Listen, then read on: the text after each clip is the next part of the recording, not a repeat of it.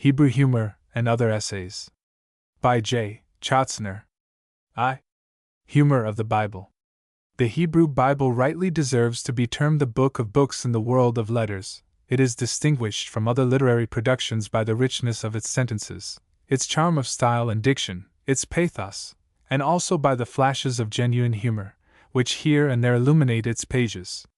Naturally, its humor differs materially from the broad, rich humor of Sterne, Cervantes, Voltaire, or Heine, but it has a stamp of its own, which is in some respects akin to that found in certain passages of the ancient classics. One or two examples will serve. In the first book of the Iliad, Homer describes a scene on Mount Olympus, in which the Greek gods and goddesses are represented as seated at a banquet, and waited upon by the lame Hephaestus. Observing his halting gait, they burst into peals of laughter. Comparable, perhaps, with this is the description of the well-known scene on Mount Carmel, when Elijah, the true prophet of God, gathered round him the false prophets of Baal. After they had leapt on the altar from morning unto even, crying incessantly, "O Baal, hear us!" Elijah stepped forth, and exclaimed mockingly, "Cry ye louder, for he is a god. Perhaps he talketh or walketh, or is on a journey, or peradventure he sleepeth and must be awaked." 1 Kings 18:27. The Aristophanic punning on proper names is paralleled not infrequently in the Bible. Thus, for example, the Hebrew word Nabal, 1 Sam 25:3, which means rogue, is well applied as the proper name of a man who was noted for the baseness of his character. Characteristic, too, is the name of one of Job's fair daughters, Keren-Happuch, Job 42:14, which literally means a horn or box of cosmetics, suggesting the means by which the owner of that name may occasionally have embellished her charms. To the same class belongs the term Tsara, which has the double designation of a rival wife, living in a country where polygamy is in vogue, and also of misery. The humor hidden in these three words is certainly not brought into prominence in the authorized English version, where they are respectively translated by folly, Keren-Happuch, and adversary. From these examples it will be seen that an acquaintance with the idiom of the Hebrew tongue is essential to the thorough understanding of the Bible, and as biblical critics have hitherto paid but little attention to this particular subject, the remarks to be offered on it in the present essay may, perhaps, be of some interest. A careful perusal, in the original Hebrew of certain orations in the Bible cannot fail to impress the reader with the force of the sarcasm which the authors, acting on the proverb, castigare ridendo mores, have used in their attacks on the shortcomings and follies of their own, and sometimes also of other nations, with whom they happened to come into political contact. The greatest satirist among them was undoubtedly the prophet Isaiah, whose orations combine the pungency of satire with the charm of an exquisite poetical style. Somewhat in the manner of Demosthenes and Cicero, Isaiah often wages war against the vices which prevailed among the higher and lower classes of his people. He frequently derides princes and leaders for not preserving and upholding that true spirit of patriotism, which generally helps to make a country secure from external invasion. "Ye are," he exclaims with bitter irony, "ye are only mighty to drink wine, and men of strength to pour out strong drinks." Isa v. 22. Isaiah's orations frequently contain graphic and satirical descriptions of how things will be when that fatal day, the dies irae, dies illa, comes, on which the enemy will reign supreme within the capital of the Judeans, bringing with them the suffering of famine, sickness, and pestilence. These poorly clad and careworn men will surround the lucky owner of a decent garment, saying, "Thou hast still clothing, be thou our ruler, and let this ruin be under thine hand." But he will decline the proffered honor with the humiliating remark, "I will not be an healer, for in my house is either bread nor clothing, make me not a ruler of the people." Ibid 3:6-7. The then prevailing need and distress will not be less felt by the Jewish women, most of whom the disastrous war will have deprived of their husbands and natural protectors.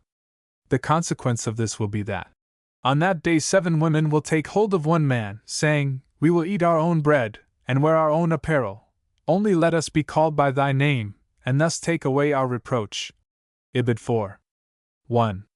The extravagance, wantonness, and luxurious habits of the fair daughters of Zion, Isaiah denounces in the following drastic lines. Because the daughters of Zion are haughty, and walk with stretched forth necks and wanton, or deceiving, eyes, walking and mincing as they go, and making a tinkling with their feet, it shall come to pass that instead of sweet smell there shall be bad odor, and instead of a girdle a rent, and burning instead of beauty. Ibid 3. 16-24. And just as Isaiah reproves the Hebrew women for their pride and arrogance, so he censures the cowardice and effeminate habits of the men of Zion, whose motto, he says, was, "Let us eat and drink, for tomorrow we die." Ibid 22. 13. The burlesquing of idols and idolatry always afforded a ready mark for the sarcasm of the prophets. As Aristophanes in the Birds ridicules the Greek gods and goddesses, so Isaiah satirizes the sham gods of his country, which were held in great estimation by not a few of his own people. His description of the origin and manufacture of an idol is certainly full of humor.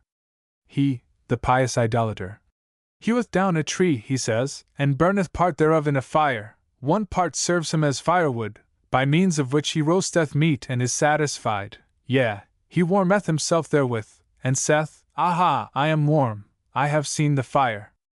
And out of the residue thereof he mocketh a god, even his graven image, he falleth down before it, and worshippeth it, and prayeth unto it, and saith, Deliver me, for thou art my God.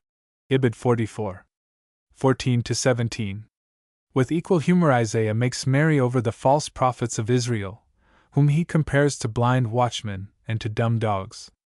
Israel's watchmen, he says, are blind, they are all ignorant, they are all dumb dogs, they cannot even bark, they lie down as if dreaming, and are fond of slumber. Ibid LVI. 10. Sometimes the butt of Isaiah's sarcasm were persons of high standing, who belonged to nationalities other than his own, such as the Babylonians, the Egyptians, the Moabites, and others. Highly diverting is the sarcastic address which he directed to one of the Babylonian kings who, after making an unsuccessful attempt to conquer Palestine, had been ignominiously defeated in his own country. It is to be found in the 14th chapter of Isaiah, a short extract from which runs as follows. The whole earth is now, after thy fall, at rest and quiet, people break forth into singing. Yea, even the fir trees rejoice at thee, and the cedars of Lebanon, saying, Since thou art laid down, no feller is come up against us. Hell from beneath is astir at thy coming, it rouseth up the dead for thee, even all the chief ones of the earth, it has raised up from their thrones all the kings of the nations. All they shall speak and say unto thee, Art thou also become weak as we? Art thou become like unto us? How art thou fallen from heaven, O Lucifer, son of the morning? How art thou cut down to the ground, which didst weaken the nations? In an equally amusing and drastic manner is Babylon's fall described by Isaiah. And Babylon, he says, the glory of the kingdoms, the beauty of the Chaldees' excellency, shall be as when God overthrew Sodom and Gomorrah. Either shall the Arabian pitch his tent there, nor shall the shepherds make their fold in that place. But wild beasts of the desert shall lie there, and their houses shall be full of doleful creatures, and owls shall dwell there, and satyrs shall dance there. And the wild beasts of the islands shall cry in their desolate houses, and dragons in their pleasant places. Ibid 13. 19-23. Next to Isaiah, no other author of any part of the Bible is so prolific of satirical remarks as the author of the book of Ecclesiastes. For the present purpose it matters very little whether the writer of the book in question was King Solomon, to whom the authorship of the book of Proverbs is commonly ascribed, or someone unknown, who had assumed the pseudonym of Koheleth. But this is certain that he does not belong to that class of writers whose humor is but a mixture of bitterness and melancholy, and who, like the authors of Faust and Manfred, speak bitingly of humanity at large. His humor is mostly of the cheerful order, and far from weeping over the foibles and follies of the human race, he makes merry over them. The gist of his philosophy may be said to be embodied in that frequently quoted line from Amphis, Gynecocratia, page 481, which runs thus: Pine epsilon, pilphas 8 epsilon thetan nuated tau beta omicron. Pine epsilon, pilphas 8 epsilon thetan nuated tau beta omicron. Lambda gamma omicron omicron pi gamma chiron omicron. Lambda gamma omicron omicron pi gamma chiron omicron. Drink and chaff, for life is fleeting, short is our time on earth. Or, to quote Koheleth's own words, behold that which I have seen, it is good and comely for one to eat and to drink, and to enjoy the good of all the labor that he taketh under the sun all the days of his life, which God giveth him, for this alone is his portion. Eccles. V. 17. The objects of Koheleth's satire are of a varied description. High functionaries of state, foolish kings, scribblers, tedious preachers, bookworms, idlers, skeptics, fools, drunkards, women, they all come under his scrutiny. His sympathies are always with the poor, helpless, and oppressed, rather than for the rich and affluent, whose abundance of wealth does not suffer them to sleep. Koheleth once met a poor man, who had long and vainly tried to obtain, in the high court of justice, redress for wrongs done to him, and he put down in writing, if thou sayest oppression of the poor, and violence done to justice and righteousness in the provinces, do not feel astonished at that, for one that is high watches over the high, and over them are yet higher ones. Eccles. V. 7. Elsewhere he condemns a land, whose king is childish, and whose princes feast already in the morning. But he praises such a one, whose princes eat at a proper time for strengthening's sake, and not for the sake of gluttony. Ibid X. 16, 17. In the same chapter, 5:7, he makes the following ironical remark. There is an evil which I have seen under the sun, folly is set in high places, and the rich, in intellect, sit in lowness. I have seen servants on horses, and princes walking like servants on the ground. What Koheleth thought of scribblers and tedious preachers may be gathered from the following. But more than all these, my son, take warning for thyself, avoid the writing of endless books, as well as much, dull, preaching, which is a weariness of the flesh. Ibid 12. 12. The bookworm, too, was no great favorite of his, for he refers to him with, as it were, a pitiful smile. Where there is much study, there is much vexation, and he that increases knowledge, increases pain. Ibid I. 18. And again, the wise have, as a rule, no bread, nor the man of understanding riches, nor the man of knowledge power. Ibid 9. 11. Women were to some poets of antiquity, just as they are to many a writer of modern times, a favorite subject for sarcasm, and Koheleth has also made a few remarks about them which, in point of satire, resemble somewhat those made by Hesiod, Simonides, and others. Though he does not compare woman to a hog, an ape, and an ass, as several ancient writers have done, yet the opinion he expresses about a certain class of women is by no means flattering to the fair sex generally. I find, he says, more bitter than death the woman, whose heart is snares and nets, and whose hands are bonds. He that is deemed good before God will escape from her, but the sinner will be caught by her.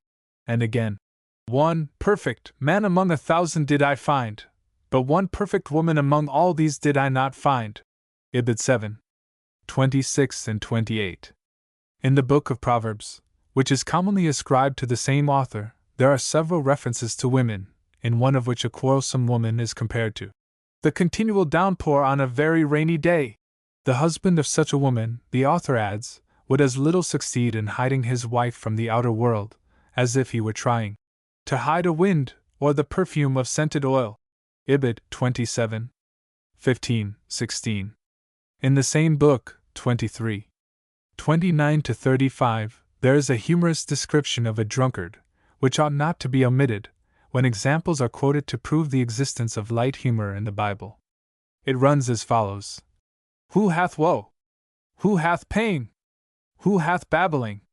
Who hath wounds without cause? Who hath redness of the eyes? They that tarry long at the wine, they that go to seek mixed drinks.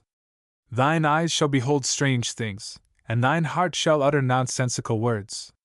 Yea, thou shalt be as one that lieth down in the midst of the sea, as one that reposeth on the top of a mast. Oh, how they have stricken me, thou shalt say, how they have beaten me, and I felt not. When shall I awake? I shall yet seek it, the drink, again. The greatest satirists among the minor prophets of the Bible were Hosea and Amos, and their short orations abound in flashes of rich humor and biting sarcasm. The former, for instance, when reproaching his people with their faithlessness to their God and their king, remarks sarcastically, "For now they say, we have no king, as we were not, even, afraid of God, what can a mortal king do to us?" Hosea 3. Whatever they did under the pretension of honoring God was, in Hosea's opinion, nothing but hypocrisy, for although Israel has forgotten his Maker, yet he buildeth temples. Ibid 8. 14. Those of his people, who fancied they would obtain atonement for their sins by merely offering sacrifices, he derided, saying, "They sacrifice flesh for the sacrifices, and eat it themselves." Ibid 8. 13. On another occasion, Hosea ridicules certain persons who, like the inhabitants of Samaria, worshipped the calves of Beth-aven, though they were otherwise not very anxious to uphold and respect the common rights of man. And referring to them, he says with biting irony, "Concerning them, one may aptly say they slaughter man, but kiss the calves." Ibid 13. 2. Continuing to deride those credulous men, who expect pardon for their sins by the offer of sacrifices, Hosea remarks with crushing sarcasm, "I desire mercy, and not sacrifices, and the knowledge of God more than burnt offerings." Ibid 6. 6. One would have expected that the priests at least would set a good example to the people, but they were as bad as the people themselves. They were eating up the sin offerings of the people, and looked out even longingly for the people's, iniquity. Ibid 4. 8. So that they might materially profit by it. Speaking of the king and the ruler of the people, Hosea considered him not a bit better than his profligate courtiers, who spent the greater part of the day in feasting and debauchery. There was especially no end to their orgies at the celebration of the king's birthday, and the same prophet described their behavior on that day in the following sarcastic terms: "It is our king's day. The princes are already sick with the fever of wine.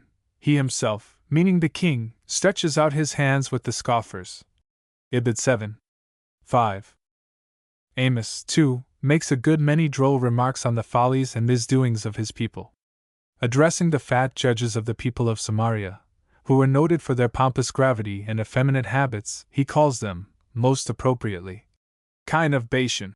These worthies were always thirsty, and their constant cry when dealing with the poor was, "Provide for us that we may have something to drink." Amos 4. 1. The patricians of his people followed the bad example of the judges. They lived an easy and luxurious life, indifferent to the approaching common danger with which they were threatened, the loss of their freedom and independence. Speaking of them, Amos says bitterly, "Woe to them that put off the evil day, and cause the seed of violence to come near, that lie upon beds of ivory, and stretch themselves upon their couches, that sing to the sound of the harp.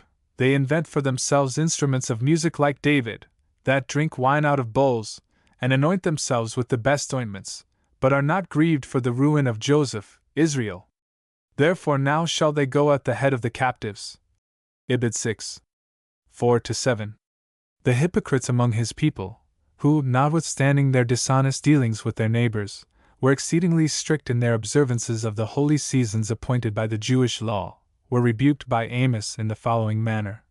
"Hear ye," he says, "that swallow up the needy, and destroy the poor of the land, saying, When will the new moon be over, that we may sell again corn?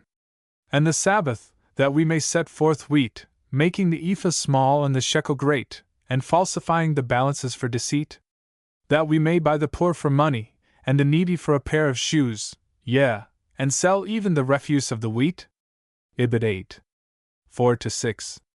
These quotations may have already sufficiently supported the argument stated in the introduction to this essay concerning the existence of genuine humor in the Bible.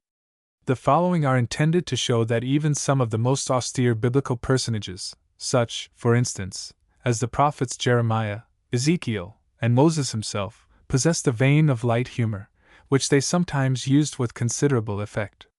Jeremiah addresses the hypocrites among his people in the following caustic terms: "How will you steal, murder, and commit adultery, and swear falsely, and burn incense, and walk after other gods whom you know not, and then come and stand before me in this house, which is called by my name, and say, We are now delivered to do all these abominations? Is this house, which is called by my name, become a den of robbers in your eyes? Jah 7:9.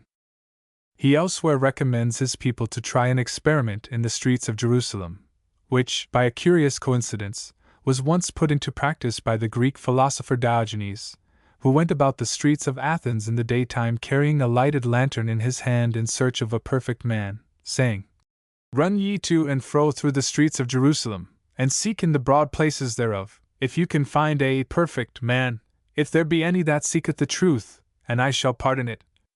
Ibid v. 1. The idols, the great plague of Judea, also received at this great prophet's hand their proper share of ridicule. He describes them with genuine humor, as follows: "They are upright as a palm tree, but speak not, they must needs be born, because they cannot go. Be not afraid of them, for they cannot do any evil, either can they effect any good." Ibid x. 5. Of Ezekiel's humor no specimens can be given here. It is, like Swift's, rather coarse, and not altogether palatable. The curious may be referred to the 16th and 23rd chapters of the book of Ezekiel. Moses, though of stern and austere disposition, is also sometimes fond of indulging in ironical remarks with pleasing propriety. So, for instance, when he once admonished his people to give the soil of their possession a year of rest periodically, he gave them at the same time to understand that unless they did so willingly, they would have to do it later on by the force of circumstances. "When," he says, "you shall be in your enemy's land, then shall the land rest and enjoy her Sabbath." Lev. 26:34. And again, "Because thou didst not serve the Lord thy God with joyfulness and with gladness of heart, while there was, around, an abundance of all things, therefore shalt thou serve thy enemies, whom the Lord shall send out against thee, in hunger, in thirst, in nakedness, and in want of everything." Deuteronomy 28:47-48. The messengers sent out by Moses to search the land of Canaan are reported by him, number 13:32, to have given the following description of it. "It is," they said, "a land that eateth up its own inhabitants." A sufficiently ironical definition. In his last famous address to his people, which is commonly called his swan song, Moses recalled to their mind the happy days when God led them. "As the eagle stirreth up his nest, fluttereth over his young, spreadeth abroad his wings, seizeth them, beareth them aloft on his pinions." Deuteronomy 32:11-13. But at the same time he foresaw with the far-seeing eye of a prophet, that, as soon as they will have grown fat, thick, and fleshy, they would forsake the God of their fathers, and worship idols. And in consequence, he gives them God's divine message, which is couched in the following sarcastic terms: "They have moved me to jealousy with that which is not God, and I will provoke them to anger by a roguish nation." Ibid 32:21. There are a good many more fragments of delightful humor to be found in the Bible, which, for lack of space, must be omitted here. Yet a brief reference should be made to some of the witty puns and plays on words, ludus verborum, or wordspiel, that occur in the same sacred volume. In his well-known short poetical strain, Comte Book of Judges 15:16, Samson, the noted wit of the Bible, purposely uses, as it would seem, the Hebrew term chammer, because it has two meanings, namely, an ass and a heap. The humor of the Hebrew lines in question will at once be noticeable by the following rendering of them. "With the jawbone of an ass have I plenteous asses slain. Smitten thus it came to pass. Fell 1,000 on the plain." A good pun may also be detected in the word aropheme, physicians, and refame, which latter word signifies corpses, or in a judge, and meaning the stupid one. Such and similar puns abound in the Bible as well as in the Talmud, as, for instance, the phrase found in the latter work: "Be satisfied with a meal of onions, and enjoy living under the shadow of thy own trees." Comte Talmud Babel. Pesachim, 114a, but no further specimens can be given here. These remarks will, it is hoped, help to show the wealth of hidden meaning contained in the Bible, which can only be detected by the study of the original Hebrew text, and which the translators, either through oversight or inability, have failed to reproduce. Footnotes: To the Bible and the Ancient Classics. 2. The Bible and the Ancient Classics. The Bible and the Ancient Classics. For several centuries past, previous to the middle of the 18th century, a general notion used to prevail that the contents of the Hebrew Bible consisted entirely of purely theological matter. This idea originated from the circumstance that most of the commentators of the Bible living in those times had treated it as a book that was full of religious mysticism, which theory had commonly been accepted by their readers as the only correct and plausible one. 4.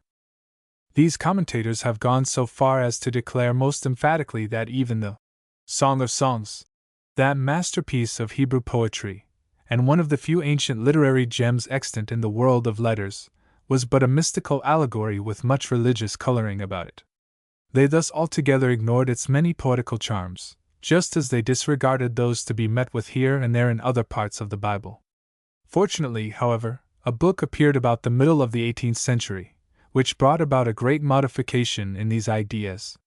It contained a number of lectures which Bishop Lowth, 1710–87, had delivered in Latin at the University of Oxford on ancient Hebrew poetry, and in which he essayed to prove that the Old Testament contained, besides much theological matter, several other highly interesting things. In his opinion, its contents were of a varied description, and of such a nature that they could not fail to attract the attention of religiously inclined people, as well as of all those readers who had a taste for poetry, history, philosophy, or oratory.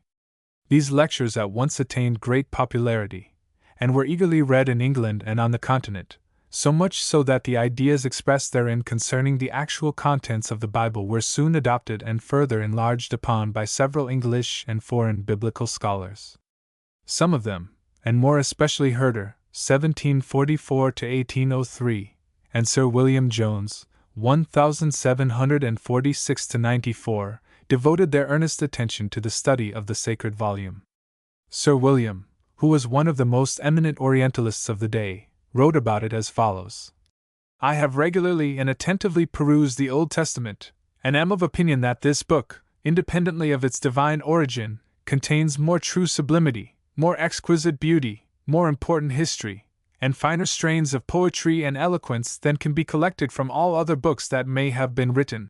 One of the most interesting parts of Bishop Lowth's book is that which deals with the metaphors and similes of the Hebrew Bible, and the object of the present essay is to attempt to show that there is a striking similarity between them and several of those employed by some of the classical writers. As the subject is too extensive to be fully discussed within the limits of a short essay, a radical and minute investigation cannot be expected. The result, however, may be sufficient to conduce to a wider and more careful study of the contents of the Bible and their relation to the ancient classics. At the outset, it will be necessary to show that the ancient Greeks and Romans had come in contact with the Hebrews of old, and that they thus may have had an opportunity of getting to know something about the existence and the contents of the Bible. Now, in the latter volume, as well as in Josephus, Comp. Gen. X. 2–5, Isa. 66:19, Josephus, Apian, I. 22, this intercourse is fully recorded as an historical fact. Particularly interesting is the passage in the book of Joel, 4:6, in which it is stated that the Ionian Greeks living on the west coast of Asia Minor, Omega and Alpha, were in the habit of buying Hebrew slaves. Thus it is a curious coincidence that the district is commonly known as the very place in which the two most famous epic songs of the ancient Greeks, the Iliad and the Odyssey, were written. Omega Nu Alpha. As regards the Romans, there are likewise certain historical records which go to show that in the year 50 A.D., they had already swayed the scepter over the Hebrews. There are, moreover, several allusions to them in the works of some of the best-known Roman writers, such as Tacitus, Cicero, Juvenal, Horace, and others. Now, if in addition to these facts, another important circumstance is taken into consideration, namely, that the famous Greek translation of the Bible, called the Septuagint, had in olden times circulated widely in various countries, what objection can be raised to the assumption that it attracted the attention of some Greek and Roman writers, and influenced them to a certain extent in the composition of several of their beautiful metaphors and similes? It is almost universally admitted that later and more modern versions of the Bible have exercised a perceptible influence upon modern writers, such as Shakespeare, Milton, Dante, Racine, Goethe, Schiller, and others, and in the same way a connection between the Bible and some of the ancient classics might reasonably be established. A.D. Coming now to the main subject under discussion, we notice that metaphors are found everywhere in the Bible, but that they especially abound in its poetical parts. The way in which they are there employed varies greatly, and they derive their inspiration from both animate and inanimate life. Space, however, will not permit of more than a few illustrations, and these will, for convenience sake, be specially selected from Hebrew nouns that occur here and there in the first few chapters of Genesis.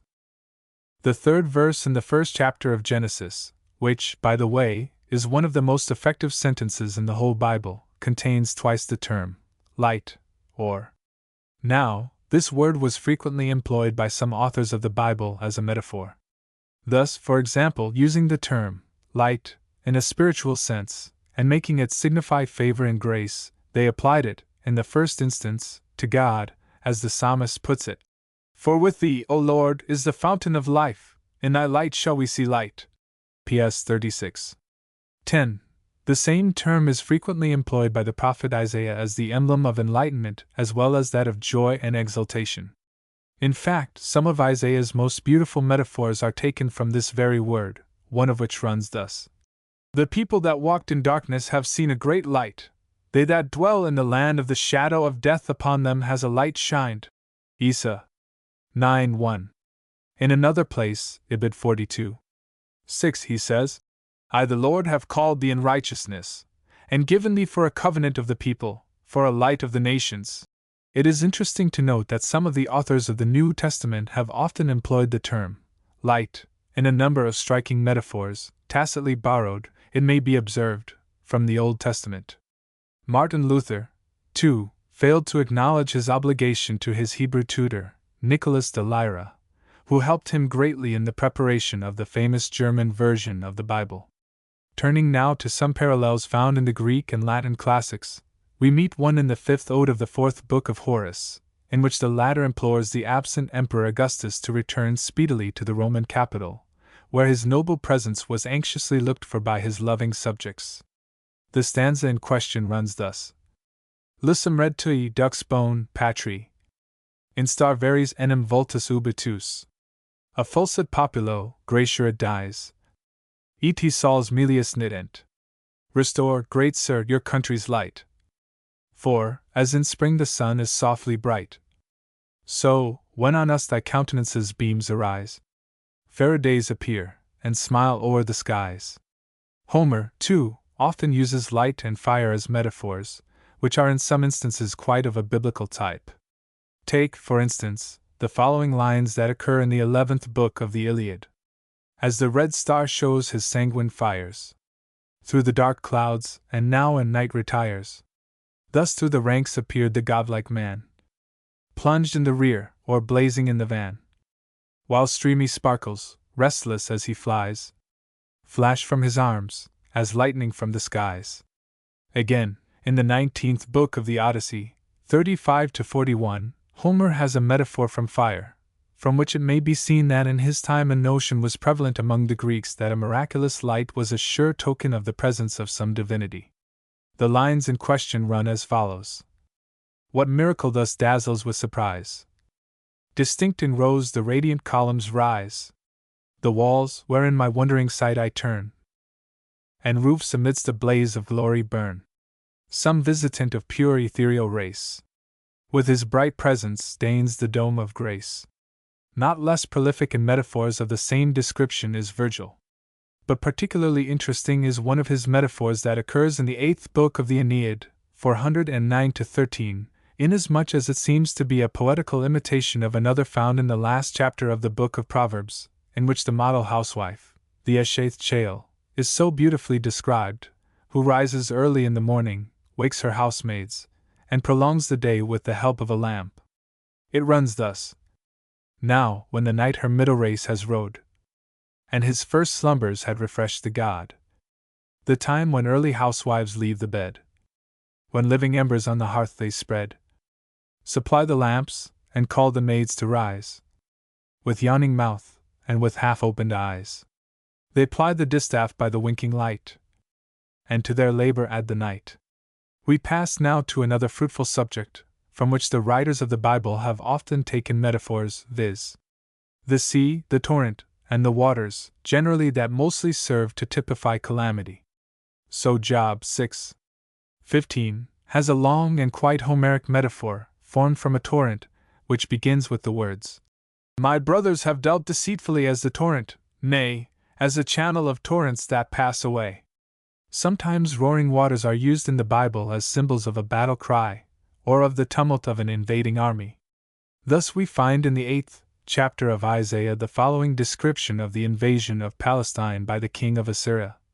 "Behold, the Lord bringeth up upon thee the waters of the river, strong and many, even the king of Assyria, and he shall come up over all his channels, and go over all his banks.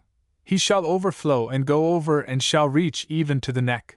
A similar metaphor is contained in the 17th book of the Iliad, 263, which runs thus: "Like a mountain billow that foams and raves, where some swollen river disembogues his waves.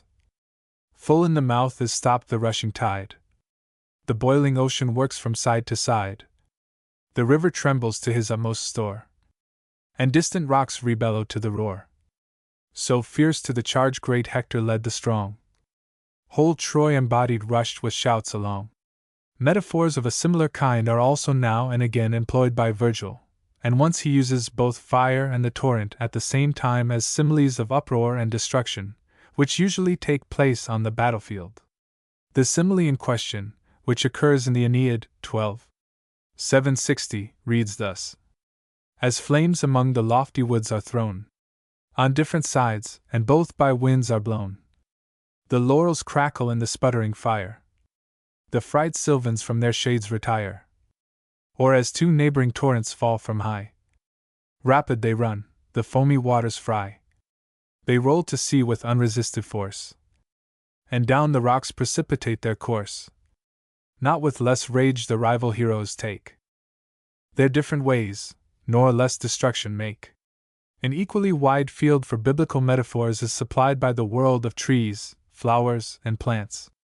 Man is often compared with them, but, strange to say, in two opposite directions, sometimes, inasmuch as he is like them, liable to decay and death, sometimes because, unlike them, he does not revive again after death. As instances, the beautiful metaphor in the 103rd Psalm may be quoted: "As for man, his days are as grass, as a flower of the field, so he flourisheth. For the wind passeth over it, and it is gone, and the place thereof knoweth it no more." To this may be added a similar, but shorter, metaphor, the author of which was the often quoted Ben Sira. Of this only a small part has been preserved in the Talmud, Erubin, page 54, which runs as follows: "Rab said to Rab Hamunah, My son, if thou hast aught, enjoy it, for there is no enjoyment in the nether world, Sheol, and death does not tarry. And if thou sayest, I will leave aught to my children, who will declare to thee the law in the nether world? The sons of men are like the grass of the field, some of them blossom, and some wither away."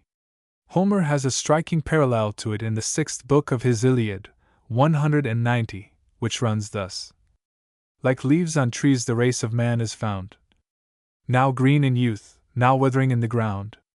Another race the following spring supplies. They fall successive, and successive rise. So generations in their course decay. So flourish these, when those are passed away." Speaking about metaphors from vegetation, mention should be made of an exceedingly pretty simile composed in German by the late Ludwig August Frankel, of Vienna, and probably borrowed from the beautiful lines occurring towards the end of the 55th chapter of the book of Isaiah, viz: "As the rain cometh down, and the snow from heaven, and returneth not hither, but watereth the earth, and maketh it bring forth and bud, that it may give seed to the sower and bread to the eater." And see, in his simile Frankel compares the heaven with the bridegroom who weds the earth in springtime as his bride, and she late in the summer season bears lovely fruit. The English version runs somewhat as follows: "The beautiful month of May. This charming month is like a kiss given by heaven to his bride, the earth, telling her with a hidden blush that a mother's joy will soon be hers. Another word occurring at the beginning of the first chapter of Genesis that is now and again used in the Bible as a metaphor is ruach, meaning sometimes wind and sometimes spirit or divine inspiration. It is so commonly used in the latter sense that no comment is necessary here. What is, however, worth mentioning in connection with it is that Homer also used it in the same sense, whenever he referred to the influence which his deities exercised on the human mind. There are likewise several fine biblical metaphors modeled on ruach, the wind, when it is employed either in its ordinary sense or as the emblem of punishment and calamity. So Jeremiah 4:11. A dry wind blows from the high places in the wilderness toward the daughters of my people, not to fan, nor to cleanse. A powerful wind it is that shall come from those places unto me, and now I will hold judgment upon them. Isaiah's simile. As the trees of the wood are moved with the wind, Isa 7:2 has found a pretty parallel in Virgil's Aeneid 4:638, which runs thus: As when the winds their airy quarrel try, justling from every quarter of the sky, this way and that the mountain oak they bend, his boughs they shatter, and his branches rend. With leaves and fallings most they spread the ground. The hollow valleys echo to the sound. Unmoved, the royal plant their fury mocks, or shaken, clings more closely to the rocks. The following is another metaphor of a somewhat similar kind, employed by Homer in the Iliad, 17:57, which bears a great resemblance to the lovely one found in the 103rd Psalm, to which reference has been made above.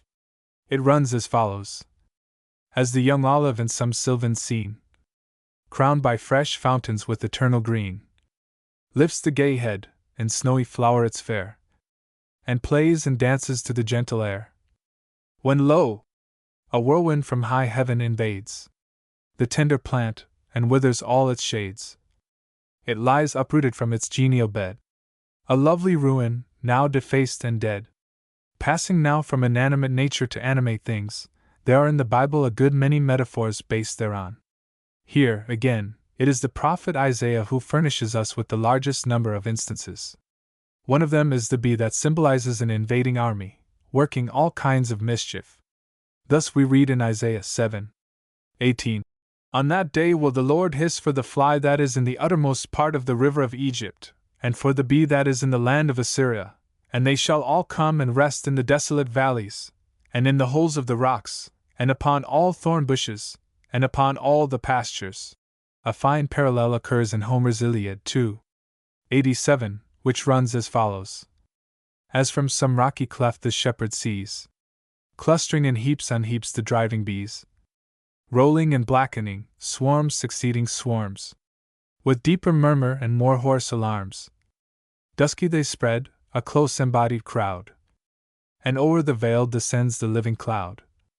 So from the tents and ships, a lengthened train spreads all the beach, and wide o'ershades the plain.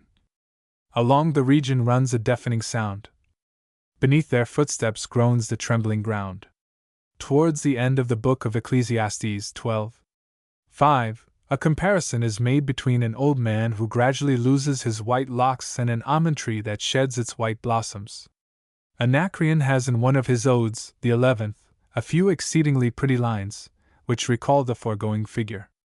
They run as follows: Oft I am by women told, Poor Anacreon, thou grow'st old. Look how thy hairs are falling all. Poor Anacreon, how they fall!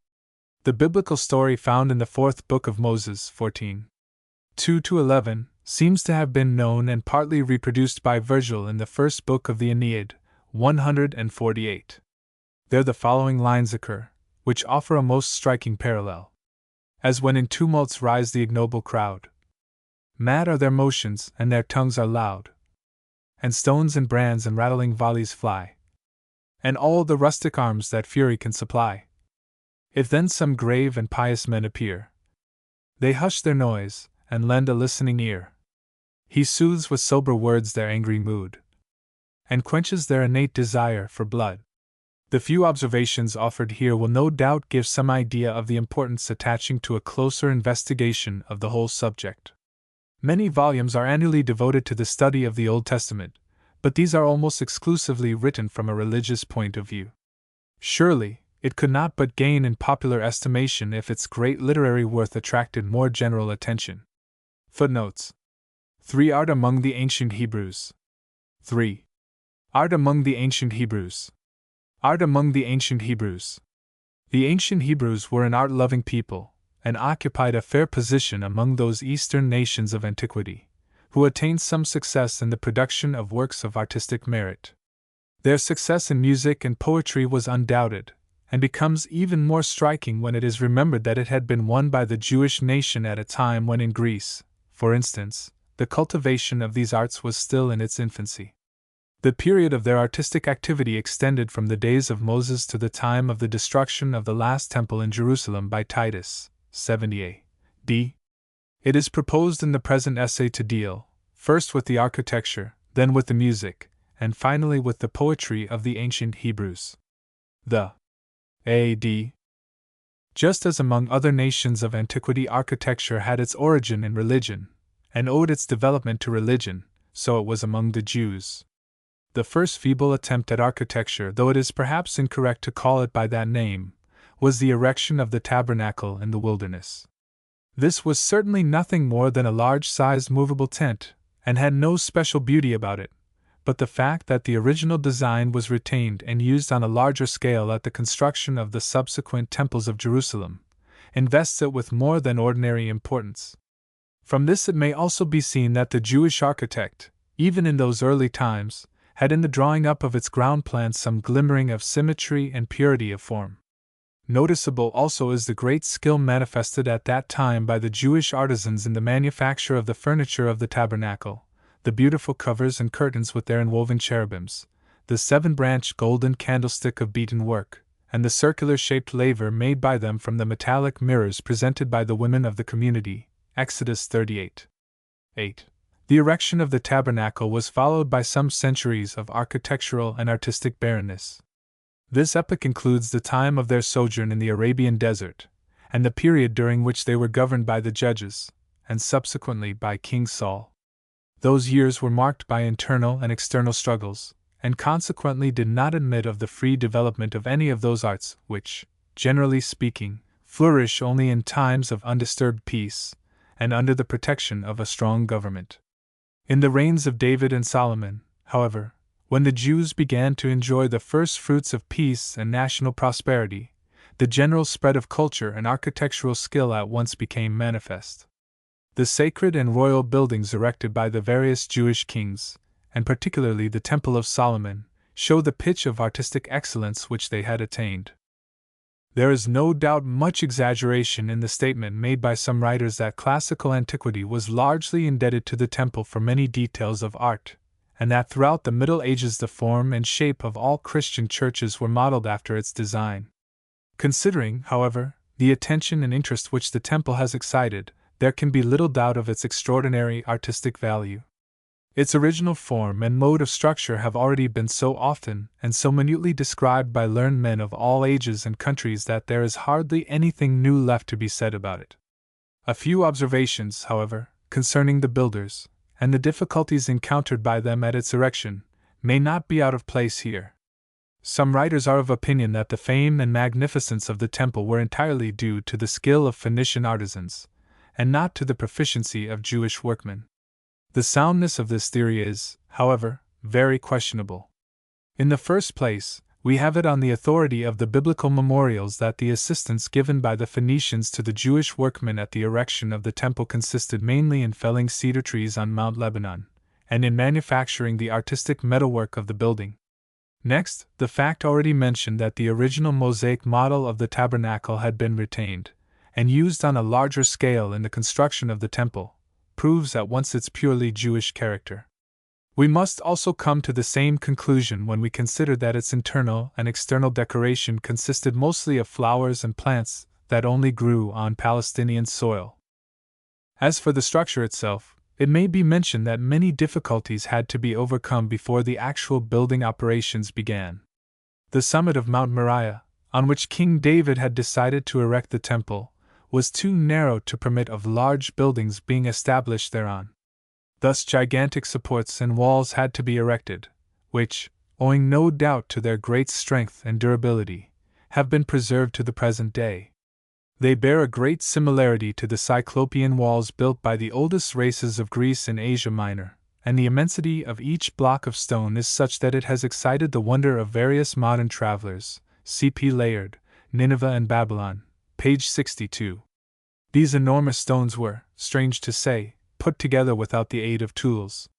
The latter, made as they were out of a material from which weapons of war are manufactured, were used as little as possible at the erection of a building which was intended, in conformity with the true spirit of Judaism, to serve as a symbol of peace. There is another noticeable feature in connection with the building, namely, that all its bronze works were cast in earthen molds in the valley of the Jordan. This spot was specially selected for the purpose, on account of its fine clay soil. Thus it will be seen that even at this early period in the history of architecture the Jews must have had some knowledge of mining. Later on, at the time when the Romans were the masters of the land, the mines of Phano enjoyed a very great reputation. C.P. Ewald, History of Israel, edition Carpenter, Volume 4, page 192. A modern writer of note, James Ferguson, in referring to the Temple of Solomon, expresses himself thus.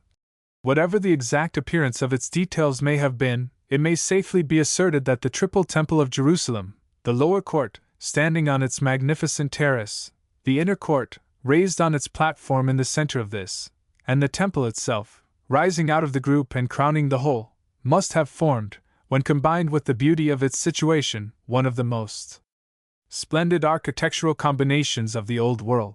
C.P. Smith's Bible Dictionary, Sub-Temple. In connection with the temple, two other branches of architecture may be mentioned here: the water conduits and bridges, or rather viaducts, built by King Solomon. The former must have been of some importance. They are quoted by Tacitus, who speaks of fons praenas aquae, cavati sub terra montes. C.P. Hist. Volume 12. As for the bridges or viaducts, it is said that they were 4 in number, and of a peculiar construction.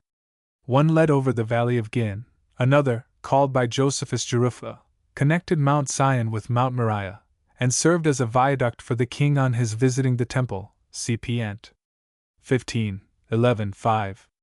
The third and fourth are referred to in Talmud J. Shekalim 4, and in Yoma 4b.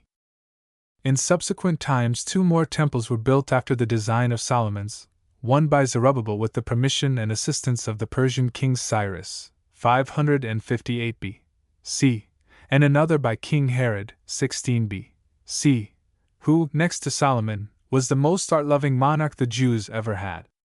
During his reign the influence of Greek taste began to make itself felt in Palestine, and we are told that, in addition to the temple, he also built colonnades, theaters, and castles. C.P. Jos. Ant. 15, 8, 1.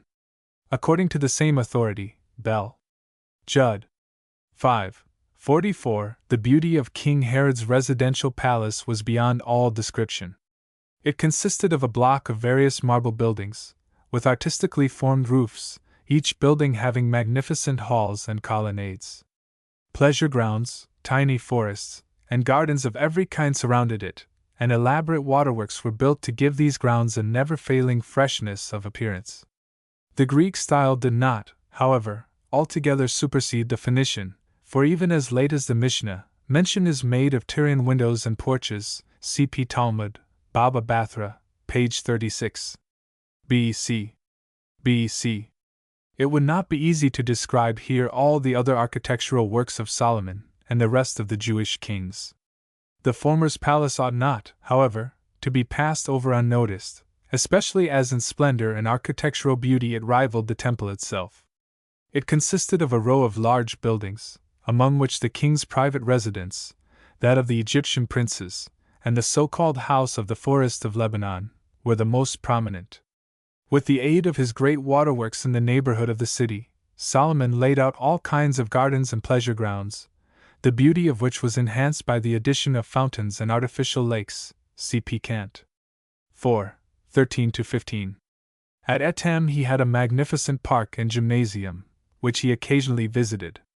Not far from Lebanon he erected some lofty towers ornamented largely with gold and ivory. Cant. 8, 11 and 373. That the Greeks used ivory for the ornamentation of houses and public buildings may be seen from the passage in Europe. If AUL, where lambda epsilon phi nu tau iota nu omicron iota delta mu omicron iota, houses made of ivory, are mentioned. Lambda epsilon phi nu tau iota nu omicron iota delta mu omicron iota. Referring to the great taste for landscape culture displayed by the Hebrews of old, Humboldt says that nowhere in antiquity, and not even among the Greeks, is so much sense for the beauties of nature met with as in the Bible. With regard to sculpture, it ought to be mentioned that the ancient Hebrews did not to any great extent cultivate this art. This was in consequence of the law which forbade them to introduce any kind of graven image in their places of worship. A few monuments, however, are mentioned as having been erected by them, such as the one built by Absalom, which, according to Josephus, Ant. 7:10-3, was a marble column. Another, erected in memory of Queen Helena, consisted of 3 small pyramids, and was considered a beautiful work of art, Ibid XX 4:3. The tools that were used in those times by Hebrew artisans were, in addition to the more common ones, such as the axe, saw, and others, the compass, machuga, Isa 44:13, the plumb line, Anach, Amos 7:7, and the measuring reed, Cav, CP Job 38:5. As for the artisan's position, it may be said that they were not merely servants and slaves as among the Greeks and Romans, but men holding some rank in society. For instance, of Bezaleel and Aholiab, the principal architects of the tabernacle, it is said that they were filled with the Spirit of the Lord. Exodus 36:1, and had they not been classed among the wisest men of their time, and held in high esteem by the community at large, no respect would have been paid to them by the biblical memorials. The number of Jewish artisans of every description appears to have been considerable, and this was specially the case during the time when the national prosperity was advancing. J. 29:2. Even during the captivity, and later on when the Jews were finally scattered over the world, their rabbis urgently recommended them to teach their children some art or handicraft. The same exaggeration in respect of the achievements of the ancient Hebrews in the art of architecture is also found in reference to the perfection which they attained in science and the art of music. However that may be, it can hardly be denied that they were, on the whole, an eminently musical people. This can be seen from the comparatively large number of Hebrew words denoting song and chanting, as well as from Hebrew poetry, a considerable portion of which has been conceived in the form of psalmody, or sacred lyric song. As among the Greeks, Jewish tradition ascribes the invention of the first musical instrument to shepherds. Jubal is designated in the Bible as the father of all such as handled the harp or organ, Gen 4:21. Other passages in the same book relating to musical instruments, and to their use, are found in connection with Laban, Miriam, and Jephthah. But a real and systematic cultivation of the art of music did not begin before the days of Samuel and Saul, the former of whom seems to have been the founder of a regular school of music, 1 Sam. X 5. There a great number of students received their training, and the most able among them were subsequently selected for the choir of the temple. Already in the time of David 4,000 singers, mostly Levites, assisted in the service of the Lord, being presided over by the sons of Asaph, Heman, and Jeduthun. In subsequent ages their services are recorded in connection with the laying of the foundation of the Second Temple, Ezra 3:10, and again, after the great victory of the Maccabean army over Gorgias, one master of accountancy 4:24. The instruments used by the ancient Hebrews were of 3 different kinds: percussion instruments, such as tambourines, drums, and cymbals; wind instruments, such as trumpets, horns, and flutes; and stringed instruments, such as harps, psalteries, and guitars. Another peculiar instrument is mentioned in the Talmud, Erichin, 2a, as having been used in the temple service, which was called Magrefa. This is said to have had about 100 different tones, and was audible at a very long distance. These instruments seem to have been used in the temple service after a pause in the singing. Such a pause was perhaps notified by the word Selah, which is so often met with in the Psalms, and is translated in the Septuagint by Diab Salma, Delta Iod Alpha Silam Demi Alpha, cf. Bottcher, De Infers Rebusque Post Mortem Futuris Hebraeorum et Grecorum Opinions, Dresden, 1868, page 198. That the temple music must have exercised a vast influence on the cultivation and development of the church songs and music can hardly be doubted. Martini, who is a great authority on such matters, maintains that the first Christian choral songs were taken from the songs of the temple. It is quite natural, he says, that the apostles should have introduced into the church services only those melodies that had been familiar to them from their earliest infancy. Cp. Storia della Musica, page 350. Delta Iod Alpha Psi Lambda Mu Alpha.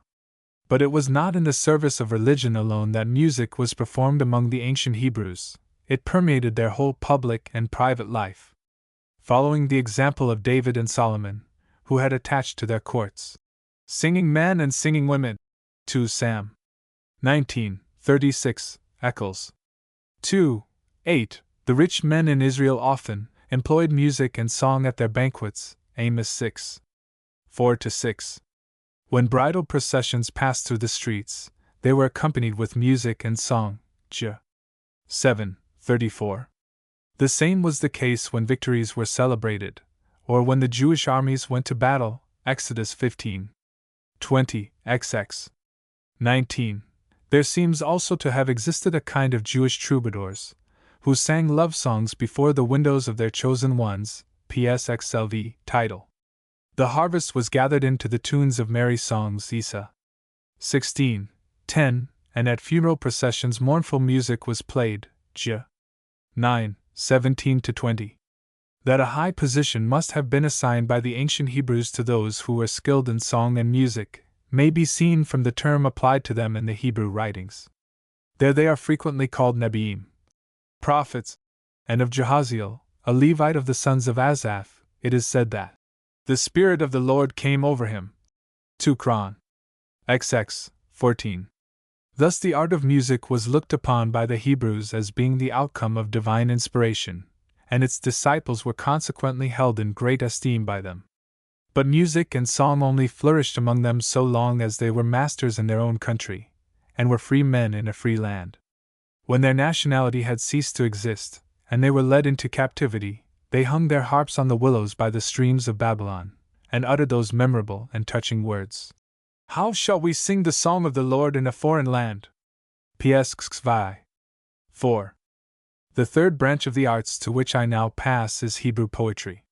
Martin Luther, in his Table Talk, compares it with the sweet melody of a nightingale, and it is frequently admitted that, the Greeks and Romans perhaps excepted, no nation of antiquity has produced anything in the shape of poetry that can be compared with that of the Hebrews.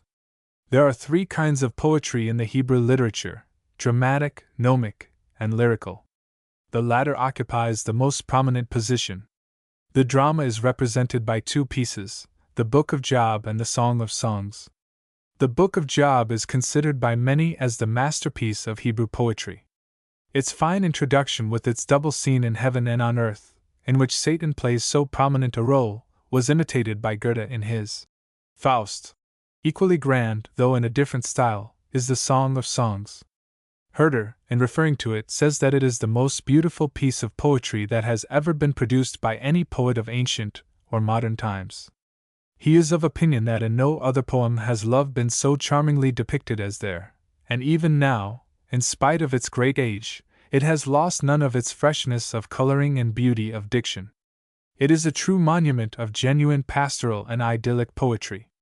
The gnomic poetry comprises that section of Hebrew literature which contains pithy maxims or proverbs. To this class of poetry belong the Book of Proverbs, the Book of Ecclesiastes, and the Proverbs of Jesus ben Sirach, better known under the name of Ecclesiasticus. Though the religious element is not entirely excluded from these books, yet they chiefly treat of worldly subjects. Some passages therein contain humorous descriptions of various human characters. The bookworm, the scribbler, the miser, the dull preacher, the quarrelsome woman, the drunkard, they are all referred to, and spoken of with good-natured humor and irony. The lyric poetry of the Jews is almost entirely of a religious nature. To this class belong the Psalms, which are confessedly the peculiar product of Hebrew art. They have never been surpassed in any other literature in simplicity of diction and originality of sentiment. Being the classical expression of the speech of the religious mind, they have naturally become a treasure house for the language and thought of the Christian world. The Christian liturgy and the songs of the Church abound with beautiful sentences borrowed from them. The Book of Psalms contains 150 songs, most of which are said to have been composed by King David. Psalms occur also here and there in other parts of the Bible, such as those of Samuel's mother, 1 Sam. 2 of Isaiah, chapter 12, of Hezekiah, Ibid 38. 9, and of Habakkuk. There are also Hebrew songs which are similar to the Psalms in respect of form, but not of subject. To this class of psalms belong, for instance, Jacob's last blessing, Balaam's prophecies, the Song of Deborah, and the Lamentations of Jeremiah. In the Psalms, songs are also met with which are of a joyful nature, such as wedding songs, love songs, and wine songs. Hebrew poetry has many characteristics of its own, the most prominent of which are national and local coloring, and secondly, its profound humility and reverence. Its writers never lose sight of the grand idea of their nation, which subordinates all and everything in the universe to one supreme power called God, the creator of heaven and earth. Even man, the crown of the creation, is, according to them, only an atom or anash, an insignificant, helpless being, in comparison to Eloha, Arab. Allah, the most powerful Lord of the universe. Thus man is compared by them to a flower that withers, to a shadow that passes by, and to a cloud that vanishes in the air, while at the same time they call the thunder the voice of the Lord, the wind his messenger, the clouds the cover of his brightness, the lightning his servant, and the sun the herald of his majesty. But though they let nature be subservient to and dependent on God, yet they preserve a loving attachment to it, and endow it, as it were, with life and animation. They let it share man's sentiments. It rejoices and trembles with man, and it laughs and weeps with him. Every extraordinary event in the life of the nation affects nature as it does the human mind. So, for instance, when the Hebrew exiles are described by the prophet as returning to the land of their nativity, the desert rejoices and changes into a beautiful garden filled with rose blossoms, and fragrant with the perfume of sweet plants. The mountains and the hills break forth into song, and the trees of the fields clap their hands. In those happy days, neither the light of the sun nor the brightness of the moon will be required by the liberated exiles, for the Lord will be unto them an everlasting light. Isa 35, 1, LV 12, LX 20. On the other hand, when God sits in judgment, and a great catastrophe is imminent over the inhabitants of the land, then the earth shakes and trembles, and the foundations of the hills move. The heaven becomes clouded, and the brightness of the sun disappears. The moon and the stars shine no more. PS 18. 8 EZ 32, 7. The form of Hebrew poetry has been widely discussed. Some writers, such as Philo, Josephus, Eusebius, St. Jerome, and others, maintain that in some biblical poems the iambic, alcaic, and sapphic meters were used, and that in others the heroic meter was employed. Others, again, are rather inclined to think that the Hebrews wrote in no regular metrical periods, but only preserved a kind of parallelism of sentences. No one will deny that the Greeks and the Romans have produced literary works, which in elegance of expression and symmetry of form are much superior to those of the Hebrews. But at the same time it will be conceded by those who have a taste for genuine poetry, that in the freshness of coloring, depth of thought, and vivacity of representation, the poetical pieces of the Bible stand very high. Though written thousands of years ago, they still preserve their sway over the human heart, and afford consolation and hope to the afflicted and oppressed. From what has been said, it will be seen how unfounded the charge is, so often made in certain quarters against the Jews, that they have never rendered any particular service to the nations with whom they have come in contact. Surely, if they had done nothing else but given them the sacred volume, the Book of Books, which contains so many golden rules for the cultivation of the human mind and heart, they would, for that reason alone, be entitled to expect acknowledgment and gratitude, not only from the present but also from all future generations. Footnotes.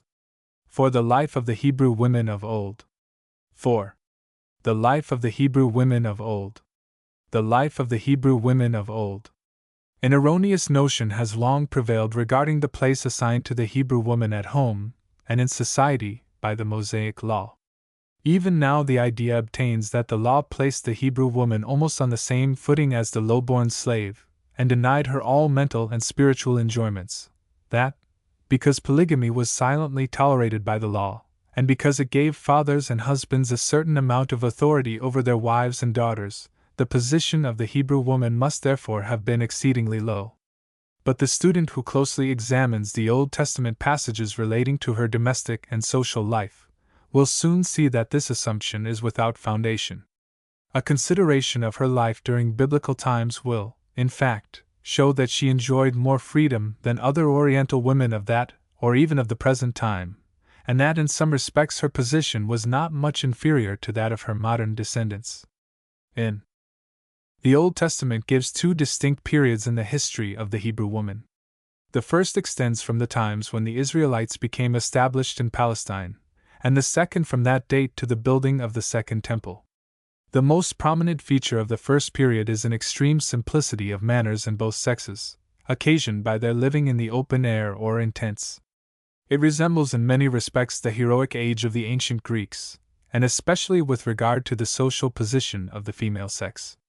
But while in the Hebrew world the woman is known as Isha, wife, being equal in moral as well as in literal etymology to Ish, man, the Greeks had separate words for man and wife, namely, neuro, gamupsilanu, suggesting, perhaps, the inferior rank of the weaker sex among them.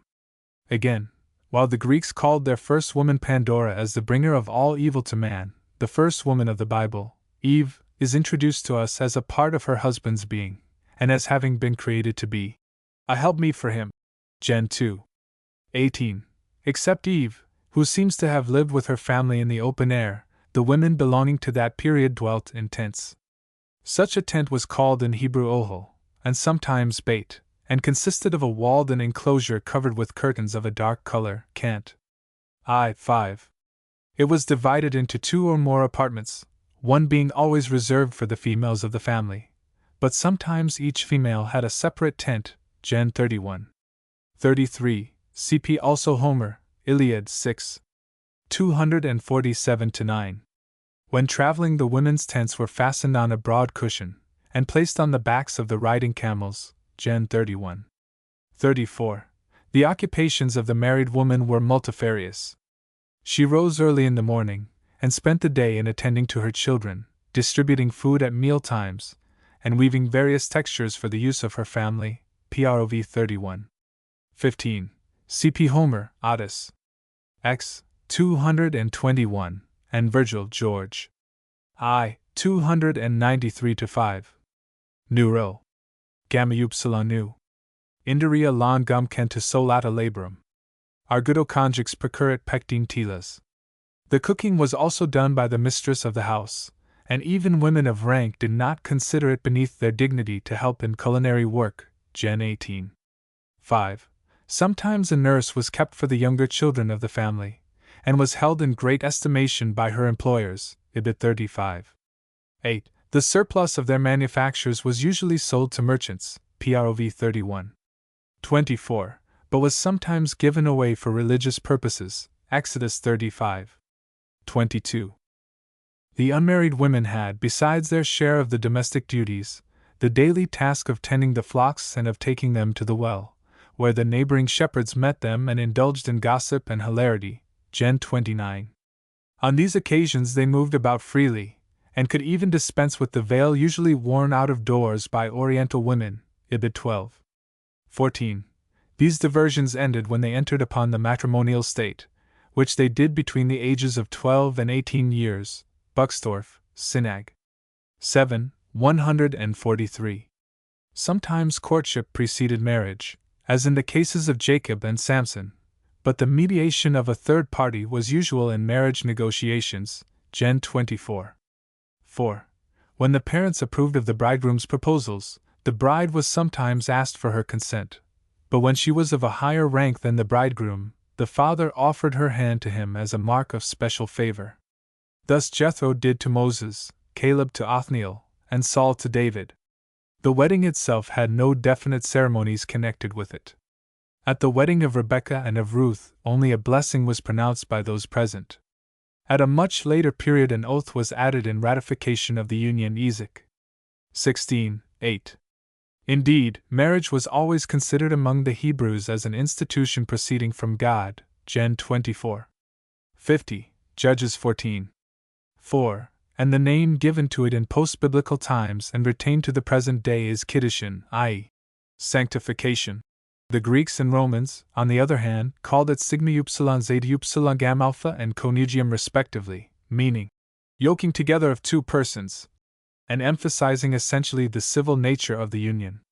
Sigma upsilon zeta upsilon gamma alpha. Though polygamy was not actually forbidden by the Mosaic Law, yet it appears from the phraseology employed at its first institution that monogamy was the only legitimate practice. In Gen 2:24 it is said, "Therefore shall a man leave his father and his mother and cleave unto his wife," and not his wives. Elkanah's second wife is, quaintly enough, called in 1 Sam. Sarah, which term in Hebrew also means misery. The simplicity manifested in the manners of the Hebrew women found its counterpart in their attire. This was generally of a primitive order. On festive occasions, however, apparel of a more elaborate character was used. Gen 24:53. Personal ornaments were also sometimes worn. These were mostly articles of gold, and perhaps even jewels, since precious stones are mentioned in the Pentateuch. While in Egypt, the Hebrew women learnt the use of mirrors, which were then made of a mixture of copper and tin. These mirrors they gave freely for the fabrication of the laver of the tabernacle. Exodus 38:8. At that time they appear also to have acquired some proficiency in singing, dancing, and playing on musical instruments, for on the shore of the Red Sea we find them singing an ode together with Miriam. Later on, they shared with the men the privilege of being summoned to hear the reading of the law. Deuteronomy 31:12. An old Sanskrit proverb says, "Women are instructed by nature, but men obtain learning by books." Nor are illustrations wanting in the Bible to prove the truth of this saying. The Hebrew women had already cultivated a taste for flowers. Gen XXX. 14. Song and music. They were active in their households, charitable to the poor and needy. Prov 31:20. And above all, they were sensible of the blessing of freedom and independence. During the second period of biblical history, from the settlement of the Israelites in Palestine to the rebuilding of the Second Temple, a remarkable change occurred in the life, habits, and social standing of the Hebrew woman. The simplicity of manners which had characterized the first period gave place in course of time to luxurious living, the result of residing in large towns and in permanent dwelling houses, and of closer social intercourse with men of their own and foreign nations. The females of the poorer and middle classes occupied the same room or rooms with their husbands, but the wives of the rich and nobles had a separate set of apartments for themselves, called harem. Amos 4:3, most probably derived from harem, forbidden, and akin to the modern harem. Yet the seclusion of women among the wealthy Hebrews was at that period much less strict than with the modern Mohammedans, or the ancient Persians and Greeks. As among the Greeks, Homer, Odyss. I. 329-331, the Jewish females occupied the upper part of the house, as instanced in 2 Sam. 6:16, and 2 Kings 9:31-33, in connection with Michal and Jezebel. But while the former were not allowed to see anyone but their nearest relations, C.P. Wieland, Atish's Museum, 2:131, the latter moved about freely, and sometimes took an active part in public life. As instances of this may be mentioned Jephthah's daughter, Deborah, Jezebel, Athaliah, Huldah, Esther, and Noadiah. Deborah and Hannah, as composers of excellent odes, have the honor of being the first poetesses in history. Women were also hired to chant doleful songs at the funerals of persons of high rank. J. 9:16. Sometimes they were even employed to plead causes at the royal courts. 2 Sam. 14:2, 1 Kings I. 11. Then, again, there are instances of women who, by their bravery and oratorical powers, saved a whole town from destruction. Judges 9:53, 2 Sam. XX, 18-23. Their recreation consisted chiefly in paying visits to their relations and friends, on which occasions refreshments were served. Cant. 8:2, and in attending at public festivals. These were of frequent occurrence, religious celebrations, or weddings, when the women assembled in the streets to watch the gay procession of the guests. J.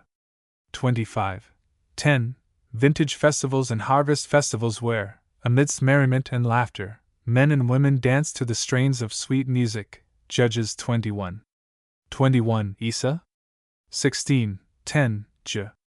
31:3-4.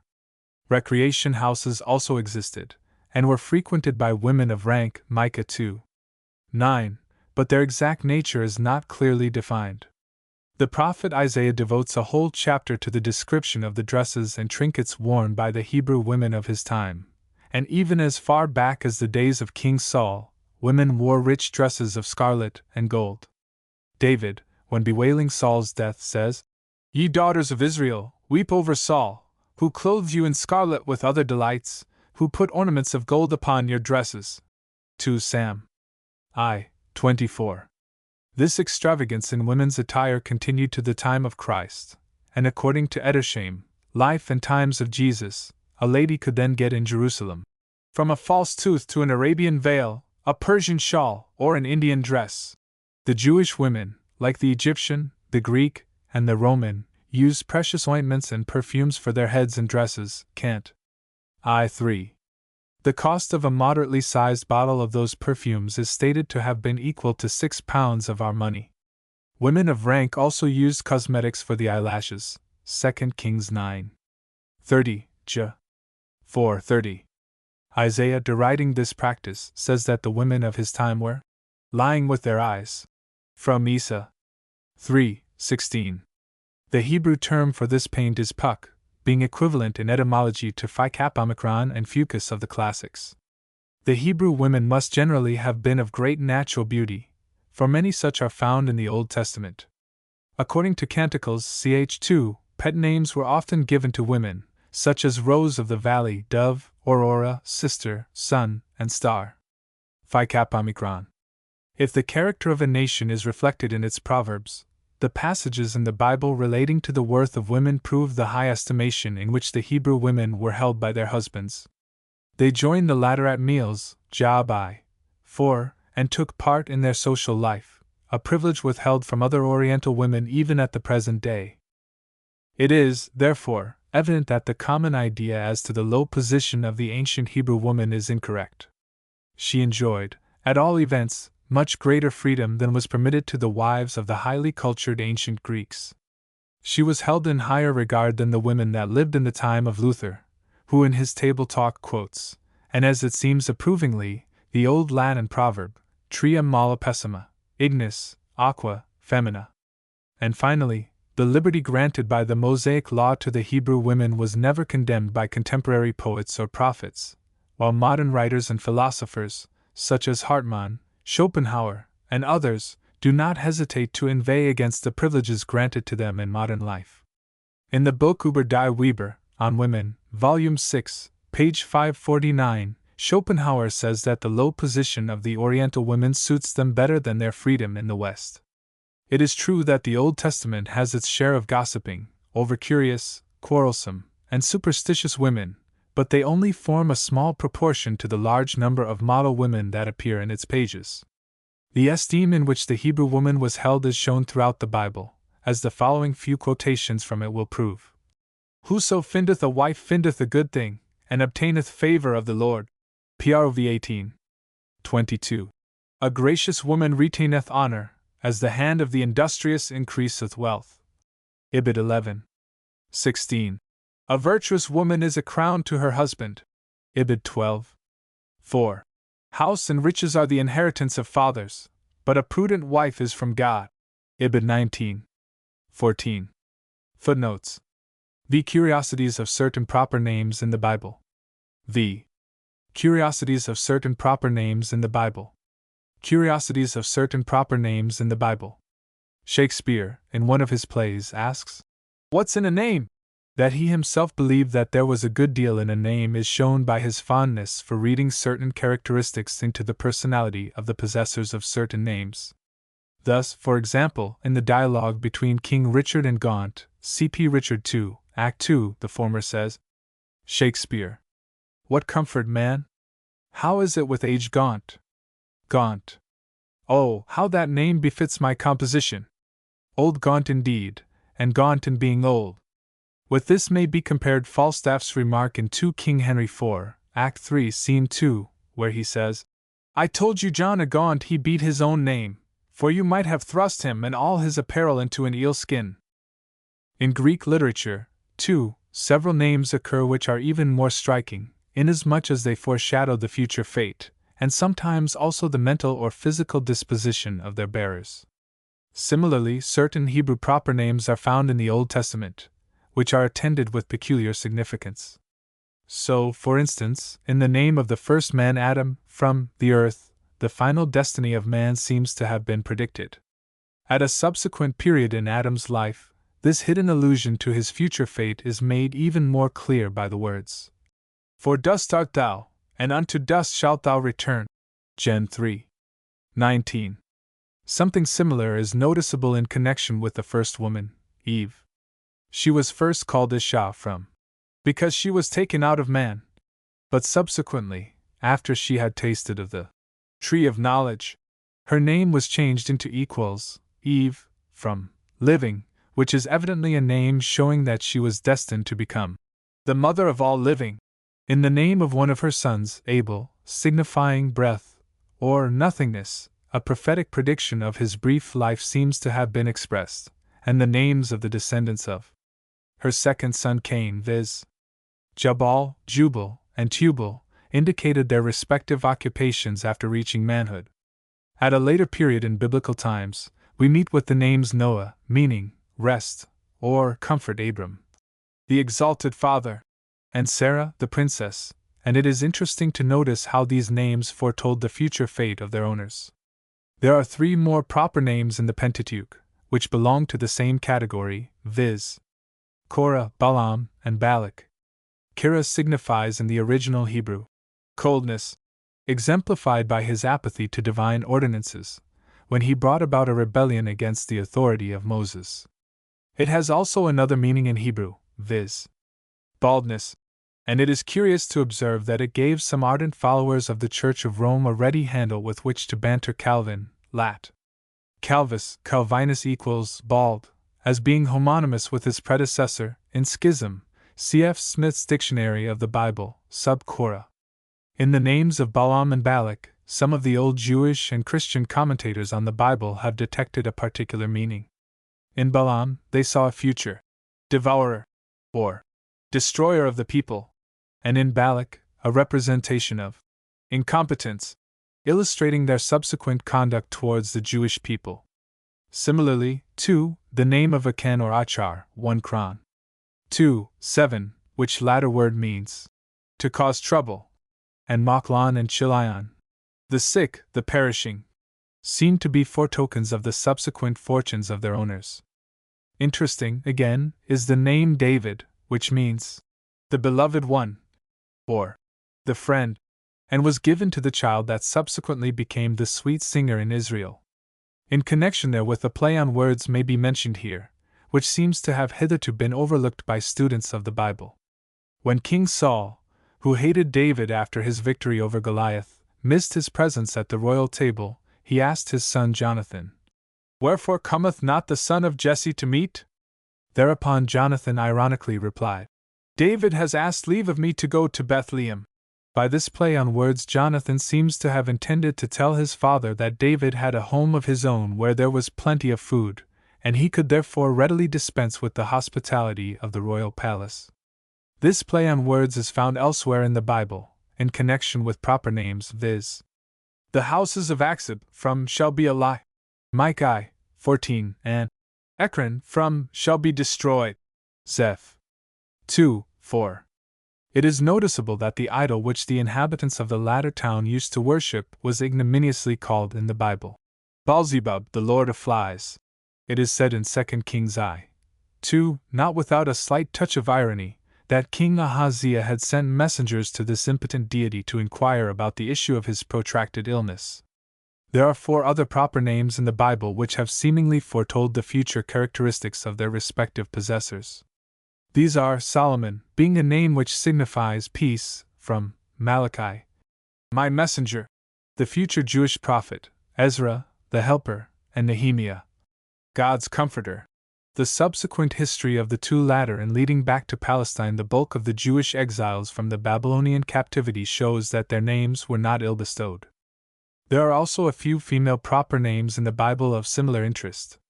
Besides the names of Eve and Sarah, to which reference has already been made, there is the name Miriam, from rebellion, which suggests her and her brother Aaron's revolt against Moses on the occasion of his marrying the Cushite woman.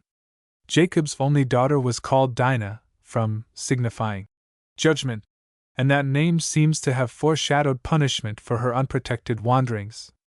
Deborah, the bee, made the enemies of her race feel her sting in the great battle that she fought against them. Another biblical heroine, Hannah, from to pray, or to be favored, afterwards received that favor which her name prognosticated. She longed and prayed for a son, whose life was to be wholly devoted to the service of God, and her prayer was favorably received. She subsequently became the mother of Samuel, who was the first of the regular and unbroken succession of prophets. Footnotes: 6. Sketch of the Talmud. 6. Sketch of the Talmud. Sketch of the Talmud. The old proverb, Habent sua fata libelli, is perhaps nowhere more strikingly illustrated than in the Talmud. This gigantic literary work has a peculiar history of its own. Now honored, now decried, it has been at once the study of the scholar, the butt of the skeptic, and the scapegoat of the bigot. In the Middle Ages, some of the high dignitaries of the Roman Church thundered their anathemas against it, and caused edition after edition to be publicly burnt.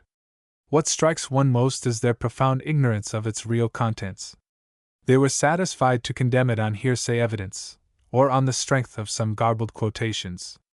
Henricus Sainensis, a Capucin friar, having heard a good deal about the heretical Talmud, took it to be a rabbi, and swore that he would ere long have him put to death by the common executioner.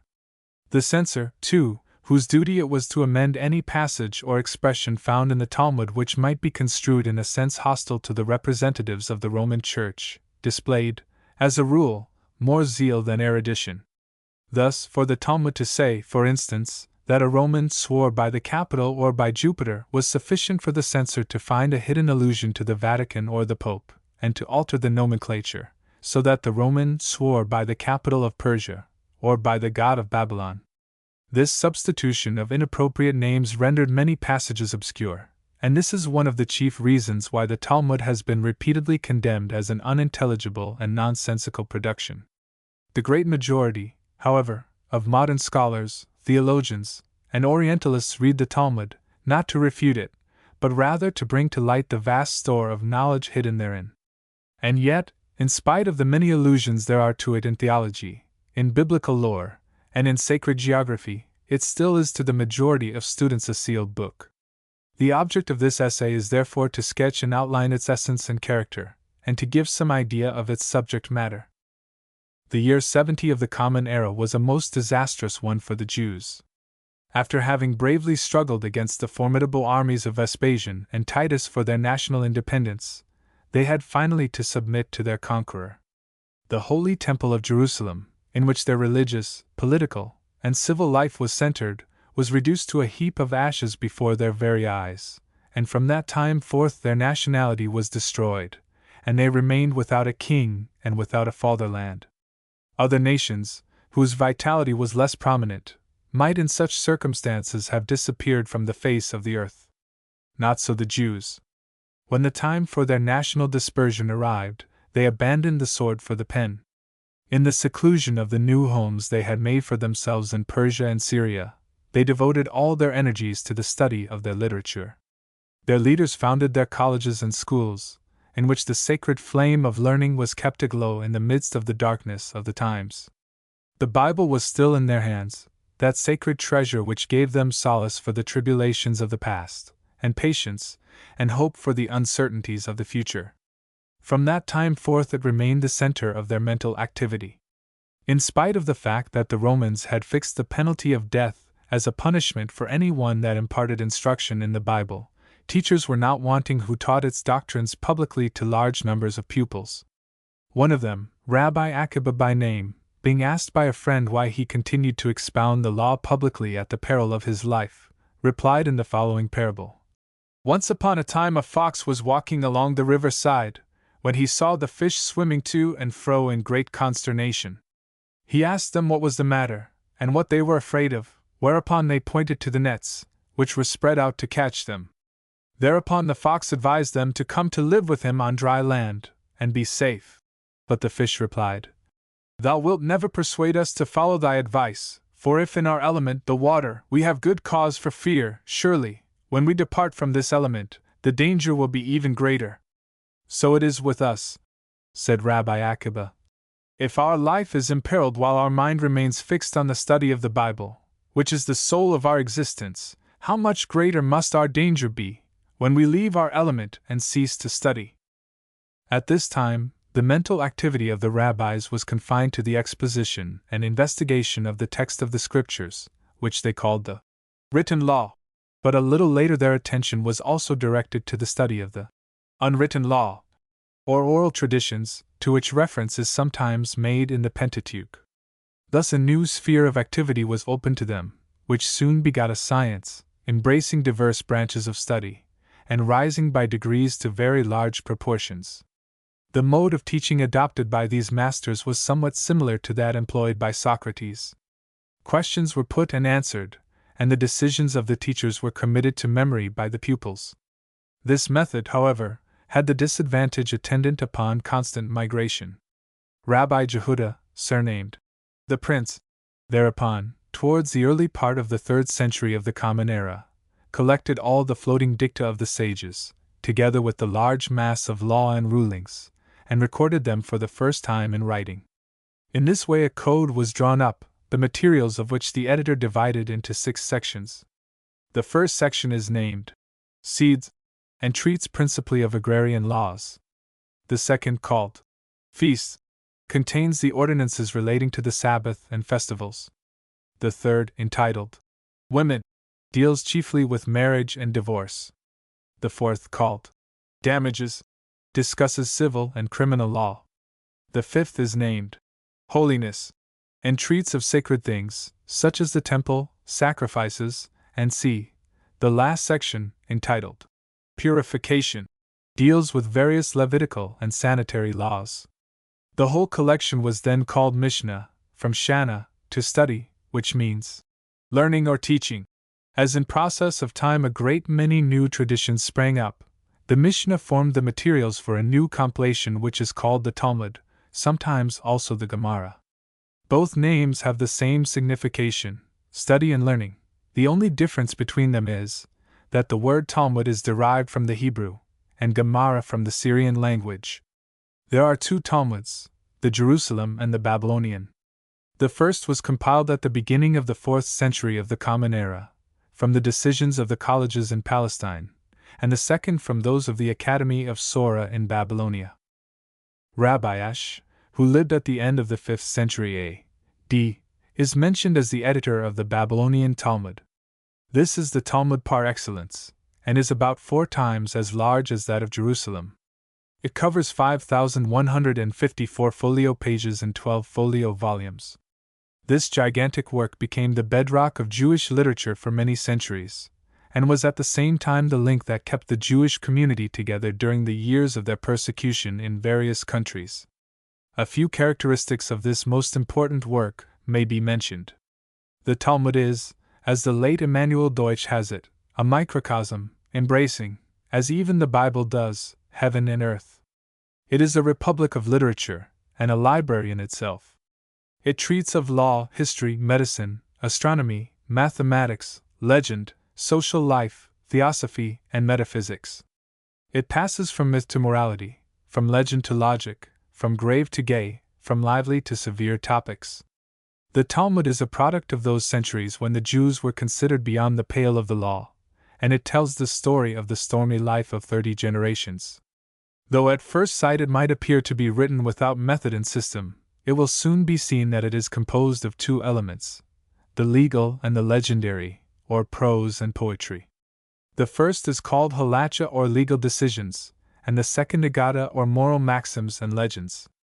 As regards the halacha, it is obvious that its laws, its spirit, and its details cannot be adequately analyzed within the limits of a short essay. We therefore propose to make some observations merely on the two highly important subjects of education and capital punishment. Basing their argument on the ordinance found in the Bible that every parent is obliged to have his children properly trained, the masters laid down the rule that education should be compulsory. If a child, they say, is idle, and does not wish to study, he is not to be chastised too severely, but he is to remain sitting among those children who are industrious and attentive, that he may follow their good example. The chastisement of children in schools was unknown in the Talmud. The principal maxim of these masters was as follows: above all things study. Whether for the sake of learning, or for any other reason, study, for whatever the motive that may impel you at first, you will very soon love study for its own sake. A.D. Respecting the criminal legislation of the Talmud, it may be observed that nowhere in its pages are any traces to be found of the use of the rack or of any other kind of torture to compel the accused to implicate himself. The judges were obliged, according to the Talmud, to search for innocence rather than for guilt. To judge a man charged with a capital crime, no less than 20 judges had to be selected from among the most eminent doctors of law. So extreme was the care taken of human life. The examination of witnesses in such a case was so rigorous that a sentence of capital punishment became almost impossible. The Talmud goes even so far as to declare that the tribunal which imposes the penalty of death once in 7 or even 70 years is a court of murderers. Thus it will be seen that the severity of the Mosaic Code had been modified by the influence of these oral conditions, which tell us also that paying measure for measure is in God's hands only, and that he who has sustained any bodily injuries must rest satisfied with an indemnification of money. Equally interesting, and much more entertaining, is the second portion of the Talmud, the Agada. It is, as already stated, the poetry of the Talmud. It contains fairy tales and words of wisdom, plays of fancy and jests, parables and legends. The patriarchs and some of the kings and prophets of the Bible were mostly the characters from whom the allegories of the Agada were derived. So, for example, of Solomon, a favorite hero of the Agada, the following pleasant little story is told. This monarch was once visited by Queen Sheba, who wished to ascertain in person whether all was true that was said about him. So she appeared one day before him in his palace, holding in each hand a bouquet of flowers. And though one was natural and the other artificial, their resemblance to each other was so great that it was impossible to tell from a distance which was the production of nature, and which of art. This, however, Solomon had to decide. Observing, by chance, a swarm of bees hovering about outside, he ordered the windows to be opened, and as soon as this was done, the bees rushed in, and at once fixed on the natural flowers. Queen Sheba was satisfied with the genuine wisdom of the Jewish monarch. From this story, says one of the humorous Agadiists, a good moral lesson can be derived, if applied to ladies generally, namely, that the bee only rests on the natural beauties, and never fixes on the painted ones. The Agada tells another story about King Solomon. He had the reputation of understanding every language in existence, including that of the animal world, and once heard a bird talking to his mate that was sitting on the dome of the temple. If, he said, I were to stamp my foot hard, the whole temple would collapse in a moment. Hearing this grandiloquent remark, King Solomon called the male bird, and assuming an angry look, asked him what he meant by such language. Trembling with fear, the bird excused himself, saying that he merely wished to tell his mate how strong he was. After being cautioned not to be so boastful in future, the bird returned to his wife, who was anxiously awaiting his return. And on her asking him what the great king wanted of him, he answered and said, King Solomon urgently implored me not to destroy his beautiful temple. Sometimes the Agada occupies itself with the exposition of certain biblical passages, which take the form of homilies. Thus, for instance, quoting the passage in Jeremiah 46:28. Fear thou not, my servant Jacob, for I am with thee. I will make a full end of all the nations by whom thou art oppressed, but of thee I will never make a full end. The Aggadah speaks to the Jewish people living in exile. Thou art grieved, it says, that thy temple is destroyed, and that thy sons and daughters are scattered and dispersed to all quarters of the globe. But the temple of God is the whole universe, and wherever thou wilt address thyself to him in prayer, he will listen to thee most graciously. Therefore, though thou art in a strange land, do not forsake the God of thy fathers, erect schools and colleges, and keep up the flame of knowledge in thy midst. Let this flame be a substitute for thy fire offering, and thy heart a substitute for the altar of old. Both can be replaced by good actions. If thou hast taken pity on the poor and needy, and by consoling words thou hast soothed the grief of the widow and the orphan, or if by any charitable work thou hast saved even one life from misery and degradation, thou hast done a nobler deed unto thy God than if thou hadst offered him 1,000 sacrifices. Thou art grieved because thy priests are no more, but it lies within thy power and that of every Israelite to lead as holy a life as they did. Let each man among you be a disciple of the high priest Aaron, a friend of peace, a promoter of peace, and a friend of all men, and he will be as agreeable to God as the high priest himself. Thou art scorned, ridiculed, and persecuted. The nations among whom thou livest try to get rid of thee. Their leaders and statesmen treat thy race like a horde of outcasts, but do not despair of a better end. For the time is not far distant when the dawn of brighter days will break, when the rays of an enlightened age will disperse all the clouds of ignorance and superstition, and then thou wilt shine again in the golden sun of liberty.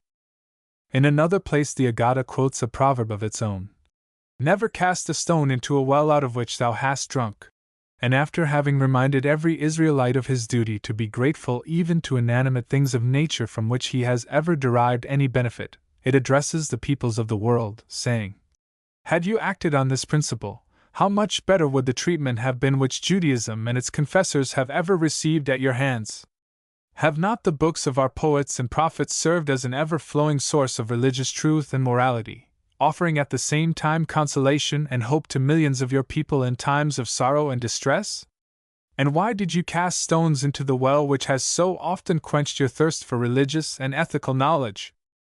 Seeing that, even at the present day, some curious ideas prevail as to the domestic and social position occupied by the Hebrew woman in Talmudical times, it may be of interest to see what the Aggadah has to say on this point. It appears that Hebrew maidens used to go out into the fields and vineyards on a certain day in the year, clad alike in white garments, so that there might be no distinction between the wealthy and the poor, and there they invited the young men of the neighborhood to dance with them, and it was their privilege on these occasions to propose marriage to their partners, stating at the same time their different advantages. Those who could boast of their noble birth, or who were distinguished for their personal charms, boldly drew attention to their attractions. The less well-favored dwelt upon the value of enduring love and the happiness which they were prepared to offer to those young men who would choose them for their wives. There is other evidence in the Talmud which shows that the Hebrew woman, unlike Orientals, enjoyed comparative freedom in public, and was likewise allowed to take part in domestic and social affairs. It is true that polygamy was then still legally permitted, but it existed only in theory, and had ceased to be generally practiced long before it was wholly interdicted. A witty Aggadist tells us the following tale regarding the evil consequences of polygamy. An elderly man, whose hair had already begun to turn gray, married 2 wives, one of them young and beautiful, the other old and plain. The latter, thinking that her husband would be fonder of her if he looked as old as she did, pulled out all the black hairs in his head. Her younger rival, acting on the same principle, removed all his gray hairs. The consequence was that, in course of time, the unfortunate husband had no hair left on his head at all, and whenever he made his appearance he was held up to mockery and derision. The masters have some witty sayings about womanhood generally. 10 measures of talk, they say, came down to the world.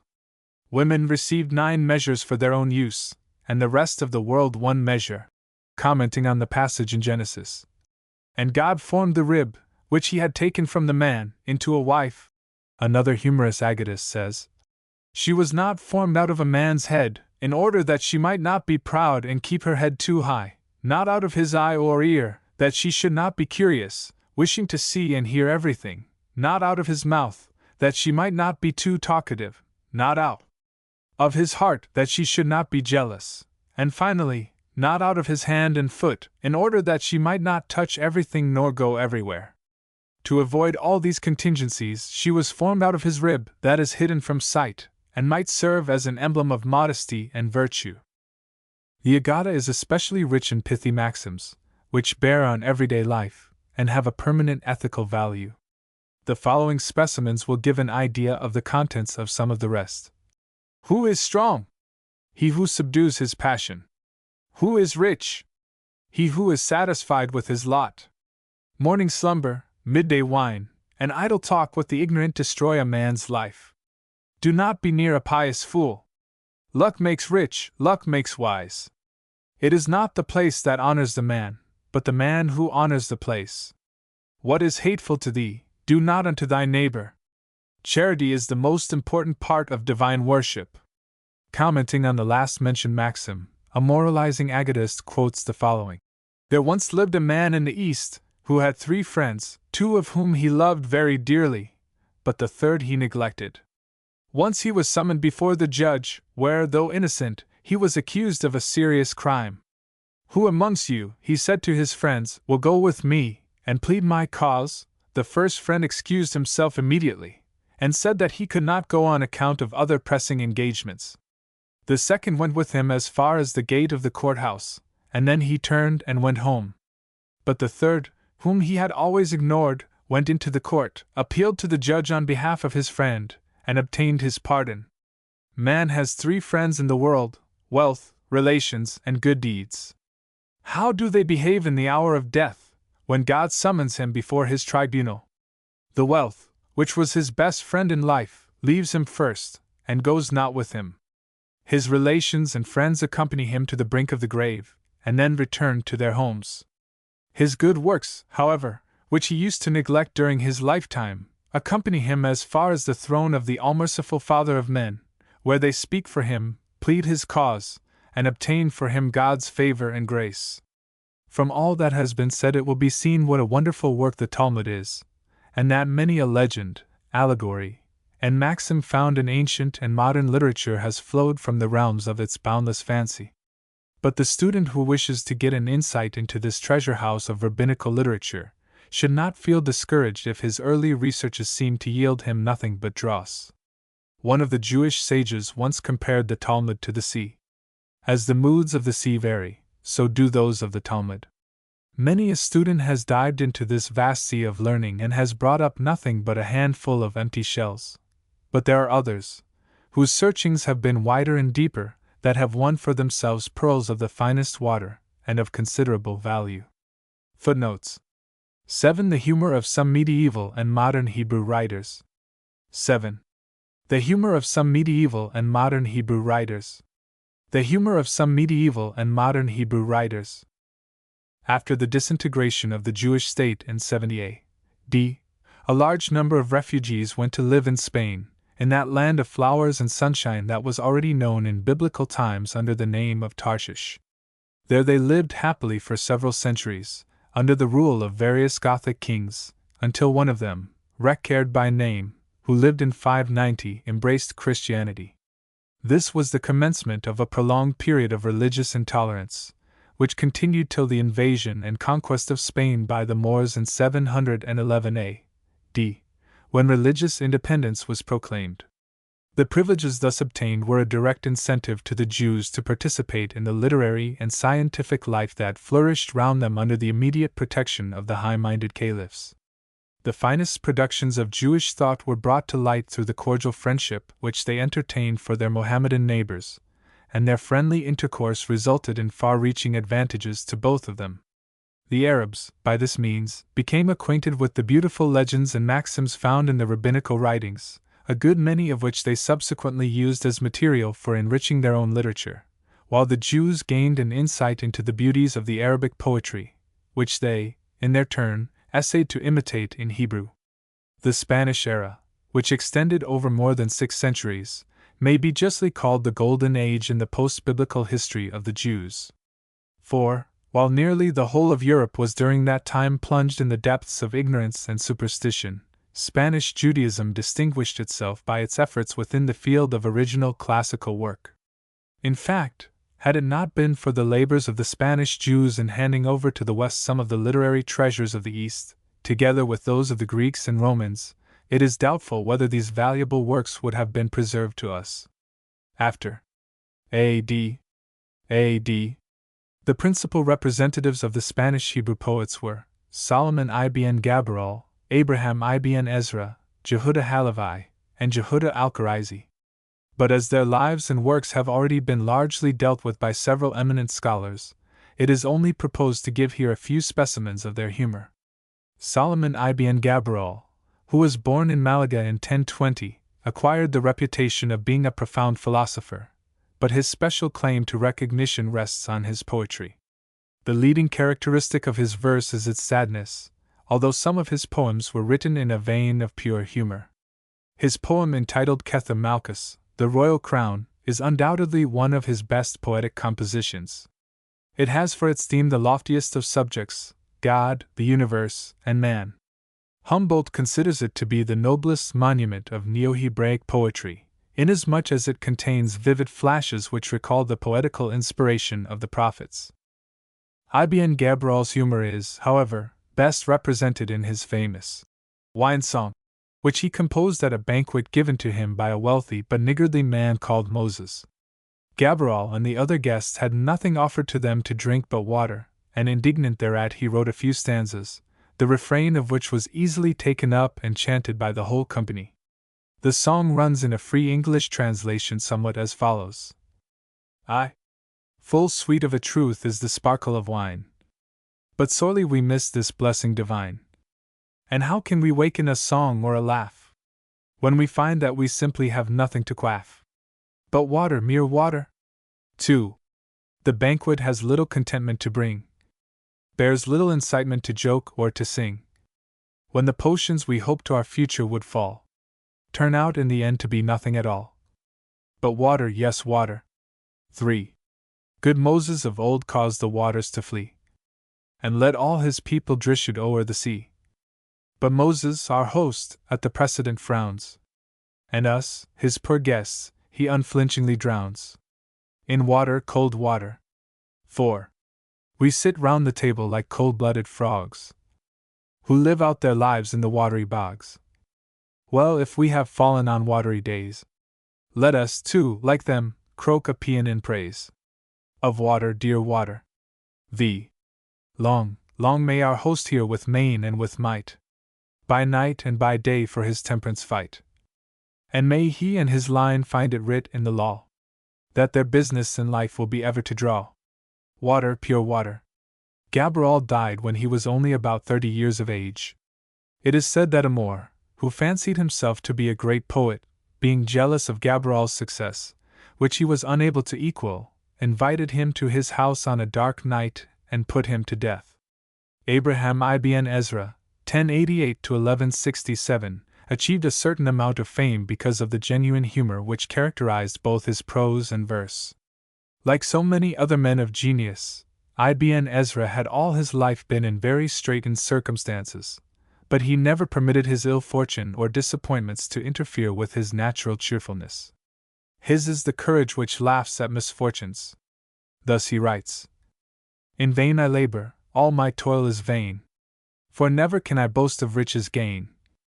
The fates have frowned upon me, since my birth, and failure is my portion here on earth. Were I to take the notion in my head, to deal in shrouds the serments of the dead, then to establish how ill-starred am I, no man who lives on earth would ever die. Or should I try to make wax candles pay, the sun would shine by night as well as day. When Ibn Ezra saw that it was impossible for him to earn a livelihood in his native country, he determined to try his fortune abroad. He thus visited Egypt at the time when the famous Maimonides was the physician at the court of the Sultan Saladin. He made several vain attempts to see him, and in the end he composed the following epigram: I call on my lord in the morning, I am told that on horseback he sped. I call once again in the evening, and hear that his lordship's abed. But whether his highness is riding, or whether my lord is asleep, I'm perfectly sure disappointment is the one single fruit I shall reap. More fortunate as regards worldly possessions was Jehuda Halevi, the most celebrated Hebrew poet since the close of the Hebrew canon. Born in Toledo, in Spain, about the end of the 11th century, he received an excellent education, and his genius showed itself very early. Though following the medical profession with conspicuous success, he is chiefly known as the author of some philosophical works and of numerous charming poems in Hebrew. Some of them have been made familiar to the literary world by Heinrich Heine, who speaks of their author as follows. When his soul was on the point of leaving heaven, she was kissed by the Creator. This kiss re-echoed afterwards in the poet's mind, and vibrated in all the poetical offsprings of his genius. Particularly fine is the sacred song which Jehuda Halevi composed under the title of An Ode to Zion, a condensed version of which in prose runs somewhat as follows. Hast thou, O Zion, forsaken thy captive children? Hearest thou not the heartfelt greetings thy flock sendeth thee from the end of the earth? They look to thee with longing hearts, and from year to year they shed their tears on thy beautiful hills and mountains. Had I but wings I would fly to thy ruins, that my head might touch thy sacred ground, and my feet rest on the holy tombs of my fathers. In thy fragrant air I should breathe the breath of life, and inhale the perfume of thy dust, and eagerly I should drink the sweet waters of thy streams. O Zion, crown of beauty, towards thee are bent the hearts of thy lovers. They rejoice in thy joy, and weep with thee in the days of thine affliction. Towards thy gates they pour forth their fervent prayers, and long for the shade of thy palm trees. O thrice happy mortal, who shall live to see the dawn of thy renewed glory, and be present when thou wilt shine again in splendor and beauty as in the days of thy youth. Jehuda Halevi has also written a considerable number of secular poems and songs, having love, friendship, and the joys of life for their theme. Some of them are light and humorous, as the following lines will show. A fancy. I once nursed love upon my knee. I saw his likeness in my eye. He kissed the lid so tenderly. 'Twas himself he kissed, the rogue, not me. A serenade. Awake, O my dear one, from slumber arise. The sight of thy face will give ease to my pain. If thou dreamest of one that is kissing thine eyes, awake, and the dream I full soon shall explain. On a rain cloud, without an eye it weeps, and we do laugh with joy its kiss to see. But when its eyeless face is dry, 'tis then our turn to weep and sigh. The last of the famous quartet of Spanish Hebrew poets living in the Middle Ages, exclusive of the famous Moses ibn Ezra, was Jehuda ben Shlomo al-Kharaizi. He flourished in Spain in the first half of the 13th century, and was famous in his day not only as a linguist and philosopher, but even more so as a master of sparkling rhymed prose and verse. His reputation rests chiefly on his charming book entitled Takamoni, which consists of 50 chapters, having for their model the peculiar form of the so-called Makama, which the author has adopted from his favorite Arabic poet, al-Hariri. Al-Kharaizi and his Takamoni have in modern times been exhaustively criticized, so that there is very little left to be said about him. A specimen of his humor may, however, be aptly given here. It is an extract from the 6th Makama of the Takamoni, which is called The Unlucky Marriage. Thus relate Haman the Esrakite. While living in Tarbes, a town pleasantly situated in the east, I sat one day in one of the public bazaars in company with some friends. I suddenly noticed among the crowd a haggard man whom I soon recognized as Heber the Kenite, an old and intimate friend of my youth. I quickly ran up to him, and amidst cordial greetings and embraces I questioned him about the state of his health, and about his intended plans for the future. At the same time I suggested to him that he should settle down in my neighborhood, so that I could look after him, and even assist him in making a suitable marriage. When Heber heard my last remark, he sighed deeply, and said, "Dear friend, I entreat you with all my heart and soul not to induce me to get married to any woman, for my past experiences of wedlock have been so painful that I should not like to have them repeated." And on my pressing him to let me know what had happened, he told me the following tale. Some time ago, it so happened that I was rather depressed in mind at my lonely bachelor state, and thus I resolved to enter upon matrimonial life, which I fancied would bring me happiness and contentment to my heart's desire.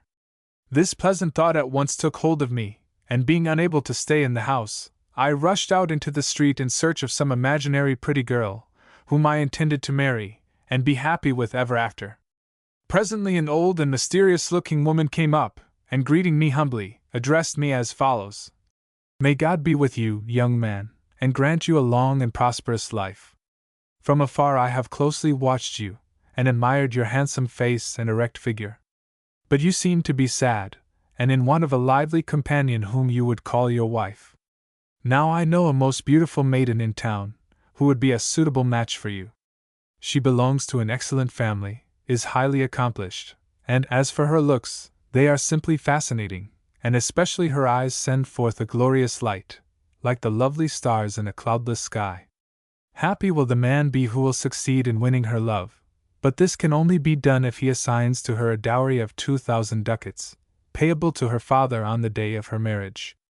After a short pause, my friend Heber went on to relate the story of his strange adventure, saying, The glorious description given to me by the old woman of my future bride caused my heart to beat loudly within me, and in answer I said that I would willingly agree to pay the stipulated sum of 2,000 ducats, if I could only first obtain a glimpse of the lovely girl who was to be my wife.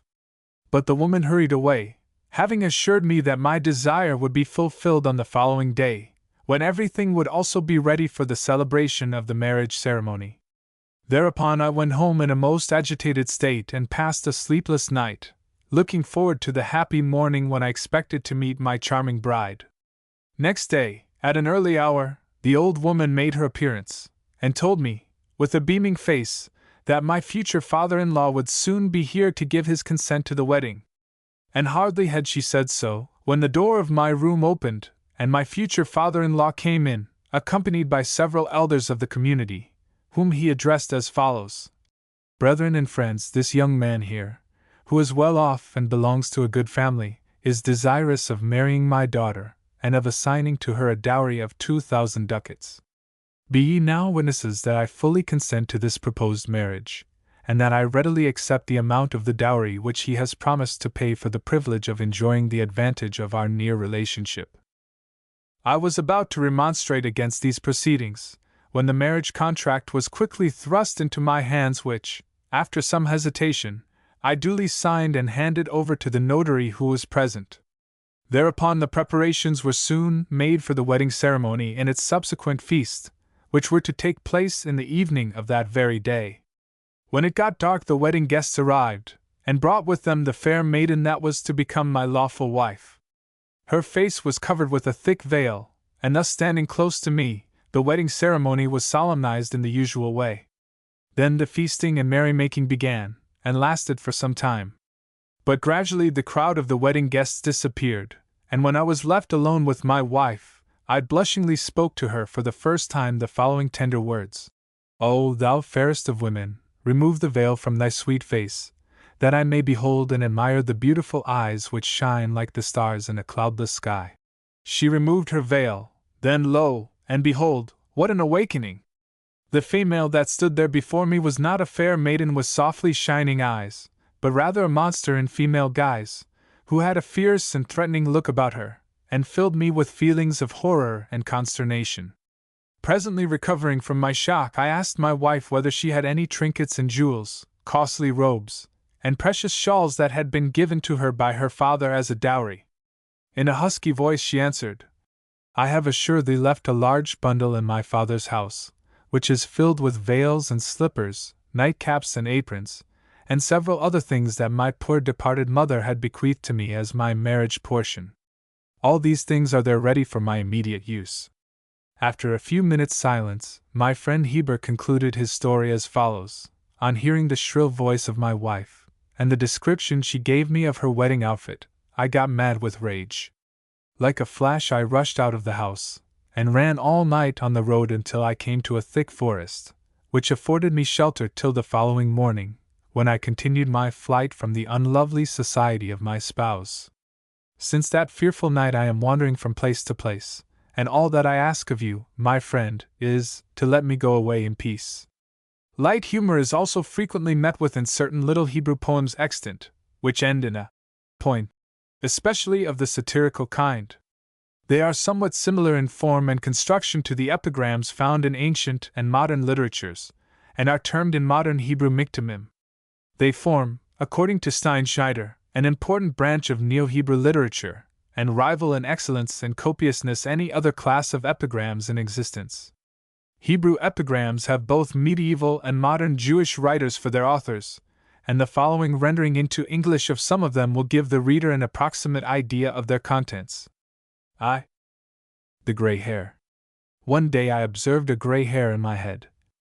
I plucked it right out, when it thus to me said, "Thou mayest smile, if thou wilt, at thy treatment of me. But a score of my friends soon will make mock of thee." 2. The song of the pen. My muse, though airy, glides softly along, singing full oft a voiceless song. My pen, though frail and slim of figure, has a serpent's tooth and a lion's vigor. 3. The unhappy lover. O lovely maiden, thou hast drawn my heart to thee, as though by some magician's art. Yet though my love is like a glowing flame, thy coldness brings me but to scorn and shame. Mind, if I perish through thy chill disdain, the folks will say, "Here's one by woman slain." 4. The gift of the benevolent. The gift a noble soul may bring is like the dew that heaven sows. It gently falls on hill and dale, but how it cometh, no man knows. The promise of a wicked heart is like unto the thunder peal, lit by the lightning's lurid flash, with ne'er a drop of rain to heal. The happiness amidst troubles, whenever troublous hours I find, that rob me of my peace of mind. To thee I haste, my little bride, and all forget, when by thy side. Let others laud their castle towers, their magic grots, their gladsome bowers. For me that place hath chiefest charms, that brings me, dearest, to thine arms. 6. The mouth and the ears. My friend, speak always once, but listen twice. This, I would have you know, is sound advice. For God hath given you and all your peers a single mouth, friend, but a pair of ears. 7. The miser and the fisherman. A miser once into a river fell. Hard by a boatman heard his frenzied yell.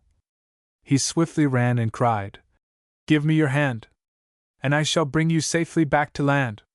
"Give," moaned the miser, "when I've ne'er before given, no, never!" He was seen no more. 8.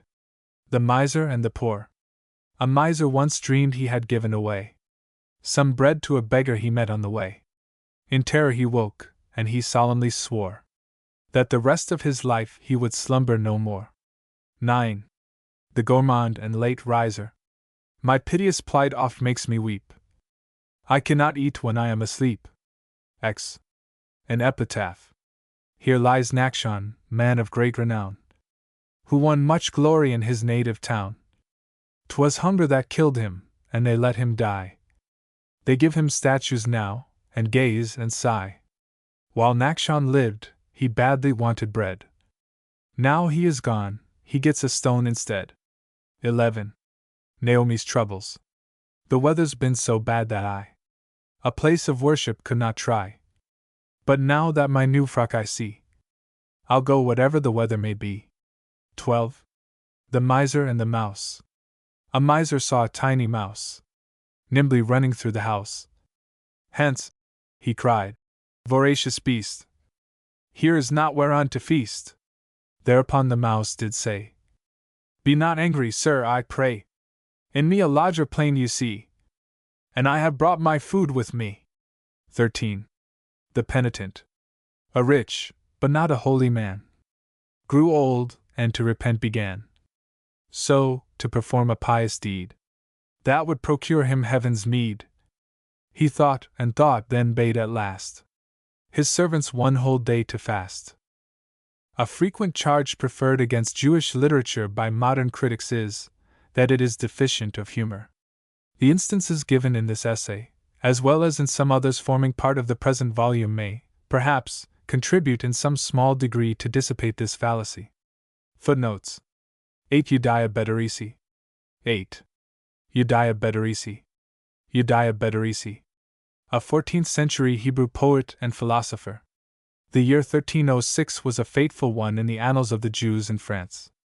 At the beginning of that year, Philip IV, surnamed Le Bel, issued an edict of expulsion against all the Jews living in his dominions.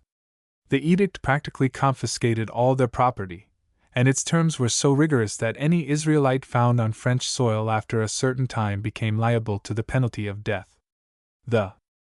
Philip's mandate was promptly executed by the royal officers, and some 100,000 Jews were mercilessly driven out from their native land, a land in which their forefathers had resided long before Christianity had become the dominant religion there. In consequence of this expulsion, several famous Jewish seats of learning, such as those at Béziers, Lunel, and Montpellier, ceased to exist. Among the refugees was Eudia Enbonnet ben Abraham Bedrisi, the subject of the present essay. Eudia, known also under the poetical pseudonym of Penini, has left no documentary evidence concerning the incidents of his life. The best biography, however, of a man like Eudia is that which is found in his own works.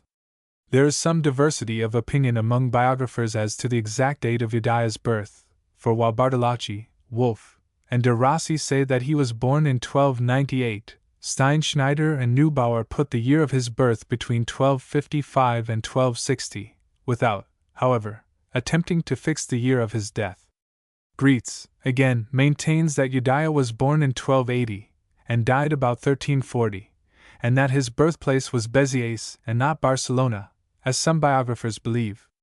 The only indisputable fact in connection with Eudia's early education is that he entered the school of Rabbi Meshulam of Péziers when he was 15 years old. From Eudia's numerous writings it is obvious that he was a philosopher and moralist, a Talmudical scholar and an expert in medicine, and above all a clever writer of Hebrew prose and poetry. It is chiefly to his ability in this direction that he owes his prominent position among the Jewish savants of the Middle Ages, and for that reason special attention will have to be paid in the course of this essay to his chief work entitled Bechineth Olam, The Examination of the World.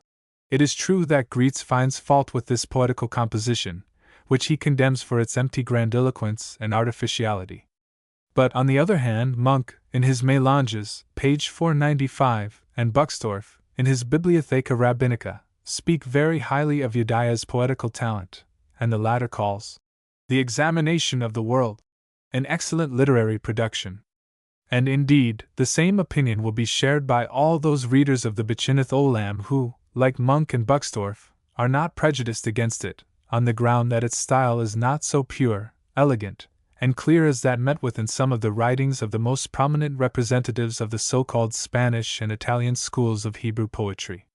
It has, in fact, always enjoyed an extraordinary popularity among the Jews, and it is remarkable to notice the comparatively large number of mizas of the original, and of the commentaries on it, which are to be found in various libraries.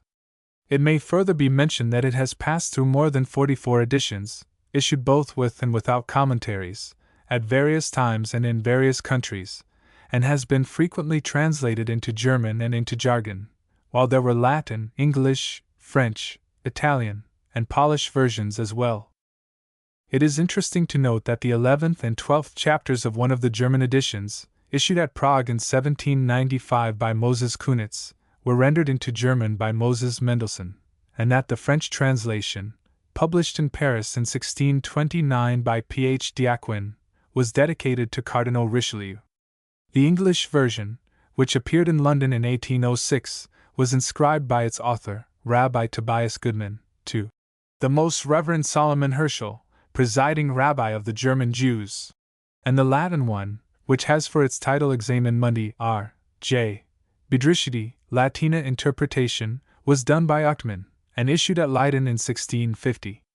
Curiously enough, the editor of the first of the 44 known editions of the Bechineth Olam, printed, as some biographers think, at Mantua between 1476 and 1480, was a lady called Estelina, the wife of a certain Abraham Konath.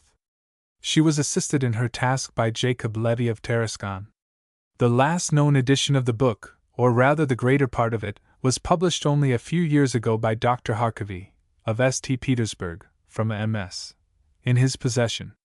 Dr. Harkavy is also the owner of a hitherto unpublished commentary thereon, composed in 1508 by Isaac Mencken of Reggio.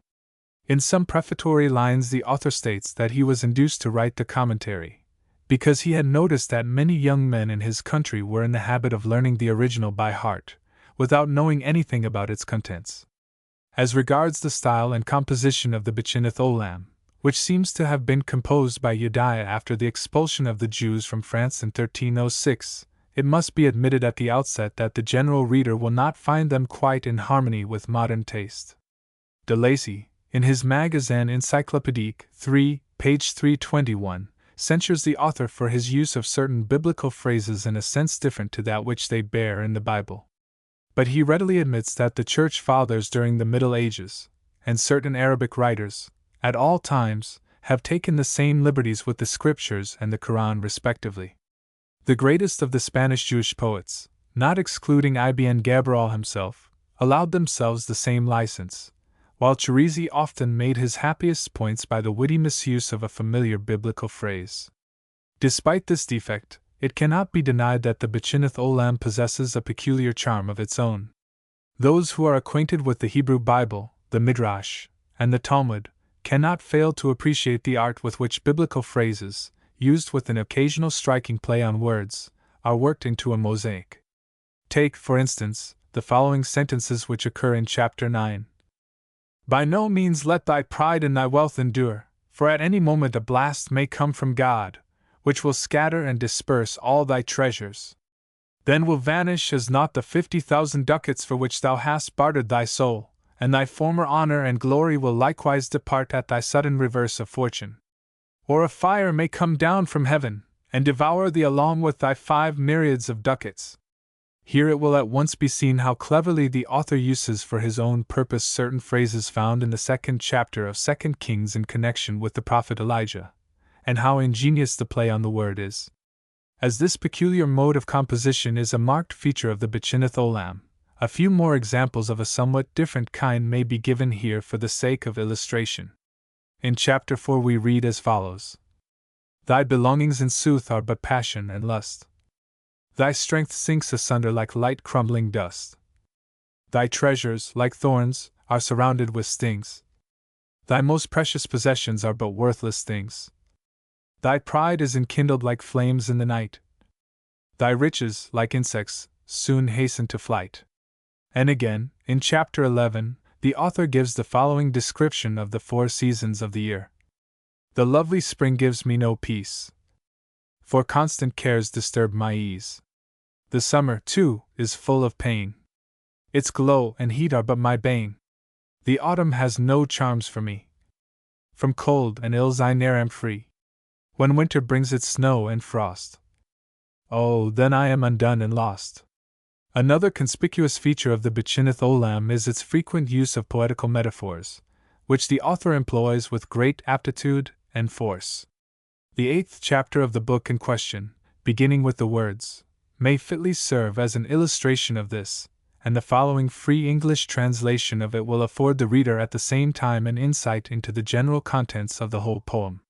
It runs as follows: The world is as a boisterous sea of immense depth and width, and time forms a fragile bridge built over it.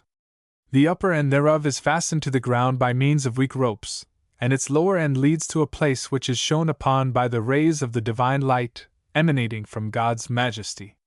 The breadth of the bridge is but one short span, and has no balustrade work to save one from falling over it. Over this narrow path, thou, O Son of Man, art compelled to go, and notwithstanding all thy might and glory, thou canst not turn either to the right or to the left. Now, threatened as thou art on both sides with death and destruction, how canst thou maintain thy courage, and how can thy hands remain firm? In vain dost thou pride thyself on the possession of vast treasures obtained by thee through violence and wickedness, for of what avail are they to thee when the sea rises, and rages, and foams, thus threatening to wreck the little hut, i.e. the body, wherein thou livest? Canst thou boast thou canst calm and subdue the powerful waves, or wilt thou try to fight against them? Drunk with the wine of thy vanity, thou art pushed hither and thither, until thou sinkest into the mighty abyss, and tossed about from deep to deep, thou wilt at last be merged in the foaming waves, and none will bring thee to life again. The 9th and 11th chapters of the Bechinneth Olam contain some passages which refer to the author's own sufferings, at the time of the expulsion of the Jews from France, and to the cowardice then displayed by some wealthy French Jews, who, in order to be permitted to remain in the country, and to retain their riches, had embraced Christianity. How shamefully these renegades behaved, in the face of the great calamity which had befallen their co-religionists, may be seen from the following passages, which occur in chapter 11. What care they for those gloomy envoys of fate? They dance all the night, and they rise very late. Feasting they love, and high play and flirtation, and laughter, and pleasure, and wild dissipation. They look upon evil, of whatever sort, as a mirth-causing jest, and an innocent sport. The chief fault of the book is the frequent use of Chaldaic and Aramaic words and phrases, a proper translation of which is almost impossible, but these are more than counterbalanced by its many merits. Another small treatise, composed by the same author when he was 18 years old, is one that bears the title, and has for its subject, The Defense of Women. Till about 15 years ago there was one MS. in existence, that in the Bodleian Library, but Dr. Neubauer published it for the first time in the Jubelschrift, Berlin, 1888, issued by some friends of Zun's on the occasion of his celebrating his 90th birthday, under the title of The Women's Friend. This title is more appropriate than the one it originally bore, for the simple reason that the treatise in question was evidently written by Yediah in opposition to another, composed in 1208, by the physician Judah ben Sabbatai, under the title of The Woman Hater. This treatise, which Yediah dedicated to two of his friends, viz., to Meir and Judah, the sons of Don Solomon del Infans, is written in rhymed prose, intermixed with a few short verses. Its style is rather heavy, and all that can be gathered from its subject matter is this, that a certain king, called Cushan Rishathaim, a great woman-hater, once waged war against an army composed of the friends of womankind, and led by a general named Syria. The latter ultimately defeated the king and his hostile troops, and out of gratitude for his great victory, he was himself proclaimed king by his own followers. Under his reign a new and happy era opened for the women, who are then wooed and married, and loved more dearly than before, and wedded life is everywhere declared to be the most desirable state of existence. The closes with the description of the appearance of Judah ben Sabbatai's ghost on earth, and of how it agrees with all Yediah's statements made there, with the exception of one. Every man, the ghost declares, ought certainly to marry once, but it would be the height of folly on his part if he were to enter again upon the matrimonial state, after his first marriage had turned out a failure. In passing, it may be mentioned that the same controversy about the merits and demerits of the married state was still carried on in the 16th century among some learned Jewish writers in Italy. Among these are most conspicuous Jacob of Fano, who in his poem, The Shield of the Mighty, makes a strong attack on women, and Judah Samo, of Portaleone, who in his treatise, The Women's Protector, which exists in a MS. in the Bodleian Library, presents himself as a champion of women. To these writers may be added Messer Leon, flourished at Mantua, at the end of the 15th century, who, in a commentary on the 31st chapter of Proverbs, eulogizes the female sex in general, and a few specially named women in particular. Among them he mentions Laura, the lady-love of the poet Petrarch, and it is interesting to notice the trouble which the author takes to prove that Laura was by no means a myth, as some writers on Petrarch consider her, but that she really existed in person, and was remarkable for her exquisite beauty and grace. Resuming now our review of Yediah's literary compositions, especially of those he wrote when he was still very young, we have to refer to a Hebrew hymn of his, well known under the title of, the formal characteristic of which is this, that each word of it begins with the letter Mem. Bartolacci, in his Bibliotheca Rabbinica 3, page 7, gives the same hymn the title of Praise of God. This seems to have been Yediah's first literary attempt. it being generally assumed that it was composed by him at the age of 14. His father, Abraham, himself a writer of Hebrew verses of inferior quality, was so delighted with his son's hymn that he sang its praises in a short Hebrew quatrain. Although, from a literary point of view, the supplication of the Memon has little to recommend it, it has passed through 15 editions, and has frequently been translated into German, and once also into Latin by Hill Prasch, who published his version at Leipzig in 1662. Another short composition belonging to an early period of Jedaiah's life is his The Book on Paradise, which was composed by him at the age of 17, and appeared for the first time in print at Constantinople in 1517. It is divided into 4 chapters, each of which has a different heading, while the 4th chapter is again subdivided into 4 sections. The principal subjects discussed in these chapters are a. The worship of God, b. Friendship and enmity, c. The lack of stability in the world, and d. The desirability of studying science after the usual devotions. After having reached manhood, he wrote several other treatises of a similar description, each of which will be briefly noticed here. 1. The Golden Tongue. This forms part of a commentary, existing as a MS, on the Aggadah and the Midrashim, and was first printed at Venice in 1599. 2. A MS, bearing the inscription, Commentary on the Ethics of the Fathers, and on the Aggadah in the Talmud. 3. An apologetical letter.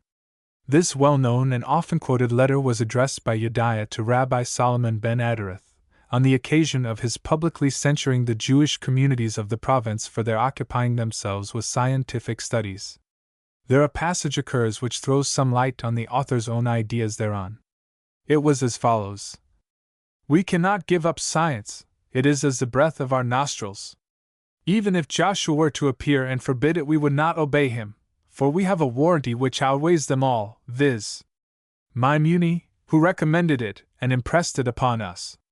We are ready to set our goods, our children, and our lives at stake for it. 4. A liturgical poem. It is composed of a number of words, each of which begins with the letter Aleph, and refers, according to Greets, to the sufferings endured by the French Jews in 1306. 5. A treatise on medicine, based on a similar work composed by the Jewish philosopher Ibn Sina. 6. A treatise on intellect. This, too, is based on another book treating of a kindred subject, and bearing the inscription, the author of which is Al-Fabri. A Latin translation of the latter exists under the title of De Intellectu et Intellecto, Venice, 1595. 7. Opinions on the Material Intellect. 8. Is a philosophical treatise on the movements of bodies, and has been quoted by Ibn Habib under the title of 9. Treatise on Consolation. 10. Is a MS, without any title, but judging from its contents, it seems to correspond with the once quoted by the same Ibn Habib. 11. The Desert of Kedemoth. This is a commentary on the 25 propositions placed by Maimonides at the beginning of the 10th chapter of his 12. A Hebrew poem, having for its subject the 13 articles as arranged by Maimonides. The authorship of the following 4 compositions is also attributed to Jedaiah. 1. A divan, compiled by a member of the family of Bedrisi, that member being, according to Lozado, no other than our Jedaiah. 2. The Pleasure of a King is a short treatise on the game of chess, and has several times appeared in print. 3. Wolf, in the Bibliotheca Rabbinica, page 403, attributes to Jedaiah the authorship of a commentary on another commentary, written by Abraham ibn Ezra on the Book of Genesis, the former of which exists as a MS, in the Paris National Library. 4. A Letter of Response. This letter, which was published by Dr. Berliner in 1888, and copies of which are found in various mizas, is attributed to Jedaiah by Bartolacci and de Rossi. Enough has been said to show the industry, which was Jedaiah's most striking characteristic. At a time when a man's mind is perturbed by external influences, involving not only his abilities but even his personal safety, it would seem that intellectual work would be impossible. It was, however, at such a time that the bulk of Jedaiah's work was undertaken and executed. Footnotes. 9. Emmanuel di Roma. 9.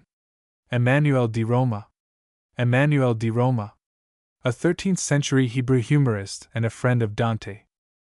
In the present essay, a short sketch will be given of the life and works of Emmanuel di Roma, the Heine of the Middle Ages, as Greetz terms him, commonly called Emmanuel ben Shlomo, and reference will also be made to his literary and friendly relationship to the poet Dante Alighieri.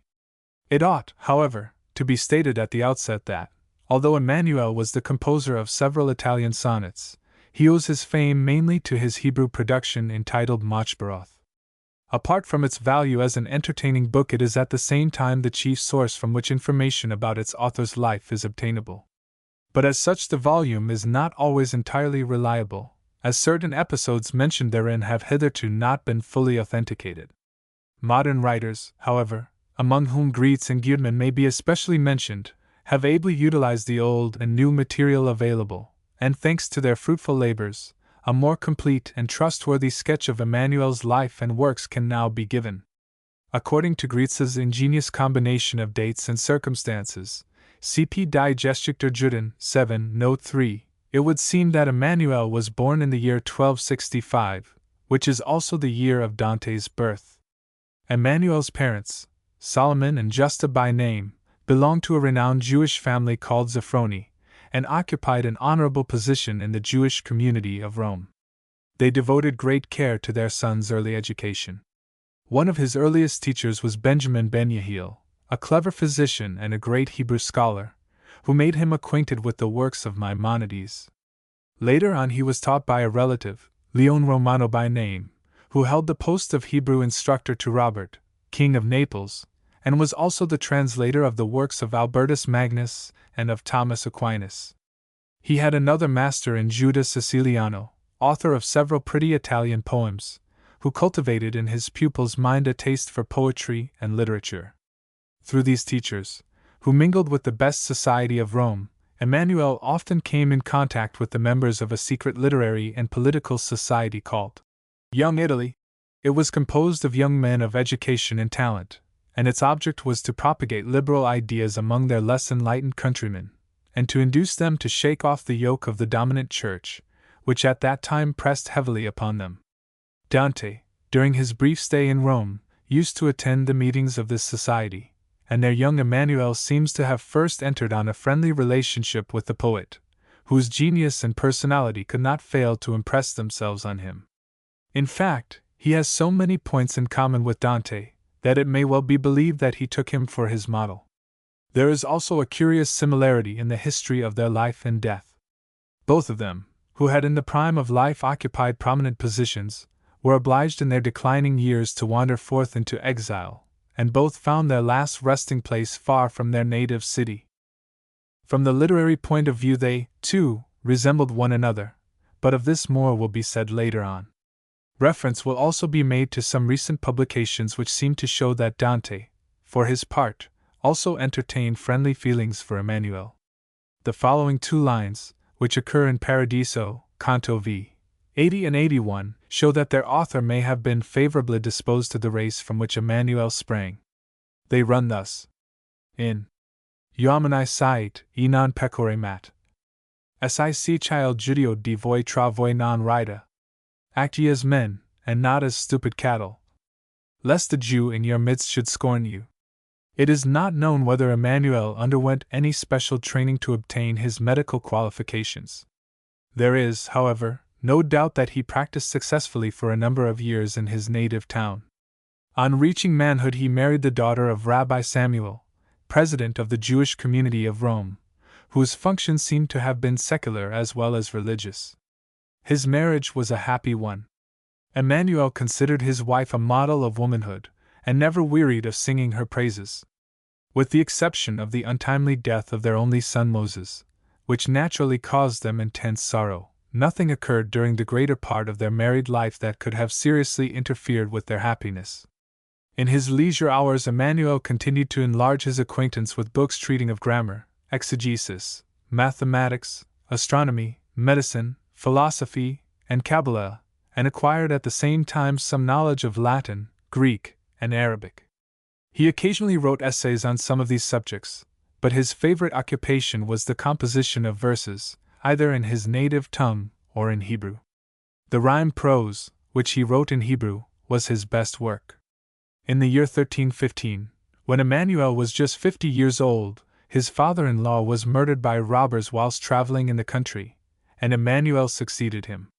In his new position, as the spiritual head of the Jewish community of Rome, he enjoyed a continuance of his popularity, his kindness of heart, and his great literary attainments procuring for him a large following of admirers and friends. His fame as a scholar and a poet spread even as far as France and Spain. In the midst of his prosperity, however, a misfortune occurred, which changed the whole tenor of his life. According to Emmanuel's own account, he had stood security for some friends of his, and, as the latter failed to redeem their obligations, he himself was obliged to satisfy the demands of the creditors. Being thus reduced to poverty, he emigrated, and turned his back forever on the scene of his unmerited misfortune. This explanation, however plausible it may appear, does not throw any light on the mystery of Emmanuel's forced resignation of the post he held in the community. But it would seem that there were among his flock several persons who hated him as the author of erotic poems, and of other compositions in which certain religious rites were lightly spoken of. While he had ample means at his disposal, and was independent of the community, they dared not attack him publicly. However, they took advantage of his monetary embarrassment to denounce him as an unbeliever and heretic, who in their opinion was unfit to occupy his position, and they ultimately succeeded in effecting his removal. But whatever the explanation, the fact remains that Emmanuel left Rome as a prematurely aged and broken-hearted man, and that he wandered about for some time with his wife until he arrived at Fermo, a town situated in the district of Ancona. There a wealthy and liberal-minded man, Benjamin by name, and at the same time a great admirer of Emmanuel's poems, took him and his wife into his house, and provided for their wants. But this happiness did not last long, for in the year 1321 he lost both his wife and his friend Dante. Bossuet de Gabbio, a renowned lawyer in his time, and a friend of both Dante and Emmanuel, on hearing of this sent him the following lines as a token of his sorrow and sympathy. Bossuet to the Jew Manuelo after Dante's death. 2 lamps of life have waxed dim and died. 2 souls for virtue loved and blessed grace. Thou, friend, mayst smile no more with happy face, but weep for him, sweet songs and learning's pride, and weep for her, thy spouse, torn from thy side, in all her charm of native loveliness, whom thou hast sung so oft ere thy distress. That is mine, too, and with me doth abide.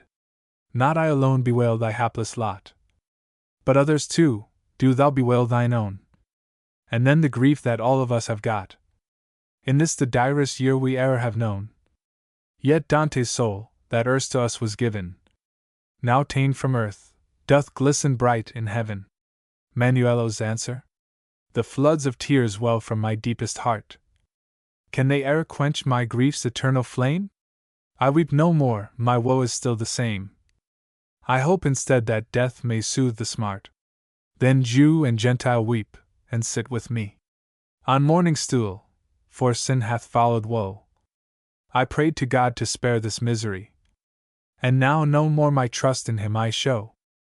When Emmanuel's time of mourning was over, his host suggested that he should devote himself to a collection and revision of his compositions. Emmanuel gladly accepted this proposal, partly because he wished to perpetuate the memory of his beloved wife and that of his friend Dante, and partly because he thought that this would be the best occupation for his declining years. The work occupied him till his death in 1330, when he was 65 years old. Bossuet receives some lines referring to Emmanuel's death, composed by Cino da Pistoia, a noted lawyer and poet of some renown in his time. These lines are interesting in so far as they contain an unmistakable reference to the friendly relationship that existed between Dante and Emmanuel. They run as follows. Cino to Bossuet after the death of Dante and the Jew Manuel. Bossuet, your friend Manuelo is dead, still keeping fast to his false, idle creed. Methinks to the regions of hell he is sped, where no unbeliever from anguish is freed. Yet not mongst the vulgar his soul doth abide. But Dante and he still remain side by side. Bossuet's answer. Manuel, whom thou hast thus consigned unto the dark domains of endless night, has not within those regions been confined, where Lucifer holds sway with awful might. Lucifer, who once gainst heaven's lord, in lust for empire drew rebellion's sword, and though he in that loathly prison pine, where thou hast brought him though he willed it not, what fool will trust this idle tale of thine, that he and Dante should be thus forgot? Well, let them for a time endure their fate. God's mercy will be theirs or soon or late. As already stated, Emmanuel wrote various books on Hebrew grammar, exegesis, and Kabbalah, and composed, in addition to several biblical commentaries, a collection of Hebrew novelettes and poems. But while his Ebn Bakan and Migdalas, which exist only in Mizas and treat of Hebrew grammar and Kabbalah respectively, would, at the present day, hardly be considered to have any literary or scientific value, his commentaries on the Bible, and more especially those on the Book of Proverbs, published at Naples in 1487, deserve some attention. The latter is particularly interesting, inasmuch as it throws some light on the author's views on the study of secular subjects by his Italian co-religionists, and gives us some idea of the general feeling and spirit of the time. The following example will give an idea of Emmanuel's method when commenting on a passage that seemed to him to offer an opportunity for adding a thought of his own. Thus, in the commentary on the Book of Proverbs, 26:13, Emmanuel explains the passage. The slothful man saith, there is a lion in the way, a lion in the street, as follows. This passage refers specially to those persons who are too slow in the acquirement of knowledge and wisdom, which they consider as dangerous as it is to meet a fierce lion in the street. They say, how should we apply ourselves to the study of general science, since among its most prominent devotees there are so many skeptics and unbelievers? Or how should we be expected to study logic, as it is a subject that infatuates the student and leads him to erroneous conclusions? As to philosophy, they say, we must shun it altogether, since it owes its existence to Aristotle, who, like the rest of the ancient philosophers, did not believe in the divine origin of our law. But these fools, Emmanuel continues, forget that we must accept truth from whatever quarter it may come. Moreover, every kind of science which these sluggards describe as foreign, belonged originally to the Jewish people, and was first taught in our sacred tongue. Unfortunately, those very books were lost during our perilous wanderings through the world. Of King Solomon's numerous poetical and scientific works we only possess 3. It is more than a mere legend that kings and learned men of different countries came to him with the express purpose of being instructed by him in those subjects, and that they subsequently committed to writing the information they received. These teachings are still in the possession of other nations, while we, ourselves, lost them during our wanderings, and it is even a wonder that the 24 volumes of Holy Writ have been preserved by us up to the present day. It is, therefore, most probable that natural science, metaphysics, and philosophy were originally taught by Solomon, although their origin is nowadays ascribed to Plato and Aristotle. With regard to the excellent art of music, it is well known that it originated in our religion, and has found keen votaries in men like Asaph and Samuel. But in our own time it is exclusively practiced by Christians, while the Jews have very little knowledge of it. As for logic, it certainly does not lead the student astray, but, on the contrary, it cultivates his mind and prepares him for the study of other sciences. Therefore, whoever calls logic a foreign science, or speaks contemptuously of Plato and Aristotle, because they did not belong to the Jewish nation, is like the sluggard who exclaims, "A lion is in the way."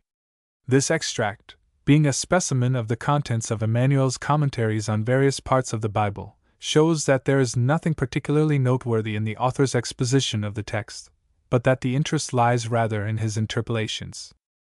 His reputation chiefly depends on his collection of Hebrew novelettes and poems, called Machbaroth.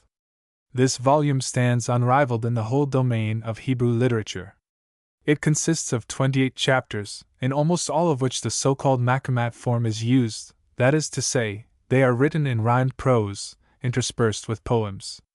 Some of these are composed in the melodious form introduced by the Italian poet Fragittone di Arezzo, about 1259, the principal characteristics of which are rima chiusa and rima alternata. But, although his poetry is full of charm for style and expression, it must yield to his rhymed prose.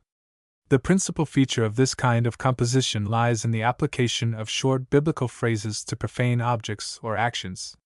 It was first used by certain Arabian poets, who treated the text of the Quran after this fashion, and who subsequently found several imitators among Hebrew writers, especially among those belonging to the so-called Spanish school.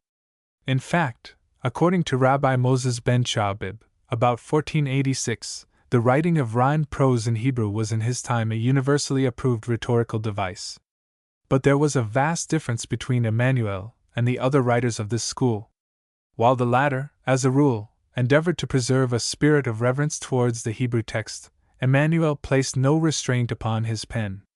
Not seldom he sacrificed good taste and decency to his point, and many a simple biblical phrase he turns into a vehicle for a pun or satirical remark of a coarse description.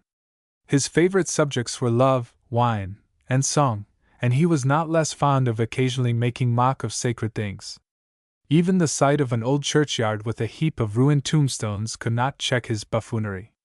It seems to have become a second nature with him, so much so that having once begun to scoff at the follies of other people, he does not hesitate to make merry over his own vanities, and it is in this sense that the strange expressions of self-approbation, which are found here and there in the Machbaroth, must be construed.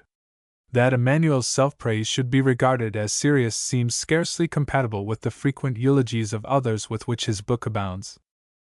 It would be at once vain and superfluous to offer an apology for the frivolities and the uncouth wit which characterize the Machbaroth.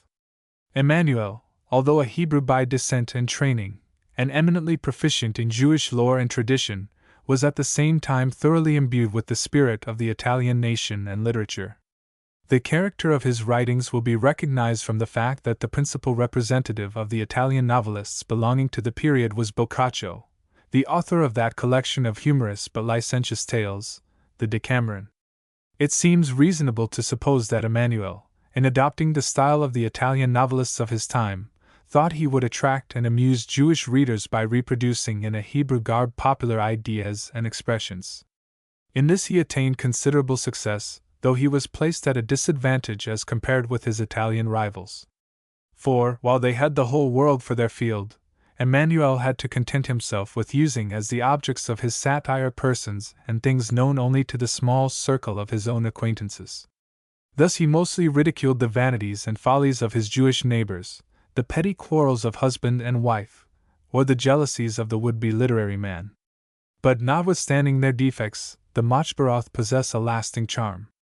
They have always found a great number of readers, although they were condemned by Moses de Rieti, died about 1500, the author of a short history of Hebrew literature called Mikdash Miat, and their perusal was interdicted a century later by Joseph Caro, the compiler of the well-known code, the Shulchan Aruch. The best proof of their popularity lies in the fact that they have gone through several editions, the first being produced at Brescia, in the year 1492, and the last at Lemberg in 1870. In recent years parts of them have been translated into German by Stein Schneider, Stern, Geiger, Furst, and others. As regards the title of the book and the arrangement of its parts, the following remarks are offered. The word Machbaroth, or as some people would read it Mechabroth, is the plural of the singular noun Machbereth, formed of the radix, which originally means to join, or to put together, so that in the present sense the noun signifies collections. Emmanuel purposely used the plural form as the title of his book to prevent it from being confounded with a similar work composed by Al-Khwarizmi, which is entitled Machbereth Ithiel, where the same term appears in the singular. Emmanuel's work consists, as already stated above, of 28 chapters, which seem to have been written at different times, and to have then been loosely strung together. Only the second, third, and the last 3 chapters of the book bear a superscription to indicate the subject of which they treat. Several of these chapters were composed by the author when he was still comparatively young, and are distinguished by the same genial Epicureanism which Horace displayed when he sang, Quid sit futurum cras fube quirera et quem fers dirum cunc dabit lucro. Ap 1. On the other hand, there is no doubt that the greater part of the Machbaroth must belong to a later period in the author's life, when he had experienced the caprices of fortune, and his troubles had disturbed the serenity of his mind. but even then his laughter does not entirely desert him. It ought, moreover, to be remembered that injustice would be done to Emmanuel, if his private life and character were to be judged in the light of his writings. In these he certainly appears as an absolute libertine, and as a scoffer at religion and religious practices. But in real life he was very different. One would rather think that the Machbaroth were intended to serve as a mirror, in which the culpable habits of a certain class of his Jewish contemporaries were reflected. And it is for this reason that they have more than a mere literary value. They furnish the reader with a description of the moral and social condition of an important section of the Italian Jews during part of the 13th and 14th centuries, and have been referred to by our modern Jewish historians in this connection. Thus, for instance, we gather from some passages occurring in the Machbaroth, chapter 1, that the Jewish community of Rome was at that period in a flourishing condition, that many of its members lived in large and magnificently furnished houses, and that some of them also possessed estates in the country. Further, we are told, Ibid chapter 23, that general science, philosophy, and poetry were assiduously studied and appreciated by the Jews of Rome, and that those who attained great learning among them were held in high estimation. How eager Jewish young men in Italy were in those days to increase their knowledge of books may be seen from the following incident recorded in the Machbaroth, chapter 8. A Jewish bookseller, traveling from Spain to Rome, left at Perugia one of his boxes containing various books, together with a list of their titles. Emmanuel and his young friends were so anxious to read the contents that, in the absence of their owner, they broke the box open, and read the books it contained with the greatest delight. When on his return the bookseller learnt what had happened, Emmanuel appeased his wrath by the witty remark that the prophet Moses, on his once breaking the 2 tablets of the covenant, not only did not arouse God's anger, but was even praised for the act. Of the Jewish women of the time Emmanuel does not always draw a flattering picture. They, or rather those belonging to the best and most educated families, mixed freely with men, but their desire for beautiful and costly apparel led the girls to prefer the wealthy suitor to his poorer, though perhaps more deserving, rival. A great many Jewish ladies, however, were, according to him, modest and simple in their taste, and if he satirizes the luxurious habits of Jewish women, and their laxity in point of good manners, it need not be supposed that they were in the majority. To convey to English readers some idea of the contents of the Machbaroth, a few extracts are here given, which cannot of course be expected to present the charm of the original, but are accurate in themselves. After a short prologue, in which Emmanuel speaks of the tendency of the Machbaroth and of the reason which induced him to publish them, the author addresses his muse in a passage, of which the following lines form a part. Oh, let thy teachings softly flow like heaven's dew, that they inspire mankind with what is good and true.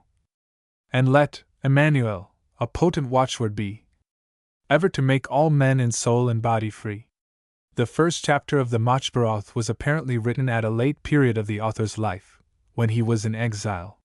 He speaks bitterly of his open and secret enemies, who were the direct cause of his ruin, but he consoles himself with the thought that he is their superior in culture, and that he had a wife and comforter, who excelled their wives in virtue and beauty, and who might serve to all women as a model for imitation. That virtue and beauty do not always go hand in hand is a frequent maxim of his. Virtue dwells rarely in the bright-eyed and fair, but in wrinkled old crones with silver-white hair. The author is now in his proper element, and pretending to stand with a friend of his on the public promenade, where the ladies of the town are walking to and fro, he singles out 2 of them. The one, called Tamar, he describes as a model of perfect beauty, and the other, Beriah by name, he designates as the personification of ugliness. The merits of the one, and the demerits of the other, are described by Emmanuel in the following manner. Tamar looketh up, like the stars shine her eyes. Beriah appears, and Satan's self flies. Tamar's form divine excites angels' desire. Beriah e'en crows with dismay might inspire. Tamar, like the sun, makes all things bright appear. Beriah were an omen, if seen at New Year. Tamar is most lovely and fair to distraction. Beriah gives mankind of love not a fraction. Tamar, bright as the moon, is yet e'er full of light. Beriah might be queen 'mongst the fiends of the night. Tamar, would I were a flower, tender and sweet, to be trampled to earth by her pretty feet. Beriah, 'tis from fear of beholding her face that Messiah delayeth in showing his grace. Tamar is enchanting, delighting the eyes. Beriah a nightmare in woman's disguise. Some beautiful lyrics devoted to the same subject are to be found in the 16th chapter of the Machberoth, two of which, under the respective headings, Thine Eyes and Paradise and Hell, run as follows. Thine eyes. Thine eyes are as bright, O thou sweetest gazelle, as the glittering rays of the sun's golden spell. And thy face glows as fair in the light of the day as the red blushing sky when the morning is gay. Thy tresses of gold are as neatly bedight as though they were wrought by enchantment's kind might. Thou openest thy lips in a smile or a sigh, and thy pearly teeth gleam like the stars in the sky. Ah, shall I praise the bright charm of thine eyes, that move every heart, that win all by surprise? For peerless thy charms, and unequaled thy birth. Thou art of heaven, all others of earth, paradise and hell. At times in my spirit I fitfully ponder, where shall I pass after death from this light? Do heaven's bright glories await me, I wonder, or Lucifer's kingdom of darkness and night? In the one, though 'tis perhaps of ill reputation, a crowd of gay damsels will sit by my side. But in heaven there's boredom and mental starvation. To hoary old men and old crones I'll be tied.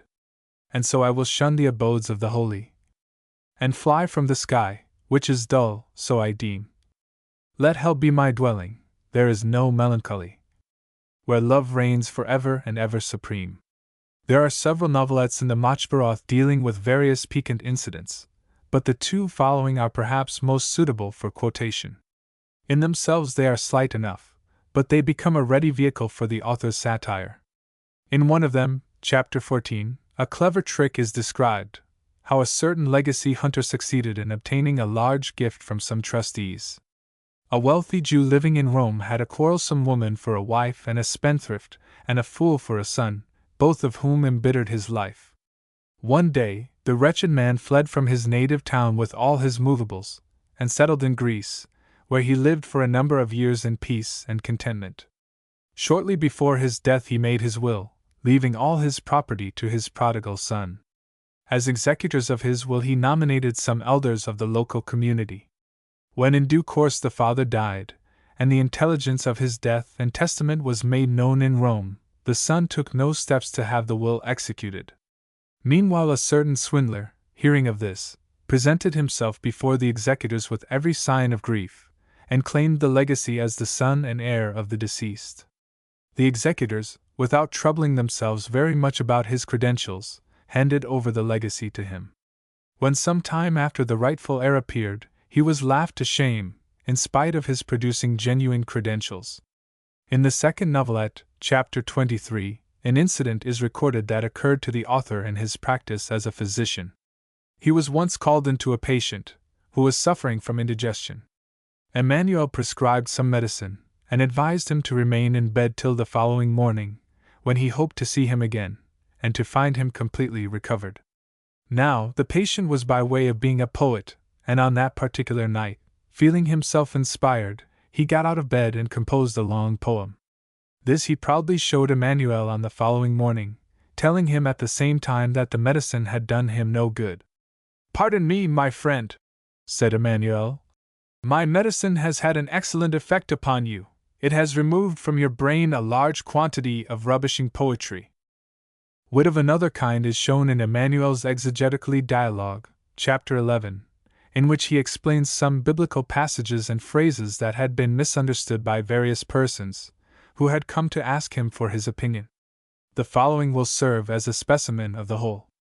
A man, who apparently considered himself an expert in biblical lore, asked the author quite seriously how it was that, having always been told that the law had been given on Mount Sinai, in another passage, occurring in the book of Esther 3:15, it is expressly stated that the law was given in Shushan, thus mistaking the Mosaic law for that promulgated by King Ahasuerus, for the destruction of all his Jewish subjects.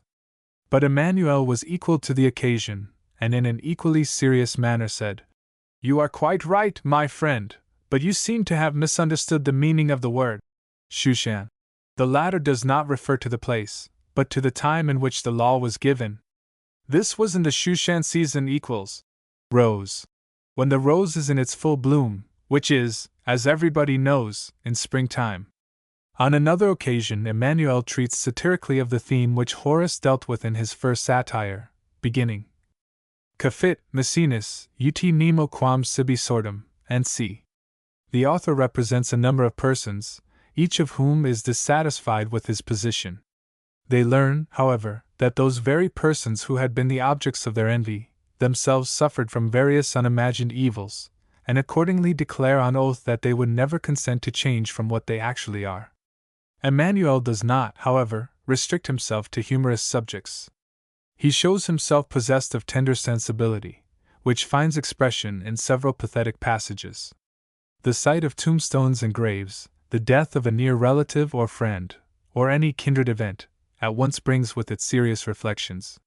He then addresses himself to God in fervent prayer, and pours out his innermost soul in strains that are full of warmth and feeling, and impress the mind by their earnestness and devotion. There are 19 prayers and hymns to be found in the Machbaroth, most of which bear the stamp of the author's religious sentiments. The one that occurs in chapter 26, beginning with the words, has been inserted in the so-called Roman Machzer, published in the year 1436, which proves its effectiveness as a liturgical poem, and shows at the same time that even a century after the author's death his name was honorably remembered by the Jews of Italy. To this class of poetry may be added a lengthy epitaph, chapter 21, composed by Emmanuel as a kind of in memoriam of himself. In the same chapter is also to be found a funeral oration in rhymed prose, which the author set down as an exemplar of the one he expected would be delivered at his bier after his death. But even when discussing so serious a topic as death and burial, Emmanuel cannot abstain from making jokes on himself and his supposed mourners. Why, he asks mockingly, should he himself fare better than Noah and Solomon, who had to leave behind them, the one a splendid vineyard, and the other a number of beautiful wives? Those who mourn for him will, he thinks, no doubt forget how to laugh after he is no more, but he expects that they will regain their spirits when they read his posthumous work. The last, and in some respects, perhaps, the most interesting chapter in the Machbaroth, is the one entitled Hatopheth v Haydn, or Hell and Paradise. If, after all that has been said, there is still any doubt about the friendship between Dante and Emmanuel, this chapter, as well as the circumstances in which it was written, will effectively dispel it. According to recent investigations, C.P. Ersch and Gruber's Real Encyclopédie, sub Dante, it would seem that Dante's Inferno and Purgatorio were not published before the years 1314 and 1318 respectively, because certain incidents and events that happened during those years are mentioned therein. At that time Emmanuel was about 50 years old, and had just begun his wanderings in a state of destitution. Now, considering that in those times, before the invention of printing, a written copy of any important work could only be procured by wealthy people, the question naturally arises, from whom did Emmanuel obtain a MS copy of the Divina Commedia that enabled him to compose an imitation of it in Hebrew? This perplexing question can, however, be answered in the following manner. Although Emmanuel was not in possession of a copy of Dante's poem, he had most likely heard it read and recited by the author himself before the members of the political and literary society called Young Italy, to which reference has already been made. And he was no doubt so deeply impressed by the work that it remained fresh in his memory for a number of years. It may, perhaps, be supposed that he was thus able to write his Hebrew imitation without actually having a written copy before him. As regards the merits, the conception, and the style of the Hatopheth v Haydn, it may be said that it holds a unique position in Hebrew literature. In the introduction the author states that, having reached his 60th year, the sudden death of a younger friend caused him much anxiety about his own future, and he wished to know the fate that awaited him beyond the grave. To effect this he invoked the spirit of the prophet Daniel. Thereupon the vision of a venerable old man appeared to him amidst thunder and lightning, and told him that he had come to show him his future place in the world of spirits. Emmanuel asked to be first conducted to the regions of hell, and the old man led him there. On the way they passed through several places, which are reminiscent of Dante's Inferno, such as a valley of corpses, and the gate of rejection, in front of which a flaming sword turned in every direction. Myriads of souls were then being dragged through the gate by evil spirits to receive their punishment for sins committed by them in life, and on that gate the words were inscribed, "Here is an entrance only, but no outlet." These words recall the passage in Dante, Inferno 3:9. "Abandon hope, all ye who enter here." Passing through the gate into hell, Emmanuel sees tortures inflicted upon sinners, among whom are specially mentioned skeptics, gamblers, adulterers, misers, spendthrifts, and hypocrites. A certain class of Jewish preachers and precentors are also placed by Emmanuel in the infernal regions, because they were in the habit, whilst preaching or reciting prayers, of lifting up their eyes to the women's gallery instead of heavenwards. At the mention of these hypocrites, Emmanuel, remembering his own failings, became pale with fear. But his conductor reassured him by saying that, though he could not pronounce him quite free from sin, yet he hoped that his virtues and his merits as an author of several excellent books would procure for him a seat in paradise. Presently Emmanuel and his leader leave hell and betake themselves to paradise. Looking round him, he sees the souls of all the biblical and post-biblical personages, who have in some way or other reflected credit on the Jewish race, either by their literary works or by their valor, honesty, and virtue. He is greeted with great joy by Moses, David, and Solomon, who eulogized the commentaries he had written on their literary productions. On leaving them, Emmanuel notices another group at some distance, which was enveloped in a dazzling blaze of glory. And asking his leader who they were, he was told that they were the pious of all nations, who, during their life on earth, had been preeminent in charity, virtue, and learning, and were in consequence rewarded with seats of honor and paradise. Close to them Emmanuel noticed a magnificent throne in the course of erection, which he was given to understand was to be occupied by a friend, or rather a brother of his, as he is called, Daniel by name. It is still a matter of uncertainty to whom the author referred. But on reading the context, it seems an inevitable conclusion that he must, as Geiger suggested, have alluded to Dante, Daniel. Near the throne of his friend, he was told, his own would be erected, so that they might both be united again after death and enjoy together heavenly bliss ever after. The few special passages bearing on this friendship are so characteristic of Emmanuel's liberal-mindedness that a reproduction of them here may not be out of place. They run somewhat as follows. "I do not know what has caused me to think of my friend Daniel, who, as an associate and friend, was to me of inestimable worth. It was he who showed me the path of truth and righteousness, who helped me greatly when fortune had forsaken me, and whose gigantic intellect is still spoken of on earth with unqualified admiration. On my asking my guide where my own throne would be placed after my death, he said, 'You are certainly far inferior in greatness to your friend, whose name and fame will always be held in great honor by posterity. Yet, because you have both lived after the same pattern, and have both striven after truth, you shall be united again after death.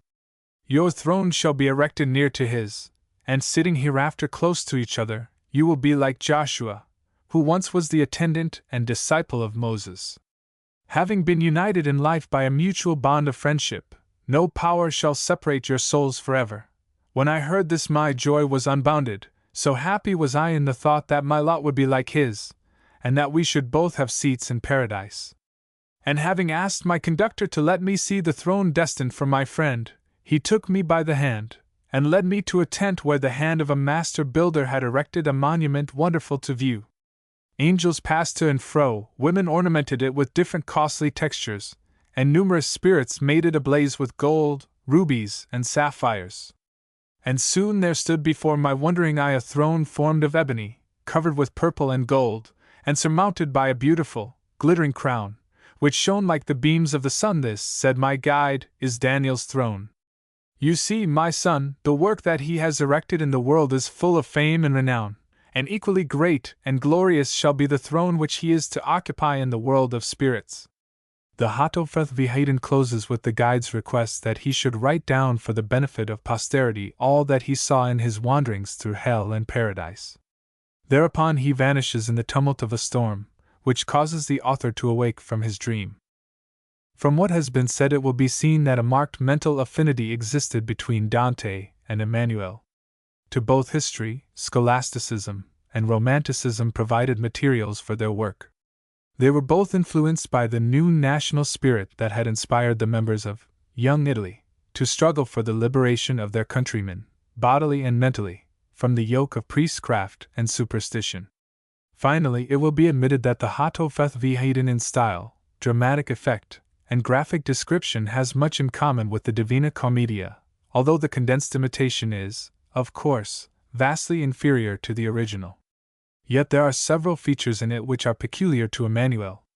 The most remarkable one is this: while Dante is narrow-minded enough to exclude from paradise all and every one who does not profess Christianity, including even his leader, Virgil, Emmanuel assigns places of honor there to the good and righteous of all nations and of all ages, provided they do not deny the existence of God and of a divine spirit in man.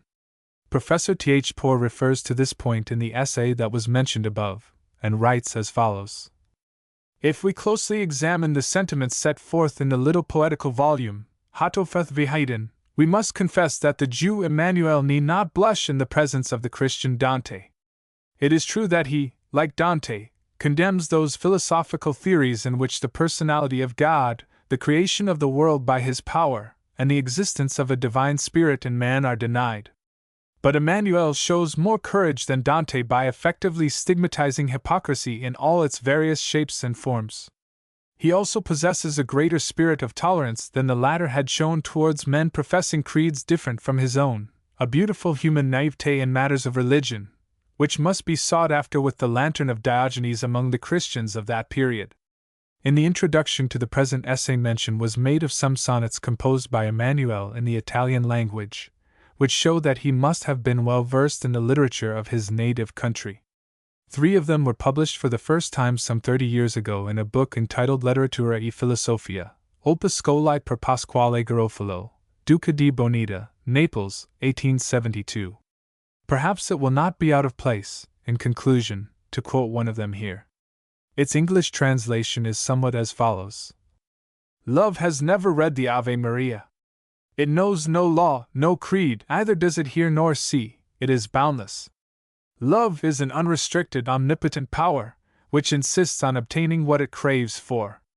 Love does not suffer itself to be deprived of its pride and power by a paternoster, or by any other charm, either is it afraid of carrying into effect what it is fond of. Amor alone knows what causes me grief. Whatever I may offer him as an excuse, he meets me always with the same answer: it is my will and wish. Footnotes: Ex Kalanimos ben Kalanimos. Ex Kalanimos ben Kalanimos. Kalanimos ben Kalanimos. A 13th century satirist. During the 13th and 14th centuries there were in France, Spain, and Italy several Jewish savants whose literary labors did much to keep alive among Jews generally a taste for Hebrew literature as well as for philosophy and general science. Among them was Kalanimos ben Kalanimos, the subject of the present essay. He was born at Alès, a small town in Provence, in the year 1287, being the son of Kalanimos ben Meir, who bore the title of Nasi the Prince, and occupied a prominent position in the local community. The management of civil affairs was at that time in the hands of the resident archbishop, who confined all the Jews within a single street, although their predecessors had been permitted, since the middle of the 4th century, to live wherever they chose. In this ghetto Kalanimos first saw the light, and there he also spent a great part of his early youth, devoting much time to the study of biblical and rabbinical lore, as well as the acquisition of the classical and oriental languages. He subsequently continued his studies at a school in the neighboring town of Ceylon, under the tuition of Moses of Beaucaire and Estruc of Noves. As a young student he easily distinguished himself by the translation of several philosophical, mathematical, and medical books from Arabic or Latin into Hebrew. King Robert of Naples, who was then living in the south of France, hearing of his proficiency, commissioned him to go to Rome and translate some Hebrew books into Latin for him. While Kalanimos was in Rome he was a great favorite with all who knew him intimately, and owing to his fine appearance, his prominent position, and his manifold accomplishments, he had no difficulty in obtaining entry into the best Roman society. Several of his contemporaries, and more especially Emmanuel di Roma, a friend of Dante, speak of him in high terms, and bestow upon him, too, his father's title of Nasi. Whilst in Rome, Kalonymos was asked by the leaders of the Jewish community of Avignon, where he and his parents had lived for some time, to come thither in order to take a petition to the Pope, who was then residing there, praying that he would exert his influence in favor of the Jewish inhabitants of Avignon, for whose extermination the Christian population had planned a secret plot. It is not known what the result was. Greets, in his History of the Jews, Volume 7, page 305, states that Kalonymos died about the year 1337, but he does not mention the place of his death. Kalonymos' chief work is, by general consent, his Ebn Bakan, the touchstone, manuscripts of which are to be found in several libraries, including those of Munich, Leiden, Paris, and Florence. Printed as an editio princeps at Naples in 1489, a second edition appeared at Venice in 1558. It was subsequently published at Sulzbach in 1705, and again at Fürth, without a date, and also at Lemberg in 1865. In 1878, Dr. Kayserling edited the late Dr. Meisel's posthumous German translation in verse, to which he added a brief sketch in German of Kalonymos' life and principal works. Among the scholars who have discussed the Ebn Bakan may be mentioned Bartholacci, Wolff, Zuns, Geiger, Gross, Steinschneider, and Neubauer. It is pretty generally agreed that it was composed about the year 1324, that is to say, at a comparatively early period of the author's life. This theory is supported by the fact that it contains passages in which Kalonymos refers to his youth and unmarried state, and that its style is in many places marked by a singular freshness and vivacity which is seldom found in the writings of older men. The work is remarkable for its conciseness and epigrammatic force, and is further distinguished by the ingenuity with which biblical and Talmudical phrases are woven into a kind of mosaic. It is somewhat similar in style to the Bechunath Olam, the author of which, Yediah Bedurisi, was Kalonymos' contemporary. But while Bedurisi never failed to preserve the sternness and dignity peculiar to a moralizing philosopher, Kalonymos not infrequently relieved the seriousness of his narrative by flashes of humor and irony. He censures and ridicules the foibles of his Jewish contemporaries, but confesses at the same time, more in jest perhaps than in earnest, that he himself was not quite innocent of the same faults. One of the most humorous parts of the Ebn Bakan is that at which the author makes merry over his own misfortune in being born a male child of Jewish parents. For as such he has during all his lifetime to bear the heavy yoke of the 613 precepts, together with various other Talmudical restrictions. The following free translation will give an idea of the author's style and mode of expression. O hapless sire, distraught with cares, whose wife to him male children bears. For all of them, or rich or poor, have only suffering to endure. This is caused by the Jewish creed, whose yoke is hard to bear, indeed. Its many laws and regulations, which are unknown to other nations, every Hebrew must observe, with watchful eye and straining nerve. E'en though he shares in public functions, he still must follow their injunctions, which, I would tell you, have been seen to be 613. But this is not the only feature which makes the Jew a hapless creature, for he must shun all jest and play, and brood o'er folios night and day, mosaic and rabbinic lore, and books, which he may think a bore. The Bible is not half enough. Glosses there are in other stuff, in which he erudite must be, especially in theology. In all the Talmud may relate, in authors' quarrels and debate, in things particularly small, of no significance at all, and if in an enlightened age he'd fain become a cultured sage, he must cram full his suffering head with languages alive and dead, with ethics, logic, and philosophy, astronomy also and theosophy, and Kabbalistic learning too, and history, old as well as new, and fill his overloaded brain with metaphysics idle straying. Oh, truly wretched and forlorn is every Jewish son that's born. Miserable is all his life, full of toil, and pain, and strife. Thank heaven, life is very brief, and death soon brings a swift relief. Kalonymos then goes on to say that, had Providence decreed that he should be born a girl, his existence on earth would have been much more pleasant. Happier, I would surely be, if from this manhood I were free, and entered on life's weary whirl, as a lucky fated girl. Then my life would be as bright as is a star in summer night, and when full grown, I ne'er would shirk from doing all a woman's work, from early morn till late at night, when shine the moonbeam's silvery light. I'd spend the hours in peaceful knitting, contented to be ever sitting amidst a busy, smiling crowd of girls that sing and laugh aloud. When nights were dark, we'd talk together of dress and bonnets and the weather, and then we'd gossip to a pace of all that happens in the place, and end the evening's conversation with jests and tales of sweet flirtation. As time went on, I would not tarry, but some fit husband I would marry, who, I am sure, would any hour decline to give me sweets and luscious wine, and would enhance his sweet embraces with gifts of gems and costly laces. O Heavenly Father, who, 'tis told, didst work great miracles of old, how truly grateful I should be, if thou hadst but created me a girl, devoid of worldly care, and blessed with beauty ripe and rare. Alas! It is of no avail my hapless fortune to bewail. Heaven has willed that I, a man, must even end as I began, until grim death, a timely friend, brings to my woes the wished for end. Thus will I bear with patient grace what still befalls the Jewish race, and not forget those wondrous pages, composed of old by worthy sages, wherein 'tis said that we must bless heaven in woe and happiness. And humbly then these words I say, with silent protest and dismay.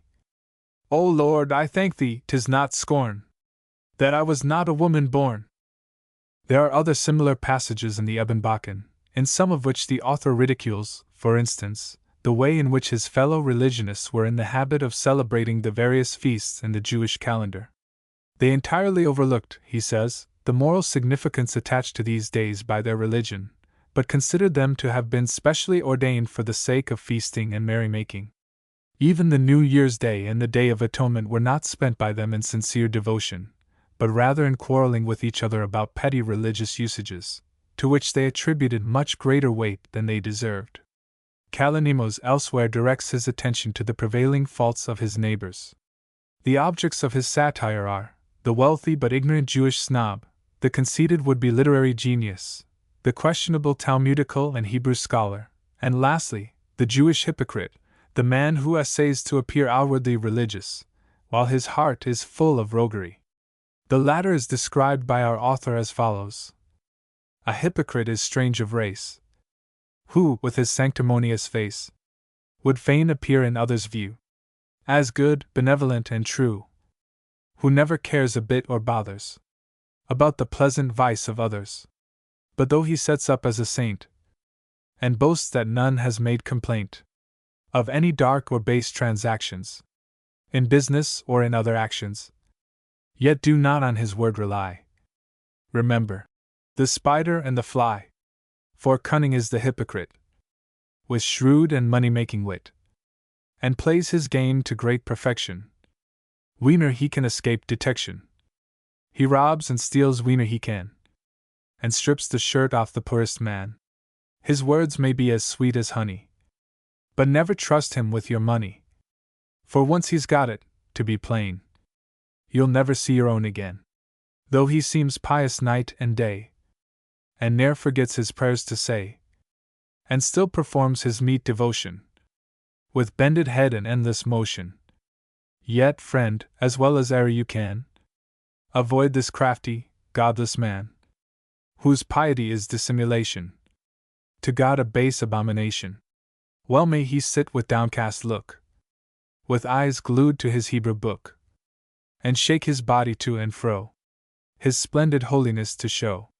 But yet, in truth, his heart within is hard as stone, and black with sin, and he is ever a sad disgrace to Jewish creed and Jewish race. The prevailing tone of the Ebenbachen is, however, serious. The author refers to the cruel persecutions which the Jews suffered in the years 1320 and 1321, being occasioned by the shepherds and lepers, as well as to the burning of the Talmud at Toulouse, which took place in the year 1319, at the instigation of a certain person named Bernard Guay. And elsewhere, again, in the same book, he appears in the capacity of a moralizing philosopher, impressing his readers with the necessity of making good use of their life, as it is so very short and uncertain. On one occasion he uses a beautiful metaphor, which is, indeed, not quite original, but nevertheless striking. It runs as follows: "The world is like a vast and endless sea, upon which there floats a small and fragile little boat, namely, man. It is of artistic make and form, and looks as if it were the work of a master hand. It is steered by the power of the divine spirit that directs its course, and keeps it constantly moving onward and onward, together with its heavy load of cargo, that is, man's actions during his life. After having started from the coast where it first came into existence, it moves ever forward till it reaches the opposite coast, where there lies a new realm called eternity, which consists of vast regions that shine with eternal light and splendor, and also of others that are enveloped in everlasting darkness. And God, the ruler of the universe, sits there on his throne, surrounded by his mighty messengers, the angels, to judge every newcomer. Now, O Son of Man!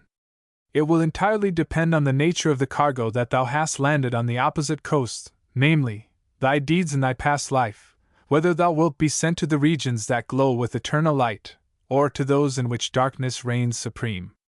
Towards the end of the book, Kalonymos states that he composed it in honor of 10 friends. Their names are as follows: 1. Abraham Caslari, who lived at Bezeleu, near Perpignan, and was an eminent physician and author of several medical books. 2. Maestro Benedict, who lived at Arles, and was famous as a linguist and astronomer.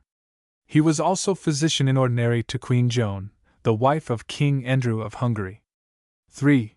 Don Jonah Cavalier. 4. Don Tadros Isaac of Garonne. 5.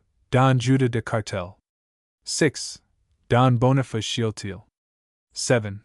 Don Bonseñor Gratian. 8. Don Chazai Crescas. 9. Don Samuel Benevis, who, according to Kaiserling, was physician in ordinary to Don Pedro IV, King of Aragon. 10. Don Estruc Crespin.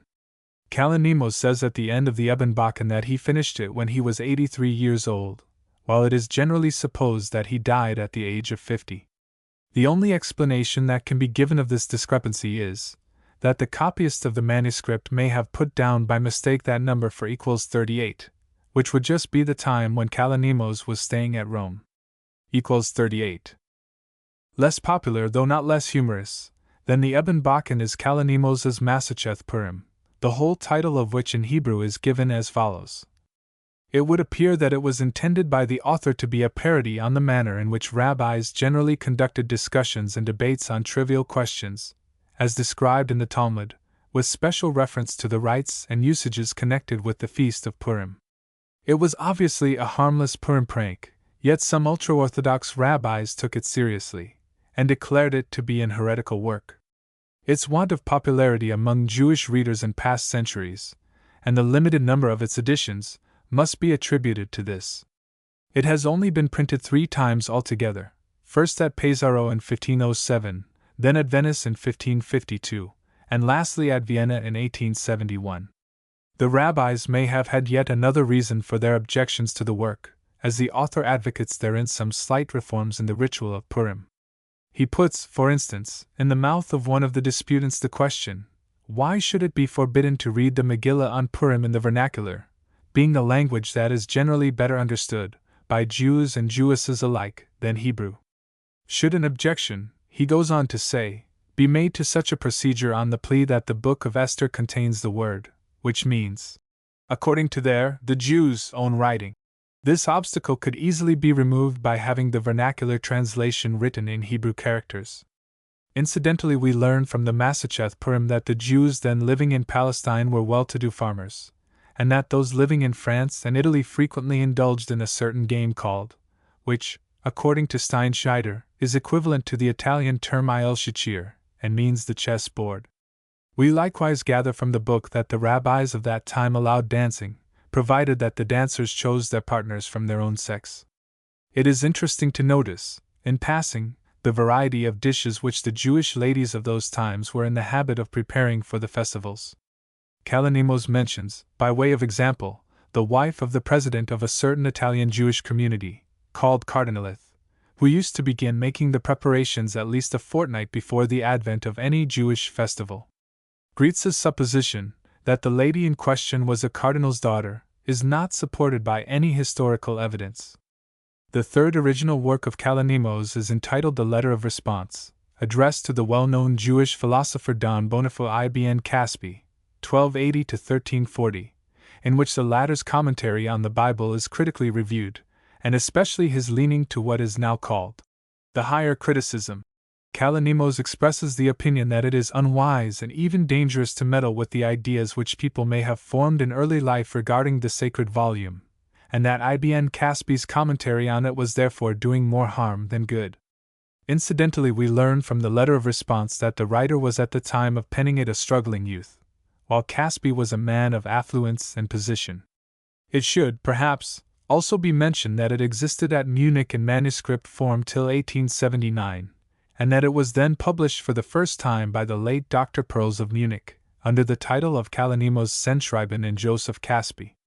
The fourth and last original work of Kalonymos is entitled The Book of Kings, and deals chiefly with arithmetic, geometry, and astrology. It has hardly any intrinsic value at the present time as a scientific book, but deserves to be noticed because it was one of the few books which, as its title seems to indicate, was expressly written for the use of King Robert of Naples. It has never been printed, but exists as a MS. in Munich, where it was discovered some little time ago by Steinschneider. Kalonymos also made translations of works in various languages, the titles of some of which will be quoted at the end of this essay. One of these, however, deserves special mention. That is the which consists of a free Hebrew translation of part of an Arabic work then in circulation under the title of the Treatises of the Righteous Brethren, and was edited by a certain Abalzafa. It is a fairy tale, containing a dialogue between men and beasts, in the presence of the king of birds, in which the question is discussed, whether man has a right to dominate over the world or not. Kalonymos invests this theme with a Jewish coloring by giving the chief part of the discussion to a Hebrew from the East, who is determined to prove by argument that the confessors of his own creed, at least, occupy a higher rank in the world than the animals. The former, he says, are the progeny of a noble line, and Moses and the other prophets have furnished them with numerous wise laws and regulations as to their proper conduct in life. They have, besides, temples and synagogues to pray in, as well as preachers and precentors to listen to, and their feasts and fasts afford them recreation for body and mind. In these advantages and pleasures, says the Hebrew in conclusion, the winged creatures do not participate, and it is therefore evident that they were destined by their Creator to be ruled by His chosen race. The king of the birds replies that the Hebrews' arguments prove the reverse of what they were intended to prove. For the very fact that the confessors of the Jewish creed need laws and preachers, penitential and fast days, shows clearly enough that they are not free from sin, and this being so, they have certainly no right to claim superiority over the winged creatures whose life is distinguished by simplicity and innocence. To them the whole universe is one gigantic temple wherein they sing daily praises to their Creator with a pure heart and clear conscience. They need no preachers to admonish them, nor do they require fasts to obtain absolution for their transgressions.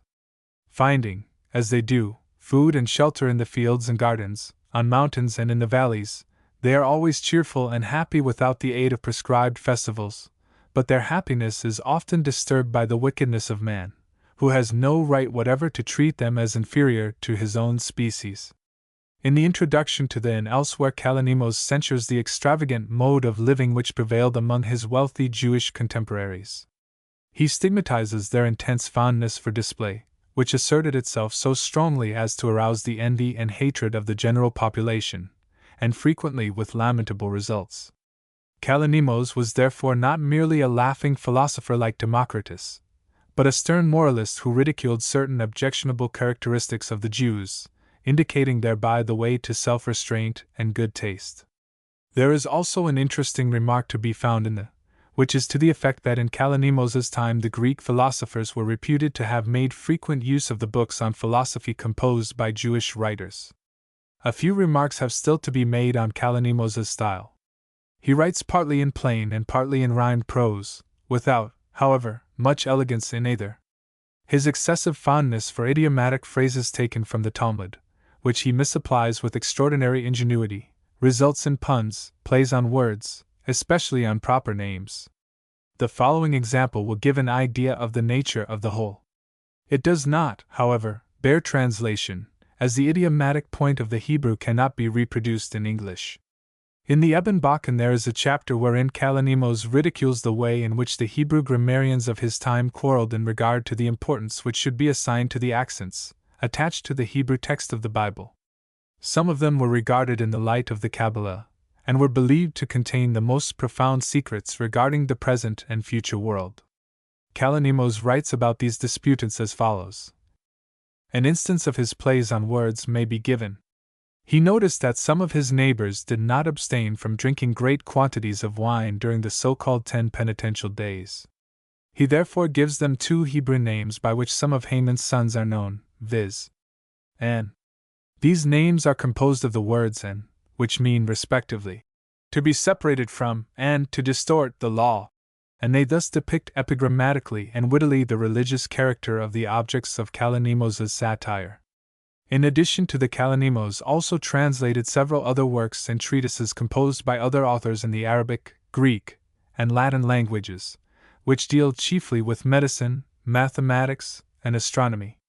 A detailed description of them will be found in the interesting book entitled Les Écrivains Juifs Français du XIVe siècle, page 424, by Neubauer.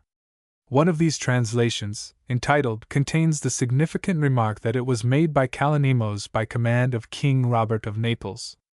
The king is there designated by the curious name of the New Solomon.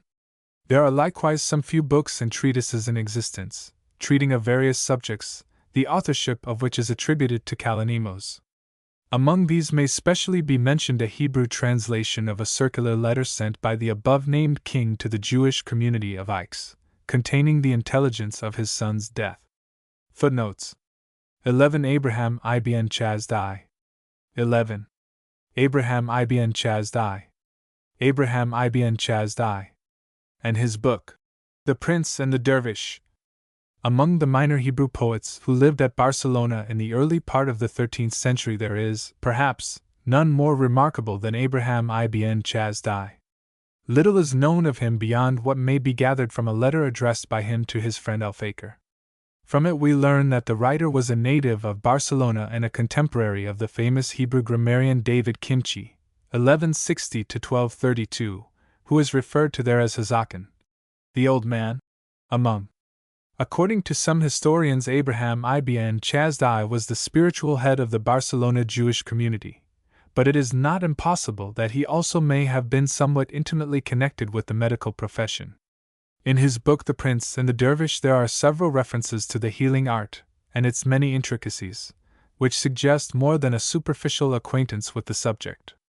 But there is no doubt whatever that Ibn Chazdai was an eminent Hebrew and Talmudical scholar, and that he had a considerable knowledge of Arabic and Greek, which enabled him to translate into Hebrew some books written in these two languages. His only book, however, which has a permanent literary and ethical value is The Prince and the Dervish. Though it is only a free Hebrew translation of an Arabic book, which was in itself a mere version of a volume that had originally been composed in Greek, it has always enjoyed much popularity among readers of Neo-Hebrew literature. It has not only been repeatedly published, but it has also been translated into several languages, including Latin, Spanish, and Jewish German. The Prince and the Dervish possesses in an eminent degree the qualities which make any book attractive, viz. a pleasing style and interesting subject matter. In style it is a happy imitation of that found in the Bible, and is remarkable for the ingenuity with which certain verses thereof are used in a somewhat different sense from that which they have in it. It consists of 35 chapters, full of charming tales and fables, together with many valuable maxims and proverbs. Rhymed prose intermingled with verse is generally used. The subject matter is derived chiefly from the Talmud and the Midrash, but partly also from other Oriental sources. It is curious to note that several of the stories have been reproduced in a somewhat modified form by Boccaccio, La Fontaine, and other writers belonging to more modern times. But they possess a special characteristic of their own: they invariably end with a moral. Passing now to a more detailed account of its contents, it is necessary to give the story, which is the framework within which the subordinate episodes are included. It runs as follows. Once upon a time there lived in a certain state in India a cruel and despotic king, who only lived for his own enjoyment. He hated, in consequence, every kind of religious restriction, and even persecuted those of his subjects who, like the members belonging to the sect of the so-called dervishes, led a retiring and ascetic life. His hatred of them acquired additional intensity when the chief of his courtiers disappeared one day from the palace, and was reported to have become a dervish himself. A royal decree was issued, which forbade the dervishes to remain in any part of the king's dominions, and which at the same time fixed a severe penalty for any disregard of the proclamation. Now it so happened that soon after this event a son and heir to the throne was born to the king. He summoned his astrologers to tell him of the future destiny of the newborn prince, and was informed that the prince would in the future become a great friend of the dervishes, and favor and promote their cause. Thereupon the king ordered that the infant prince should be taken to a secluded castle, which stood upon a solitary island, and that he should be kept there under the closest surveillance until the time when he should ascend the throne. This order was strictly observed and carried out for a number of years by the king's servants. But when the prince had grown up, he was allowed by them to walk about the island by himself. Now on one of his walks the prince came across a strange-looking man, who was sitting and meditating in a lonely spot near the sea. This man was the former chief courtier of the king who, as already stated, had joined the sect of dervishes, and afterwards led a vagrant life. The strange appearance and peculiar attire of the dervish attracted the attention of the prince, who, having engaged him in conversation, was so greatly charmed with it that he expressed a desire to have this interesting meeting repeated. The dervish consented, and in their subsequent meetings many topics, including chiefly theology, ethics, and philosophy, were discussed. The dervish, according to the Eastern fashion, wove tales, fables, and maxims into his discourses, which interested the prince so much that he offered the dervish his lifelong friendship as a mark of his sincere attachment to him. He also assured him that he would extend his favor to the whole sect of dervishes as soon as he should succeed to his father's throne. Before proceeding to give some extracts from the prince and the dervish, it should be observed that, as already stated before, it is written in rhymed prose, intermixed with rather heavy verse. It is impossible to translate them literally or fully. The few passages, however, that are here rendered will no doubt be sufficient to enable the reader to form some notion of the most interesting portion of the book. One of the best moral stories that occur in The Prince and the Dervish is the following. It runs thus. In the Far East there was a little island, the inhabitants of which had some strange customs, notably in regard to their selection of a king to rule over them. Being averse to an hereditary monarchy, they used to go once every year to the seashore, and choose the first poor and shipwrecked stranger whom they happened to meet there as their king. As such, he was driven in a state coach to a magnificent palace, and there he was permitted to enjoy for a whole year all the rights and privileges possessed by an Eastern potentate. But, as soon as the year of his reign was over, the king was stripped of his royal garments, brought back to the very spot where he had been found, and there left to himself.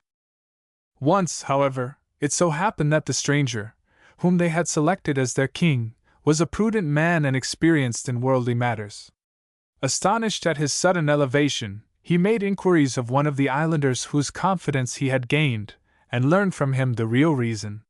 He accordingly devised a plan, from which he hoped that he and his friend would derive some lasting advantage. They were simply to go on a dark night to the state treasury, and to take away from thence a quantity of jewels, which by right were the king's property for the time being, and hide them in a cave near the sea. They would thus have some means of subsistence when the year of the king's reign ended. The plan was speedily carried into effect. After his year's reign was over, he was taken back to the place whence he had come. He and his friend took possession of their hidden treasure, and with it they went on board a passing ship, which brought them to a foreign country, where the sale of their valuables enabled them to live a life of comfort and happiness. This tale was related by the dervish to the prince, in the course of one of their conversations, as an illustration of human life.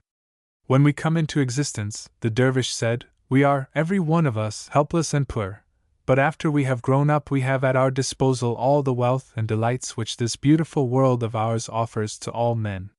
But we must never ignore the fact that our stay on earth is but brief, and that we are thus, as it were, kings for 1 year only.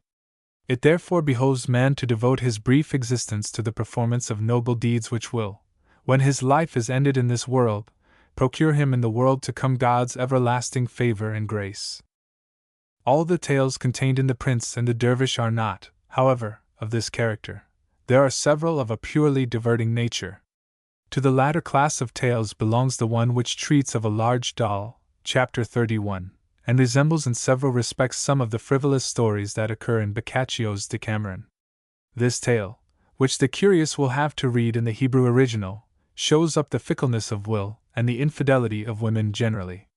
The author here follows the example set by several medieval Hebrew satirists, such as Bedrisi, Emmanuel, Al-Kharizi, Sabbatai, Zabera, and others, who made womankind the butt of their wit.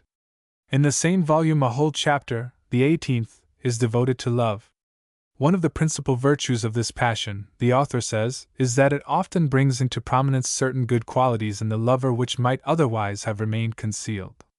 To win his lady's affection he would become courageous, active, liberal, and fond of jovial society. But love, the author goes on to say in true Eastern fashion, has also its demerits, for it often brings its devotees to destruction. It not seldom happens that he who has been captivated by the charms of a fair woman gets indolent, and spends much of his time in the pursuit of distractions. He thus squanders his possessions, and is reduced to poverty. As a poor man he has many cares, which weaken him both in mind and body, and throw him on the bed of sickness. His illness is frequently fatal, and he thus pays the penalty of unrestrained passion with his life. In the same chapter several charming love poems occur, which resemble in form and style those of Judah Halevi, Ibn Ezra, and Al-Kharizi. One of these pieces, supposed to have been addressed by a lover to a maiden, who had ignored his avowed affection for her, runs as follows. Thrice cruel maid, may heaven frown on thee, for that by day thou hidest thyself from me, and yet thou robbest me of my nightly rest, for that thy face is in my eyes impressed. Another instance, showing how a subject is treated by the author in two different ways, is found in chapter 17. There the question of traveling is discussed by the prince and the dervish, and they arrive at the conclusion that traveling, which affords recreation for body and mind, is specially commendable to a man who is worn out with cares and troubles, as the change of scenery and climate cannot but be beneficial to him. And indeed, says the author, were traveling not conducive to health and happiness, God would surely not have commanded his faithful servant Abraham, saying, Get thee out of thy birthplace, and rove through the country. Gen 12:1. Elsewhere in the same chapter traveling is depicted in different colors. It is, he says, fatiguing and by no means pleasant, for it deprives man of his home comforts, and causes him to renounce the society of dear and devoted friends, who make his life happy for him. That traveling is not a boon the author proves by the fact that Cain of the Bible was told by God to expiate the sin of his crime by being a restless wanderer over the earth, cp. Gen 4:12. A special feature of The Prince and the Dervish is the fable, which often serves as an illustration of the subject under discussion. The following is a specimen.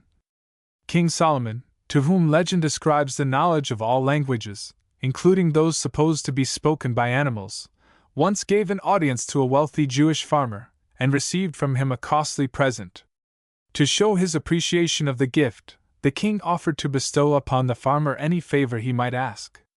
But to the king's surprise, the farmer asked the favor of being initiated by the king into the secret of understanding the language spoken by farmyard animals. After some hesitation, the king granted the farmer's request, impressing him, however, with the necessity of not divulging the secret to anybody else under penalty of immediate death. Now it so happened that the farmer had a shrew for a wife, and wishing to live in peace with her, allowed himself to be ruled by her in all domestic affairs. One day, while occupied in the farmyard, he overheard a conversation between an ox and an ass, which amused him so much that he burst out laughing. At that moment his wife appeared, and insisted on being told the joke. He begged her not to press him to disclose a secret, on the keeping of which his very life depended. But she remained obdurate. Seeing that there was no way out of the difficulty, he told her that he would fulfill her desire in a few days, but that he had in the meantime to settle his worldly affairs, before going to meet his inevitable and premature death. To this she agreed. Next day, while again standing in the farmyard, he heard his dog rebuking the cock for crowing as loudly as ever, though he was aware of his master's approaching death. But the cock said that since their master was a coward and a fool, he did not deserve to be pitied by anybody. "Let him," said the cock, "take a lesson from me, and his life will certainly be saved. There are in the farmyard a number of hens, who all obey me implicitly, as they know very well that any case of disobedience on their part would be attended with a well-deserved punishment. Now, our master has only one wife to deal with, and if he is idiotic enough to allow her to rule over him, he must bear the consequences." When the farmer heard the cock's wise remarks, he regained courage, and presently meeting his wife, he told her that he refused to let her know his secret, and that he was fully determined to be and to remain the ruler in his own house from that time forward. These words had the desired effect, and from that day forth he lived with his wife in harmony and undisturbed peace. The Prince and the Dervish is also exceedingly rich in pithy maxims, of which the following may serve as examples. On the question of paying visits to one's friends, he says, "Go not too frequently thy friends to see, lest they grow weary of the sight of thee. When rain is scanty, then we pray for more. But love not one continuous downpour." Another maxim is reminiscent of the biblical saying, "For man looketh on the outward appearance, but the Lord looketh on the heart." 1 Sam 16:7. It runs thus: "Let not his humble vesture make thee blind. To one whose greatness is a learned mind, 4 pearls may sometimes in the sand be found, and stores of gold lie buried in the ground." Humility of mind is thus spoken of: "Be ever meek and humble, nor essay in path of pride and haughtiness to stray. The tempest spares the hyssop on the wall, but 'neath its wrath the proudest cedars fall." The following lines must have been written when a dear friend was about to take leave of him. They run thus: "Now that the time has come for us to part, I feel how much thy loss means to my heart. For when the sun sinks suddenly to rest, 'tis then that darkness grows most manifest." Of a more humorous nature are the following lines put in the form of questions and answers. Question: What is the most useful thing to any man in life? Answer: Knowledge, or wealth, or a good and loving wife. Question: But if none of these commodities man has ever got? Answer: Then by keeping golden silence he might improve his lot. Question: And if he cannot do so, that poor and hapless knave? Answer: Then let him go away at once, and dig himself a grave. Apart from the literary value which the Prince and the Dervish possesses, it has a special importance which recalls to mind that all its versions have been rendered by Jewish writers into different languages. This fact lends support to the theory that the Jews have always displayed a peculiar aptitude in the translation of books, and more especially from Arabic, Greek, and Latin, into the sacred tongue of the Bible. By this means they preserved to posterity many valuable literary works which might otherwise have remained unknown, or even perished. Among the more prominent Jewish translators living in medieval times were, besides several members of the famous Tibon family, Kalonimos ben Kalonimos, Moses di Rieti, Emmanuel di Roma, Alcarizzi, Judah Romano, Elias del Medigo, and last, but not least, Abraham ibn Chazdai, the author of The Prince and the Dervish. It should also be observed that several learned Jewish linguists have, in more modern times, been greatly helpful, in a literary sense, to many of their less educated co-religionists by introducing to them in a Hebrew garb some of the best-known works of general literature, including Homer, Virgil, Horace, Shakespeare, Milton, Dante, Racine, Schiller, and Goethe. Thus it is interesting to note that the language of the Bible has, like the Bible itself, at all times rendered most valuable services to Jews as well as to those of other creeds. Footnotes. 12. Isaac Erter. 12. Isaac Erter. Isaac Erter. A modern Hebrew humorist. Though Hebrew literature is commonly reckoned as one of the ancient literatures, it has an advantage over them which is not inconsiderable. It is that while no other ancient literature can be said to have ever risen to any remarkable height of excellence after the close of its golden age, in the case of the Hebrew there were at least 3 noteworthy revivals after its first classical period had ended. The first occurred sometime about the return of the ancient Hebrews from the Babylonian exile to Palestine, the second during the Middle Ages in Spain, France, and Italy, and the third in modern times in Galicia, a country which forms part of the Austrian Empire. During the second half of the 18th century, a small band of writers of Hebrew prose and poetry, who may be regarded as the founders of what is now termed the Galician school, flourished there. The foremost representative of the school was Isaac Erter. Though he was born in the year 1792 in a small Galician village called Janus-Chock, his father, a poor innkeeper, in spite of his indigence, did not neglect to have his son educated in Hebrew and Talmudical lore. When young Erter had made some progress in these studies, which, by the way, he only learnt mechanically and on no fixed plan, his father caused him to marry a rabbi's daughter, who, however, died within the first year after their marriage. Old Erter, however, insisted upon his son marrying again, and the second marriage proved a very happy one, in spite of the difficulties which a married man with no definite means of subsistence is bound to encounter. Perhaps to relieve the monotony of his life he mixed with the members of a strange religious sect known by the name of Hasidim. Their chief characteristics were the hilarity and excitement of their lives, and their passionate devotion to their spiritual leader called Rebbe. Although these Rebbes are, as a rule, illiterate persons, they are nevertheless held in high esteem by their devotees, who credit them with the possession of supernatural powers, by means of which they are able to work miracles. But after a time, Erter grew weary of this society and its absurd practices, and went to live at Lemberg, the capital of Galicia.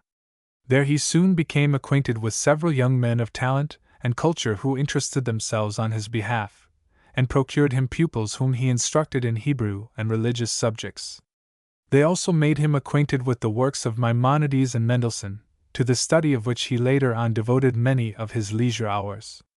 He here passed 3 happy years, from 1813 to 1816, and enjoyed the society and friendship of some genial spirits, among whom may particularly be mentioned Rappaport, afterwards chief rabbi of Prague, and Nachman Krochmal, the renowned Hebrew scholar and philosopher. Subsequently, when Jacob Ornstein, the then chief rabbi of Lemberg, heard of the existence among his flock of a small and youthful band who occupied themselves with the study of secular subjects, he became alarmed, and forthwith excommunicated all the culprits.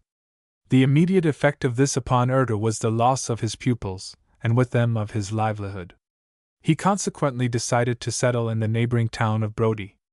On his arrival there he met with a hearty reception from the enlightened section of the Jewish community, and as a new Jewish school had just been inaugurated there he was entrusted with its management. After a short time, however, he resigned his position, and made up his mind to prepare himself for a more independent calling. With this object Erter left his grown-up family of daughters in charge of some friends and went to Budapest, at the university of which town he intended to prepare himself for the medical profession.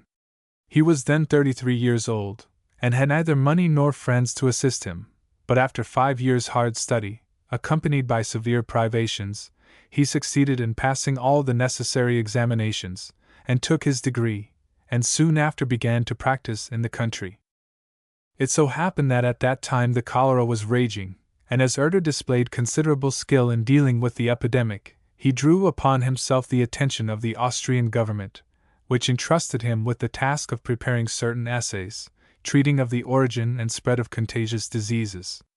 Ultimately, he returned to Brody, and continued to practice there, making himself especially popular among the poor, who found in him a kindly benefactor.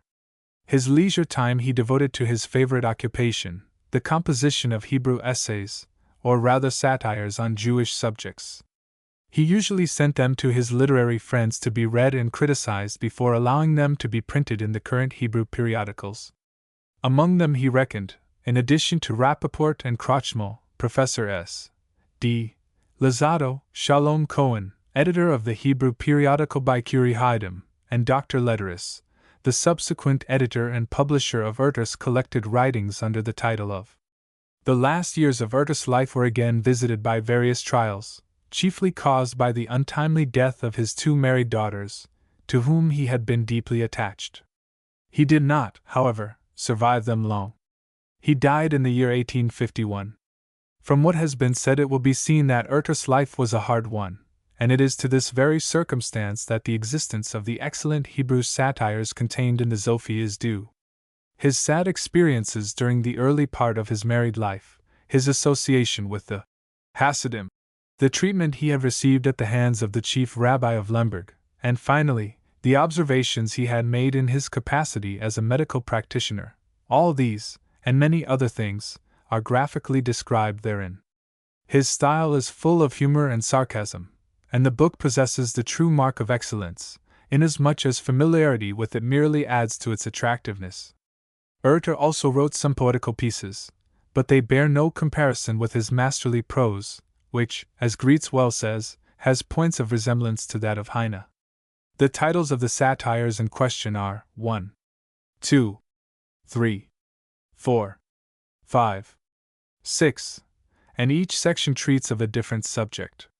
It would be no easy task for any one to reproduce in English, or in any other language, the many beauties of form and style found in the original Hebrew of these satires.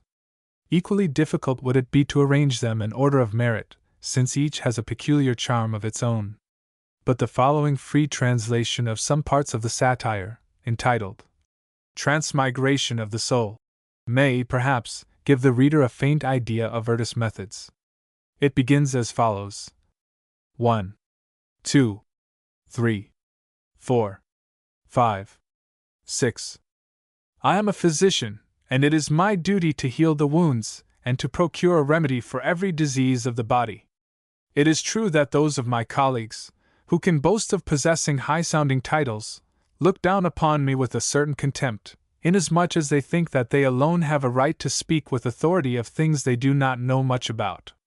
But I am, nevertheless, as well qualified a medical practitioner as they are, and my patients do not fare worse than theirs. The only difference between them and myself is, perhaps, to be found in the fact that they drive to their patients' houses in splendid carriages, while I visit mine on foot. For the more horses and carriages a physician has, the more knowledge and medical skill is attributed to him by the members of the Jewish faith. Moreover, these distinguished and betitled physicians, who are mostly employed by the wealthy classes of the community, are generally handsomely rewarded for their services, even when their patients die an untimely death, for among the rich even death is an expensive affair. But I, whose chief practice is carried on among the poor, am seldom rewarded for my services, and if any of them die, then his or her soul goes out for nothing. I once passed in front of the house in which one of my patients had died shortly before. He did not die quite suddenly, but had been ill for some time, and I was called in to prescribe for him. He happened to be well off, and after I had visited him once or twice, and he got no better, a great crowd of his female neighbors and relations came, for the rich are always surrounded by their relatives and pretended friends, and said compassionately, "This poor sufferer is still in bed, and shall we keep silence? Can that man," pointing to me, "be expected to restore him to health again? Where are his horses, and where is his carriage? Let us call in some better and more skillful men, and let them have a consultation about the case." Better and more skillful men were summoned. They arrived and examined the patient. They then nodded their wise heads, and prescribed a new medicine, which, having been fetched from the apothecary's shop, was given to the patient. He took it once or twice, and was soon after gathered to his fathers. Here follows a long and humorous description of the author's meeting with the soul of his recently departed patient. The soul told him the story of its many adventures during its long earthly career, how it frequently passed over from one body into another, and how it had once also been transferred from the body of an ass into that of a physician. In that capacity, the soul informed the author that it had prospered greatly, not on account of its cleverness or ability, but because it had acted on certain practical rules which it recommended the author to follow in his profession. The soul then goes on to explain what they are. 1. Powder your hair white, and place on the table of your study a human skull and some curious skeletons of the animal world. Those coming to you for medical advice will then say that your hair must surely have turned white through overwork in your profession, and through your protracted studies in the domain of natural science. 2. Fill your library with large-sized books that are richly bound in red and gold. No matter whether you ever open and read them or not, people will always have a high opinion of your great acquirements and wisdom. 3. Sell and pawn everything for the sake of having a carriage of your own. Your patients may die right and left through your errors of judgment, yet the fact of having your carriage waiting outside their doors will shield you from adverse criticism. 4. If called to a patient, you must pay less attention to him and his malady than to those persons who are round about him. On leaving the sick room, assume a grave face, and say that the case is a very critical one. Should the patient die, then you will have hinted at his death. But if, on the other hand, he gets well again, his relations and friends will naturally attribute his recovery to your extraordinary medical skill. 5. Have as little as possible to do with the poor. 4. As they will only send for you in hopeless and desperate cases, you will not gain any honor or reward by attending them. Be therefore exceedingly reserved with them, and keep them at a distance. Let them wait outside your house, and those who pass by will look with amazement at the crowd patiently waiting to obtain your services. 6. Consider every medical practitioner as your natural enemy, and speak always of him with the utmost disparagement. If he happens to be young, then you must say that he has not had sufficient experience, and can do no good, and if he is old, you must declare that either his eyesight is bad, or that he is a little crazy, and is not fit to be trusted in important cases. 7. If asked to take part in a consultation with other physicians, you will be acting wisely if you always loudly protest against the previous treatment of the case by your colleagues. Whatever the issue of the case may be, you will always be on the safe side. In the same satire, Erde speaks in by no means flattering terms of his old enemy, the chief rabbi of Lemberg, to whom he had already alluded in another satire, entitled. There he had censured him for having published a bulky commentary on the well-known code of Jewish laws, called Chotzner, under the title of, as being the work of his own pen. But Erde shows that the contribution of the learned divine was limited to the title page, while the rest of it was in reality the work of other authors. Not satisfied with this revelation, however, Erde seizes the opportunity offered to him in the satire, Transmigration of the Soul, to refer again to the soul of the same rabbi, who had once caused him such great trouble. This soul, says Erde, made him a full confession of its origin, and declared that it had formerly belonged to a mean, scurvy, and ill-tempered watchdog. Being too dangerous an animal to be allowed to move freely about, it had to be kept chained to its kennel. There it kept straining at its chain, watching all the time for any passers-by, and when it saw someone coming it began to howl and to bark violently, and incited all the dogs in the neighborhood to follow his example, resulting in a deafening uproar. Woe to the person who came within its reach without being provided with a long stick or some other protective weapon. For the dog would attack him suddenly, and cause him serious injuries. But on the other hand, if the stranger were well armed, the savage brute would, in spite of its pretended courage, retreat at once and crouch behind its kennel. This dog once swallowed a big bone, in consequence of which it died an untimely death, but its soul continued its transmigration, and entered the body of a human being. When the latter grew up and became a man, he still retained the nature and the characteristics peculiar to the canine species, or rather to a cowardly watchdog. Unfortunately, he thought fit to choose the Jewish ministry for his calling, and as ill luck would have it, succeeded ultimately in obtaining the guardianship of the souls of his flock. Far from following the golden path of a true minister of the Jewish religion, who is in duty bound to promote peace and harmony in his community, he allowed himself to be guided by his canine instinct, and hectored every one whom he disliked. He thundered forth his indiscriminate anathemas against those persons who wished to enter the portals of the Temple of Knowledge, and induced his adherents to assist him in carrying out his holy work. But like his cowardly prototype, the watchdog, he only inflicted mortal wounds on the helpless and the unprotected, while he did not dare to harm the rich and powerful, as well as influential members of his flock who resisted him. When the rabbinical tyrant died, his soul, says Herder, migrated into the body of a fox, and thence, in due course, it again entered into the human frame of a spiritual leader of the Hasidim.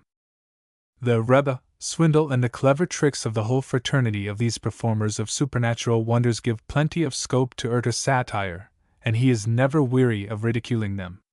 In the satire under notice, Herder gets hold of the soul of such a Rebbe, and causes it to relate some of the adventures through which it had passed during its earthly career. Among other amusing stories, it also gives a description of a clever trick, by means of which its late owner, the Rebbe, had extricated himself from an awkward position, and shows how he had deceived his devotees even at the time of his death. "My own son," says the soul of the departed Rebbe, "was once ill, and my wife, his mother, came to me and implored me to offer prayers to God that his life might be spared. 'Be not afraid,' I said to her, 'the son of God's favorite will not perish.' Next day, and the day after, my wife begged me again in the name of heaven and earth to intercede on behalf of the poor sufferer whose illness had meanwhile taken a turn for the worse.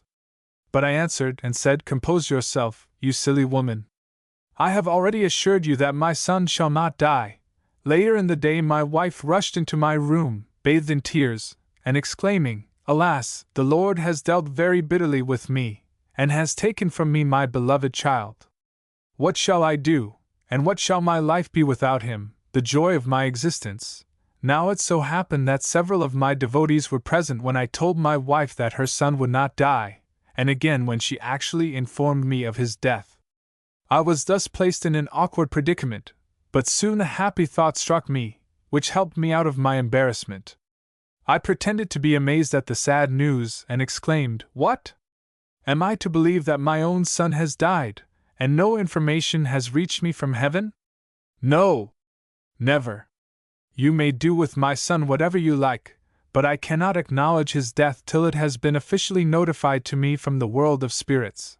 And when, in due course, the remains of my son were carried away to their last resting place, I did not tear my garments according to the general custom, nor did I follow the funeral procession, pretending all the time to be unaware of the fact of my son's death. But after the lapse of several days, when sitting one evening in the midst of my adherents and devotees, explaining to them some passages of the Bible in my own mysterious way, I suddenly burst into tears. 'Alas,' I exclaimed, 'now, just now, I begin to believe in my son's death, for a heavenly message has just informed me of the sorrowful event.' Soon after, I began to mourn over my son's demise, and all the people round about me looked on with amazement, and believed in me and in my holiness more firmly and more truly than they had ever done before." The soul then goes on to relate the circumstances which caused its departure from the Rebbe's body. "One evening," it said, "which happened to be the eve of the festival called Simchat Torah, the Rebbe leaped and danced, according to his usual custom, round the bima, reading platform, of his little synagogue, amidst the acclamations of his devotees. As on many other occasions, he had then also drunk a good deal of intoxicating wine, and felt exceedingly jolly. In that sportive mood he called out, 'Make room for all the saints of the Bible, who have just come here to rejoice with me on this joyful festival. Let me drink the health of Father Abraham and of the other patriarchs, who accompany him.'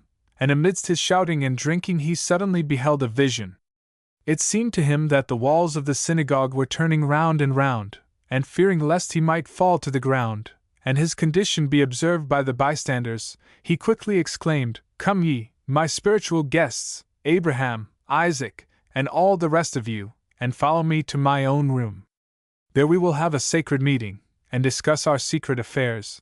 Saying which, he staggered into his own room, and locked and bolted the door behind him.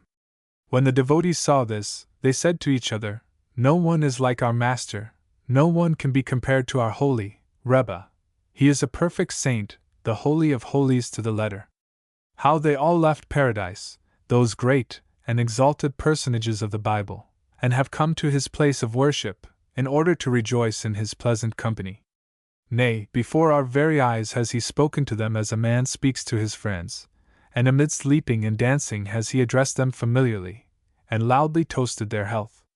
Now they are all assembled in his room where they are discussing certain matters concerning ourselves, such as our final release from bondage, and our return to Zion by the help of the Messiah. Our Rebbe will also succeed in subduing the powers of the evil spirit, Samuel, along with all the other legions of evil spirits. He will tread him under his feet, and will thus prevent him from doing us any harm. While they were thus addressing each other, and their minds were occupied with the discussion of the Rebbe's doings, a boy rushed in breathlessly, and, in the greatest consternation, told all those present that he had just seen the body of the Rebbe lying lifeless on the ground in the yard of his house. Thereupon all the Hasidim ran out woe-stricken and terrified, and behold, there, on a heap of refuse, close to the window of the Rebbe's room, lay his corpse, the dead body of the great saint. At the sight of which they began weeping and lamenting, and said, "Alas, on account of our own sins and transgressions of the law that righteous man had died. The evil spirit Samuel has overpowered him, and has thrown him through the window into the yard." But the truth is, thus the soul concludes its narrative, that he had no quarrel with Satan, nor any fight with the rest of the evil spirits. The evil spirit that caused his untimely death was of quite a different nature. It was the spirit he had drunk that had cut short his existence. For, after his heavy potations of the evening, the Rebbe felt rather ill. He opened the window of his room, and leant out into the fresh air. No sooner had he done so than he lost his balance, and fell headlong on the stones below. No immediate help being near at hand, he soon after expired. There are several other passages in Erta's writings which treat the same subject equally humorously, but another short extract from one of the satires, having for its title, "Piety and Wisdom," will suffice.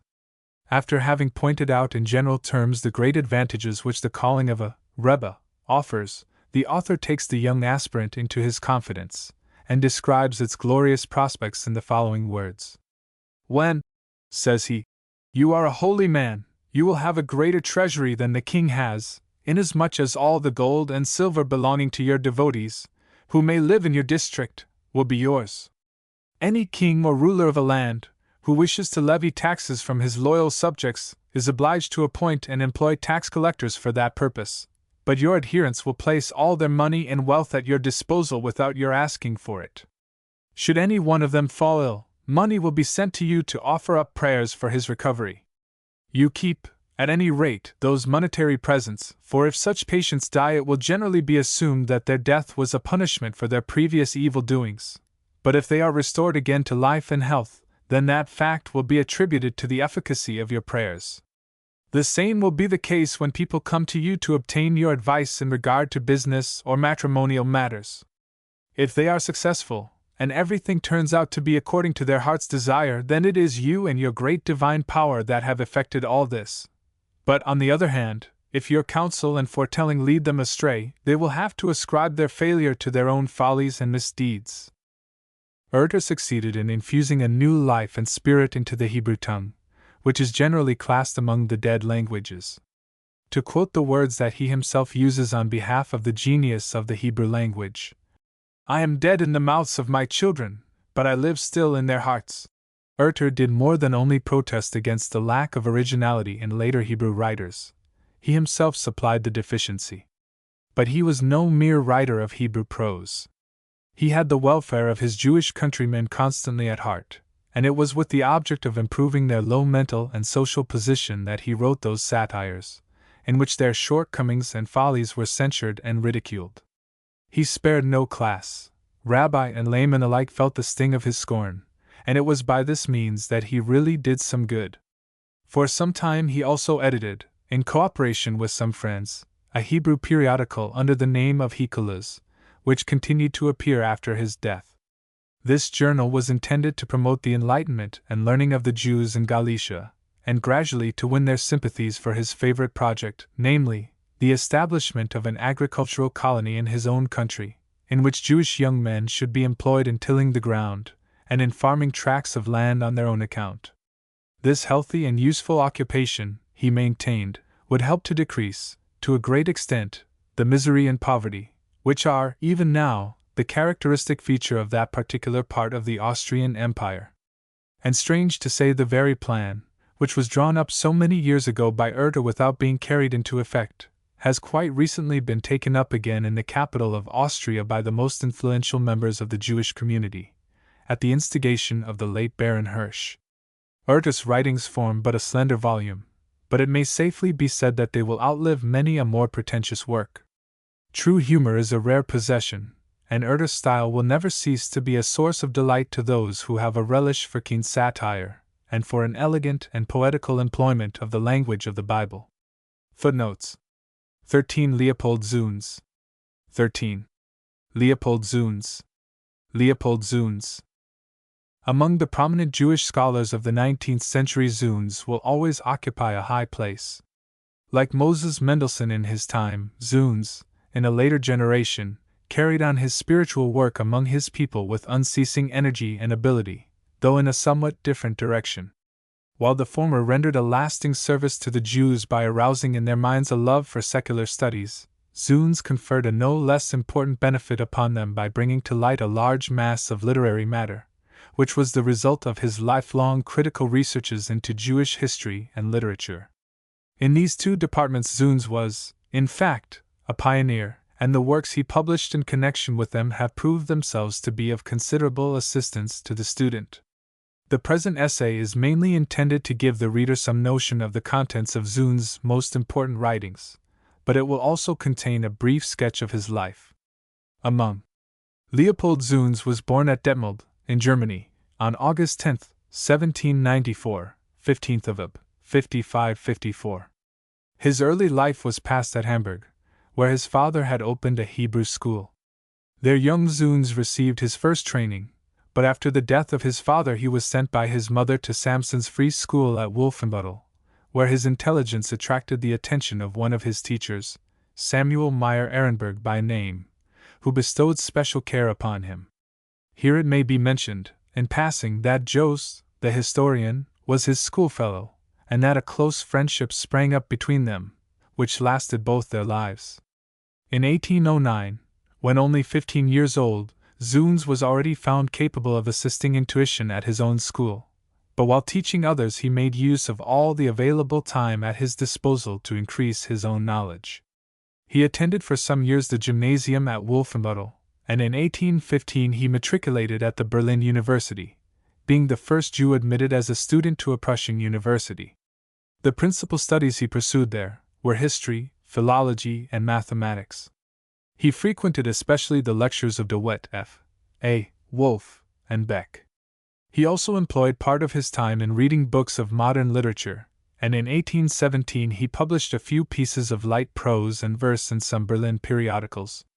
From a pecuniary point of view, Zunz derived very little advantage from these literary contributions, but they were nevertheless useful to him, inasmuch as they made his name known in some of the Berlin literary circles, and thus paved the way for his subsequent appointment to the post of editor-in-chief of the Spernersky Zeitung that appeared daily in Berlin as a political paper. It was fortunate for Zunz that, while at the university, he still kept up his previous studies in Hebrew and rabbinical lore, for owing no doubt to the knowledge he possessed of these subjects he was appointed, in 1820, the first German preacher of the Reformed Synagogue at Berlin. This appointment, however, he gave up voluntarily, after having held it for 2 years. The reason for so doing is stated in the preface to his collection of sermons, which he published at Berlin in 1823. It appears that Zunz, noticing the general indifference of his congregation in religious matters, spoke his mind pretty freely about it in the pulpit.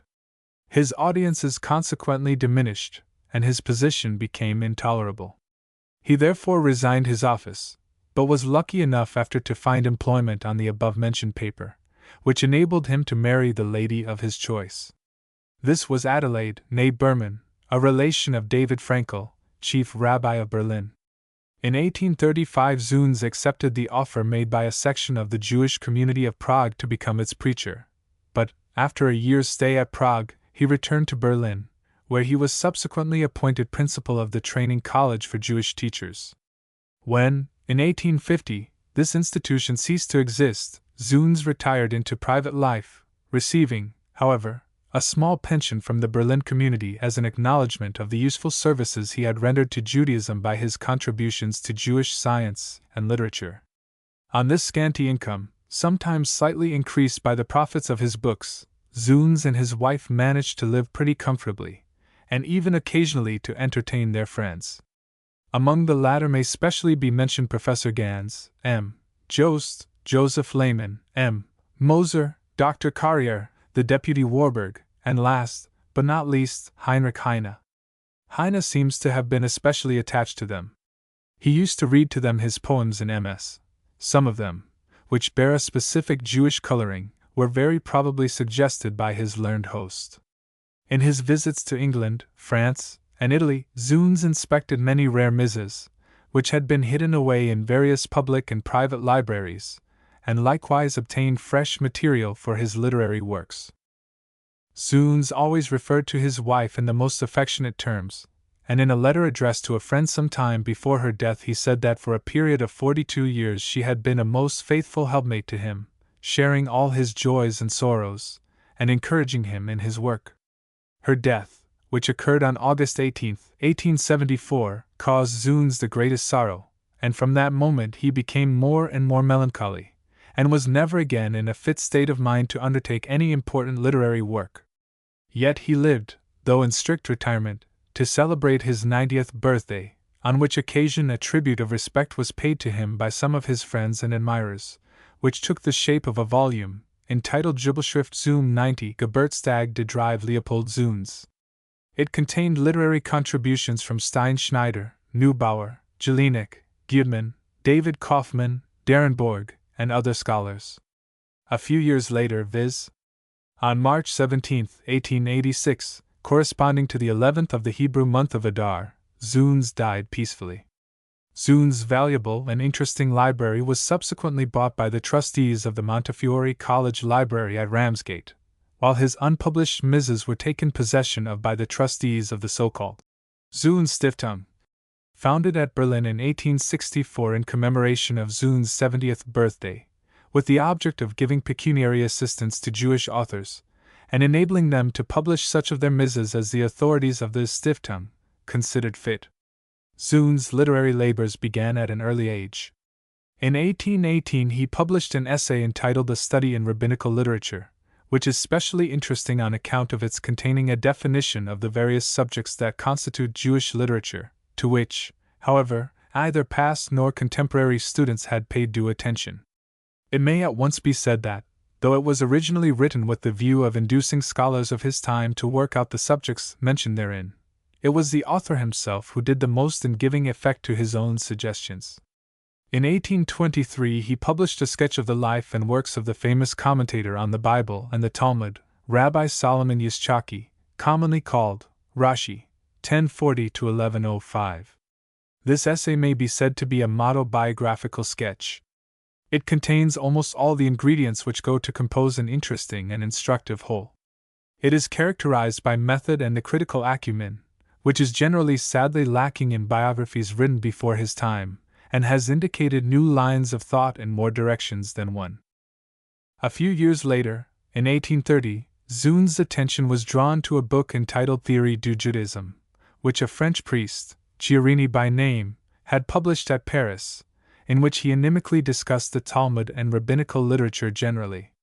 Being himself unable to read the rabbinical writings in the original, Chiarini contented himself with the repetition of almost all the adverse criticisms which had appeared in the writings of Buxtorf, Bartolacci, Eisenmenger, and others. At the time of the publication of this book Zunz was collecting materials for his intended great work Homilies of the Jews, but he found time to write, and issue a small pamphlet under the title of Beleuchtende Theorie du Judaism. D'Abbé Chiarini, Berlin, 1830, pointing out therein some of the more flagrant inaccuracies and plagiarisms of Chiarini's book. But Zuns did not belong to that class of critical reviewers who, though quick in detecting the faults of others, cannot show that they themselves would have done much better in the same field of work. For 2 years after the issue of Chiarini's book, in 1832, he published a work which showed at once the mastermind of a first-rate scholar, and gained for its author an enduring fame. This work was entitled Die Getestlichsten Vorträge der Juden, Homilies of the Jews. There the author gives a description of the evolution of culture among the Jews extending over more than 2,000 years. Beginning with a general survey of the great moral influence which the teachings of the Bible had exercised on the mind of the Jewish people, the author goes on to define Jewish tradition, and to describe its progress and its development. The reader thus becomes acquainted with the history of the genesis of the Mishnah, the Talmud, and the Midrash, and likewise with the form of prayers and sermons that prevailed at different times among the Jews.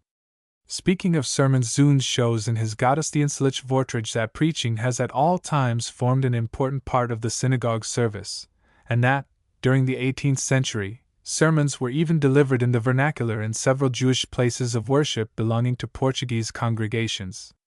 Zuns' special object was to show the injustice of the decree of the Prussian government, which forbade preaching in synagogues, on the plea that it was an exclusively Christian institution.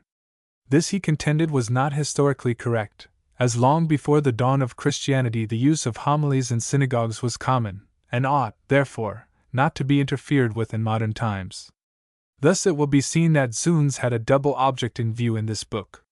In the first place, he desired to point out to his own people the vast amount of interesting and valuable material to be extracted from the wide field of Jewish literature, and in the second, he wished to afford the outer world an insight into the intellectual life of the Jews of past ages.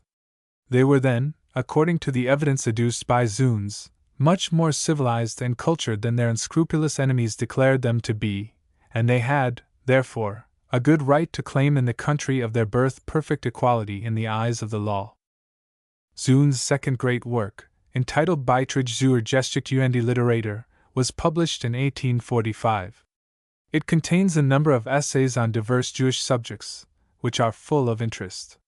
In the preface to this work, the author makes the following noteworthy remarks. Jewish literature plays an important part in the general culture of the nations of antiquity, and is also closely connected with the origin and the gradual development of Christianity at large. It has likewise exercised a marked influence on past and present generations, and participating, as it did, in their common struggles and sufferings, it has become, as it were, a supplement to the entire literature of the world. And indeed, if mental activity generally may be compared to a vast and boundless sea, then Jewish literature deserves to be designated as one of the streams which flowed into it and helped it to a wider expansion. Though, as already stated, the contents of the Beiträge are of a varied description, they deal chiefly with that section of Jewish literature that owes its existence to the Jewish writers of the Middle Ages. Mention is made of a good many medieval Jewish commentators on the Bible and the Talmud, as well as of grammarians and moralists. Instructive remarks are made on some of them, most of whose names and writings had scarcely been known before. Here our admiration for Zuns' rare talents must be enhanced when it is observed how out of stray paragraphs and notes, found in old and neglected misses, in rare prints, or on almost illegible tombstones, he has actually created a standard book of reference, which has now become indispensable to every student of Jewish literature. In the course of his investigations in the Beiträge, Zuns touches on a subject which ought not to be passed over unnoticed. He refers to the crass ignorance sometimes manifested by Christian scholars in regard to Judaism and its literature. He quotes, for example, the names of a few French writers, who had published books dealing with Jewish subjects, of which they knew as little as the aforementioned Chiarini. One of them, Kupfine by name, actually won the prize offered by the French Academy for the best essay on the subject, L'état littéraire des Juifs dans le Moyen Âge. But as a specimen of what he actually knew of the Talmud, Zuns quotes the following note he found in the essay. It runs thus: Le Gemar Titer Sand. Sectio 14. Le Talmud meme tighter. With this kind of Talmudical knowledge, says Zunes, with just indignation, a French professor has ventured to write a long dissertation on rabbinical literature, for which he was rewarded by the most learned literary society in France with a valuable prize. Another masterpiece of Zunes, ranking almost as high as his Homilies of the Jews, is Die Synagogale Poesie, which deals specially with the Payudim and Selachot, and which was published in 1855. It is virtually only the first volume of a work, which would certainly have remained incomplete without the two additional volumes, issued in 1859 and 1865 under the respective titles Die Ritus des Synagogalen Godsdiensts and Nachtrag zur Liturgistik der Synagogalen Poesie. Each of these volumes treats of a variety of subjects, though they all belong to one and the same department. Though the literary matter contained and discussed in Die Synagogale Poesie is extremely copious and interesting, it is impossible to do more, within the limits of a short essay, than to refer to it briefly. Beginning with the Psalms, the author describes the process of the gradual development of psalmody into the so-called Agada, and that of the latter into the various kinds of prayers usually read in the synagogue, including the penitential poems, called Selachoth. These, containing, as they do, some of the most heartrending incidents in the medieval history of the Jews, Zunes discusses with special warmth and feeling. One particular passage excited the admiration of George Eliot, who printed a translation of it in Daniel Deronda. It runs as follows: If there are ranks in suffering, Israel takes precedence of all the nations. If the duration of sorrows, and the patience with which they are borne, and noble, the Jews are among the aristocracy of every land. If a literature is called rich in the possession of a few classical tragedies, what shall we say to a national tragedy lasting for 1500 years, in which the poets and actors were also the heroes? When some later writers, including Professor Paul Lagarde, criticized the Synagogale Poesie adversely, asserting that Zunes had wasted his time and energy in the preparation of an elaborate work on the Payudim, most of which are admittedly valueless, the late Professor David Kaufman defended his friend, the author, in a remarkable pamphlet. He says, inter alia, that in writing about the Payudim Zunes was chiefly actuated by the desire to display before the eyes of the world the unexampled miseries and sufferings, which the Jewish people endured during a period extending over more than 1,000 years. Thus it was obvious that, whether the Payudim have by their existence enriched Hebrew literature or not, Zunes has, at all events, by his long dissertation on them, brought to light a piece of history of his people which, for various reasons, was worthy of a permanent record. Another noteworthy point connected with the Synagogale Poesie is that it contains a considerable number of versified German translations of pieces of liturgical Hebrew poetry, which renders them more intelligible to the ordinary reader than would otherwise have been the case. The following example may serve here as an illustration.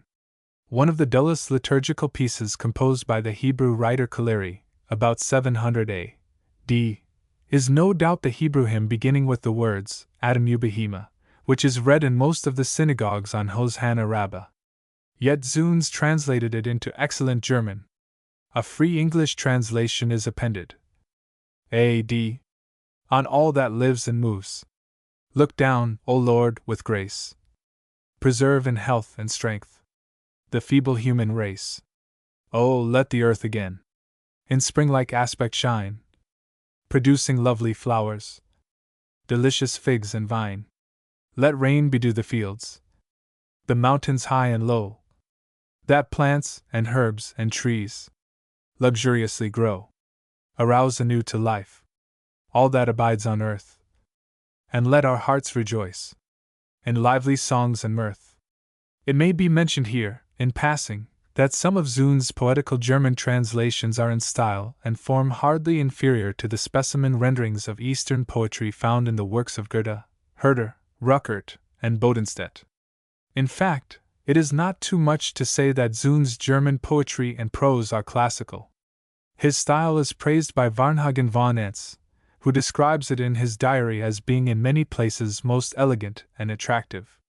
As already stated, it was in 1859 that Zunes published an additional volume to the Synagogale Poesie, called Die Ritus des Synagogalen Godsdiensts, which mostly consists of inquiries into synagogal rites. He alludes to the varied rites that had been in vogue among Jews living in different countries, and he points out certain customs adopted by the synagogue which had their origin in the Christian Church. To these, he says, belong the customs of making monetary offerings in the synagogue during the reading of the law, which had, however, long been in use in the Gallic Church. There, in return for such offerings, the officiating priest was wont to read a prayer, called in Latin Oratio Post Nomina. This prayer corresponds, according to Zunes, to the one still recited in some synagogues by the precentor on mentioning the offerings made by the person called up to the reading of the law, which is well known by the name of Mishebarak. Zunes also thinks that the usage practiced in the synagogue of reciting prayers in memory of the souls of departed parents and near relations likewise originated in the Christian Church, as mention is made of it in the early Christian liturgy. The third volume forming part of the synagogale poesy was, as already stated, published by Zunes in 1865 under the title of Die Liturgische Synagogalen Poesie. Though a small supplement was added to it about 2 years later under the heading of Nachtrag zur Liturgische Synagogalen Poesie, it virtually closed the series of Zunes' 3 epoch-making works that deal almost exhaustively with the most important branches of Jewish science and literature. In this particular field of study and research, Zunes proved himself to be a first-rate critic and investigator, and there he also attained conspicuous success.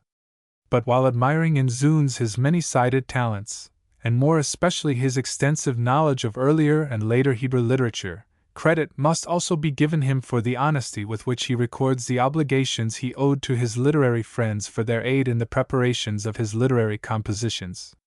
Among them may be specially mentioned Delitzsch, Rappaport, Lozado, Sachs, and Dukes, with all of whom Zunes for many years carried on a lively correspondence.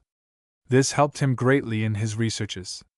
Thus, for instance, in 1832, Zunes was only aware of the existence of 200 Selikoth, but from the information supplied by his friends he was enabled to add to the list of these liturgical poems until they had reached a large number of 1,816. It is natural that Zunes had many admirers among men of education, who were able to read and appreciate his German works. Yet it is interesting to note that a great many Jews, who were only slightly acquainted with German, but had an extensive knowledge of Hebrew and the Talmud, held him in great esteem as a Hebrew scholar.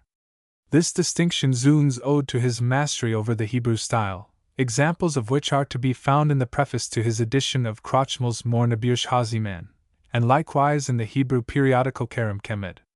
The latter contains a biographical sketch of the famous Jewish critic, Azariah de Rossi, 1514-98, which is not only remarkable for its learning, but also for the excellence of its composition. Zunes also wrote some pretty Hebrew verses, specimens of which he gave in his metric Hebrew translation of Klopstock's Die Sommernacht, which appeared, in 1819, in Heinemann's annual, called Judija. It is to be regretted that Zunes, when at the height of his fame, and already advanced in years, thought fit to write an essay published in the Zeitschrift der Deutsch-Morgenländischen Gesellschaft, Volume 27, pages 669-89, embodying the views of biblical criticism of the advanced school.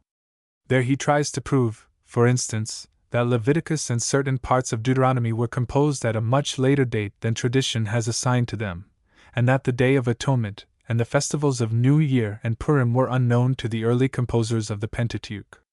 These views naturally aroused the anger of all strictly Orthodox Jews, and they also brought him in conflict with his ultra-radical friend Geiger, who censured him for his obvious inconsistency, because in another essay, published in the second part of his Gesammeltschriften, Zunes spoke of the practice of wearing phylacteries as a noble and sacred institution which ought to be rigorously observed, while here he questioned the sanctity of the holiest day in the Jewish calendar. But though Zunes subsequently defended his apparently antagonistic views to the accepted traditions of the Jews, it would certainly have been better for his reputation had he left biblical criticism alone. Zunes was undoubtedly filled with a deep love for his people.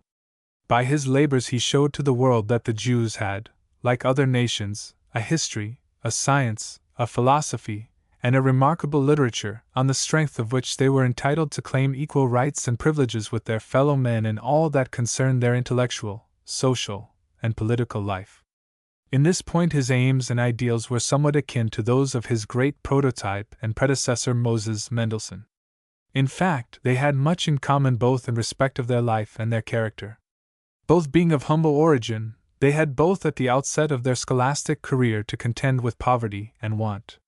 They were both deeply attached to their people, and did what in them lay to remove their disabilities, and especially to encourage them in the correct use of their native tongue.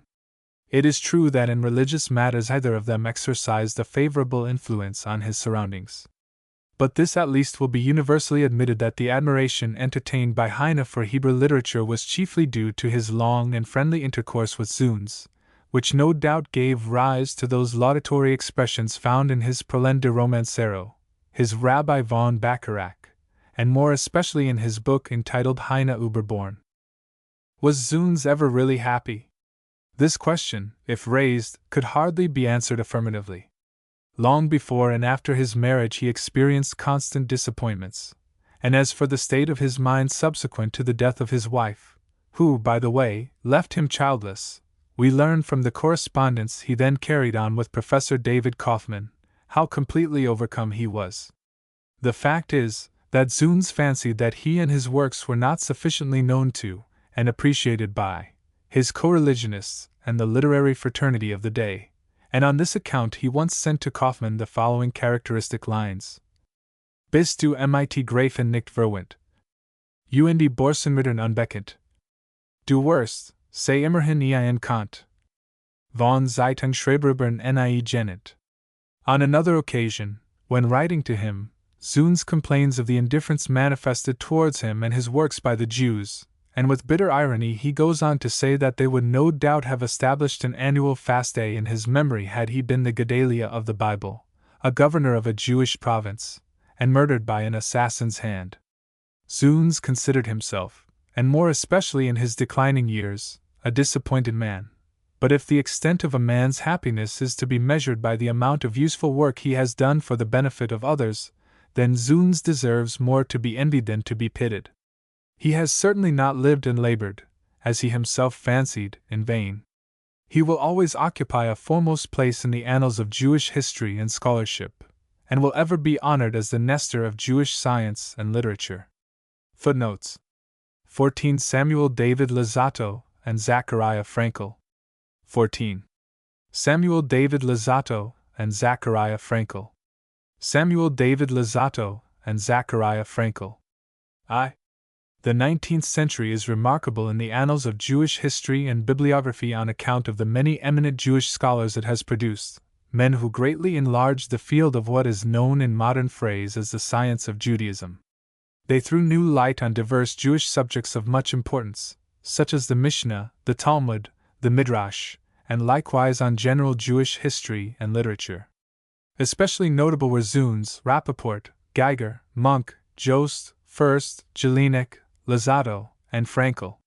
The two last named savants form the subject of the present essay, and are here treated together, not merely because the centenary of their birth was some time ago celebrated in several Jewish communities within the same year, but because they were the renowned heads of two rabbinical colleges, which brought about a revival of Talmudical and general Jewish studies. Samuel David Luzzatto was born at Trieste, in Austria, in August 1800. He belonged to an old Italian Jewish family, several members of which occupied conspicuous places in the annals of Jewish history and scholarship. The most noted among them were Moses Chaim Luzzatto, 1707–40, the well-known author of two delightful Hebrew dramas, entitled Layasharim Tehillah and Migdal Oz, and Ephraim Luzzatto, who, in 1768, published in London a collection of charming little Hebrew poems and songs, which is spoken of in eulogistic terms by Franz Delitzsch, in his Geschichte der Jüdischen Poesie. Samuel D. Luzzatto received his early education at the excellent Jewish free school of his native town, where he studied biblical and Talmudical subjects, general science, and ancient and modern languages. On leaving school, Luzzatto chose literature as his future calling, and with that purpose in view he applied himself with the utmost zeal to the study of the Italian language and literature, which he in later years knew almost to perfection. At the age of 19 he became, by mere chance, known throughout the whole of Italy as a talented writer of Italian verses. It so happened that the then Austrian crown prince, who subsequently became Emperor of Austria, paid a flying visit to Trieste, and that the leaders of the local Jewish community commissioned young Lazzato to write an Italian sonnet in commemoration of the royal visit. The prince expressed his appreciation of its excellence by causing it to be published in several leading papers of the country. But a far more substantial recognition of his attainments was accorded to Lazzato a few years later in the shape of a professorship at the Collegio Rabbinico, which, at the instigation of the Austrian government, had been established at Padua in the year 1829. A little before this Lazzato had married the daughter of one of his former masters, and having just finished his first important literary work on Targum Onkelos, called Ohebger, he bestowed upon his firstborn son the name of Philoxenes, which was a literal translation of the title of his book. The book was not printed for some time, as the only publisher who was willing to produce it made the curious stipulation that the author should bind himself to buy 200 copies of his own work. This was the honorarium offered at the beginning of last century to a Jewish scholar for an epoch-making work. Undaunted by this discouragement, Lazzato continued his literary occupation, and the fruits of his labors ultimately appeared in print, partly during his lifetime and partly after his death. They dealt with a great variety of subjects, more especially with biblical exegesis, homiletics, Jewish history, philosophy, and poetry. Poetry was one of Lazzato's favorite subjects, and he enriched it with many valuable contributions of his own, which mostly appeared in his 2 volumes entitled Kinyan Naim. To Lazzato credit is also due for having unearthed a great number of Hebrew mizas containing poems and songs, which had Ibn Gabral, Jehuda Halevi, the 2 Ibn Ezras, and other famous Hebrew writers of the Middle Ages for their authors. Lazzato devoted a great deal of his time and attention to editing them, although he knew very well from past experiences that work of this kind was a labor of love only, and nothing more. He was always most willing to assist, in a literary sense, anyone who asked him for the loan of a copy of a rare Hebrew MS, which he happened to possess, and would himself very often copy it out with his own hands. Writing to Lazzato, Zunes once reproached him for his generosity to unknown persons, who often took advantage of his kindness and abused it. In his reply to Zunes he said, "It lies in my nature to act in literary matters just as I do. If today Satan himself were to come to me and ask for MS, which he wished to have printed in Hades, I would kiss his hands and cheerfully comply with his request. For surely I do not work for my own benefit, nor for any ambitious purpose of my own." For many years Lazzato carried on a correspondence with some of the most renowned savants of his time, such as Rappaport, Zunes, Steinschneider, the Christian professors Delitzsch, Rosenmuller, and Martinet, in addition to whom might also be mentioned Geiger, Sachs, Dukes, Jelinek, Furst, Kirchheim, Reggio, and Guerandi. They all profited more or less from the literary contents of his letters, which they frequently utilized in their own work. Lazzato wrote Hebrew, Aramaic, Latin, French, and German with a certain amount of ease and fluency, but he was a master of Italian prose and verse. A renowned Italian poetess, Eugenia Pavia Gentilomo by name, thought so much of his taste that she always submitted her poems in MS to him before she sent them to the press for publication. Though Lazzato's general correspondence was large, the bulk of it was with Rappaport and Geiger. It is a well-known fact that Geiger was greatly helped by Lazzato in the preparation of his excellent German version of Jehuda Halevi's Hebrew poems and songs.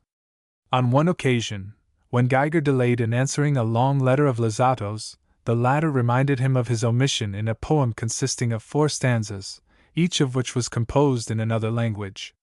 One stanza, written in French, is worth reproducing. Monsieur le Grand Rabbin, Abraham violoniste. Avez-vous tout d'un coup casse le violon? Any dentelle plus votre main le du son. A l'aimable melody, raniment l'esprit triste? Equally interesting is a German poem by Geiger to Lazzato, accompanying a copy of Jehuda Halevi's works, in which he gratefully acknowledges his many obligations to Lisato. It runs as follows: Aus frommer Dichter Stam, selbst frommer Dichter. Ein weiser, edler, mild zugleich als Richter. Ein nil, der Oberstromen Siegen spendet. Doch deines Wissens fluth nicht schlamm aussendet. Hast mein Fluren auch getrinket. Dort edel Reben einsinket. Die Früchtest rief, las sie dir reichen. Nimm sials true Freundschaft Seichen. In spite of his multifarious literary occupations, Lisato devoted particular care and attention to his professorial duties in the Collegio Rabbinico. It was his ambition to make it a model for all rabbinical colleges. His disciples, consisting as they did of Italians, Germans, Poles, and Russians, loved and revered their master, who, in his turn, treated them as if they were his personal friends, and took the liveliest interest in their affairs. He took a special pride in noting in his own works any clever idea suggested by his pupils in the course of his lectures, and he thus encouraged them to literary enterprise on their own account. If the question were asked what the leading feature of Lisato's character was, it might unhesitatingly be answered that it was conscientiousness. When it is remembered how he had to struggle against absolute poverty for many years, and how frequently his home was visited by sickness and death, his wholehearted devotion to his duties, his enthusiasm in his literary pursuits, and his universal kindness become intensified. It was this conscientiousness which led him to decline the post of Haham to the Spanish and Portuguese congregation in London, because he thought that he could not acquire sufficient mastery over the English language to enable him to preach in it satisfactorily. It is interesting to note that Lisato's literary activity continued almost till his death.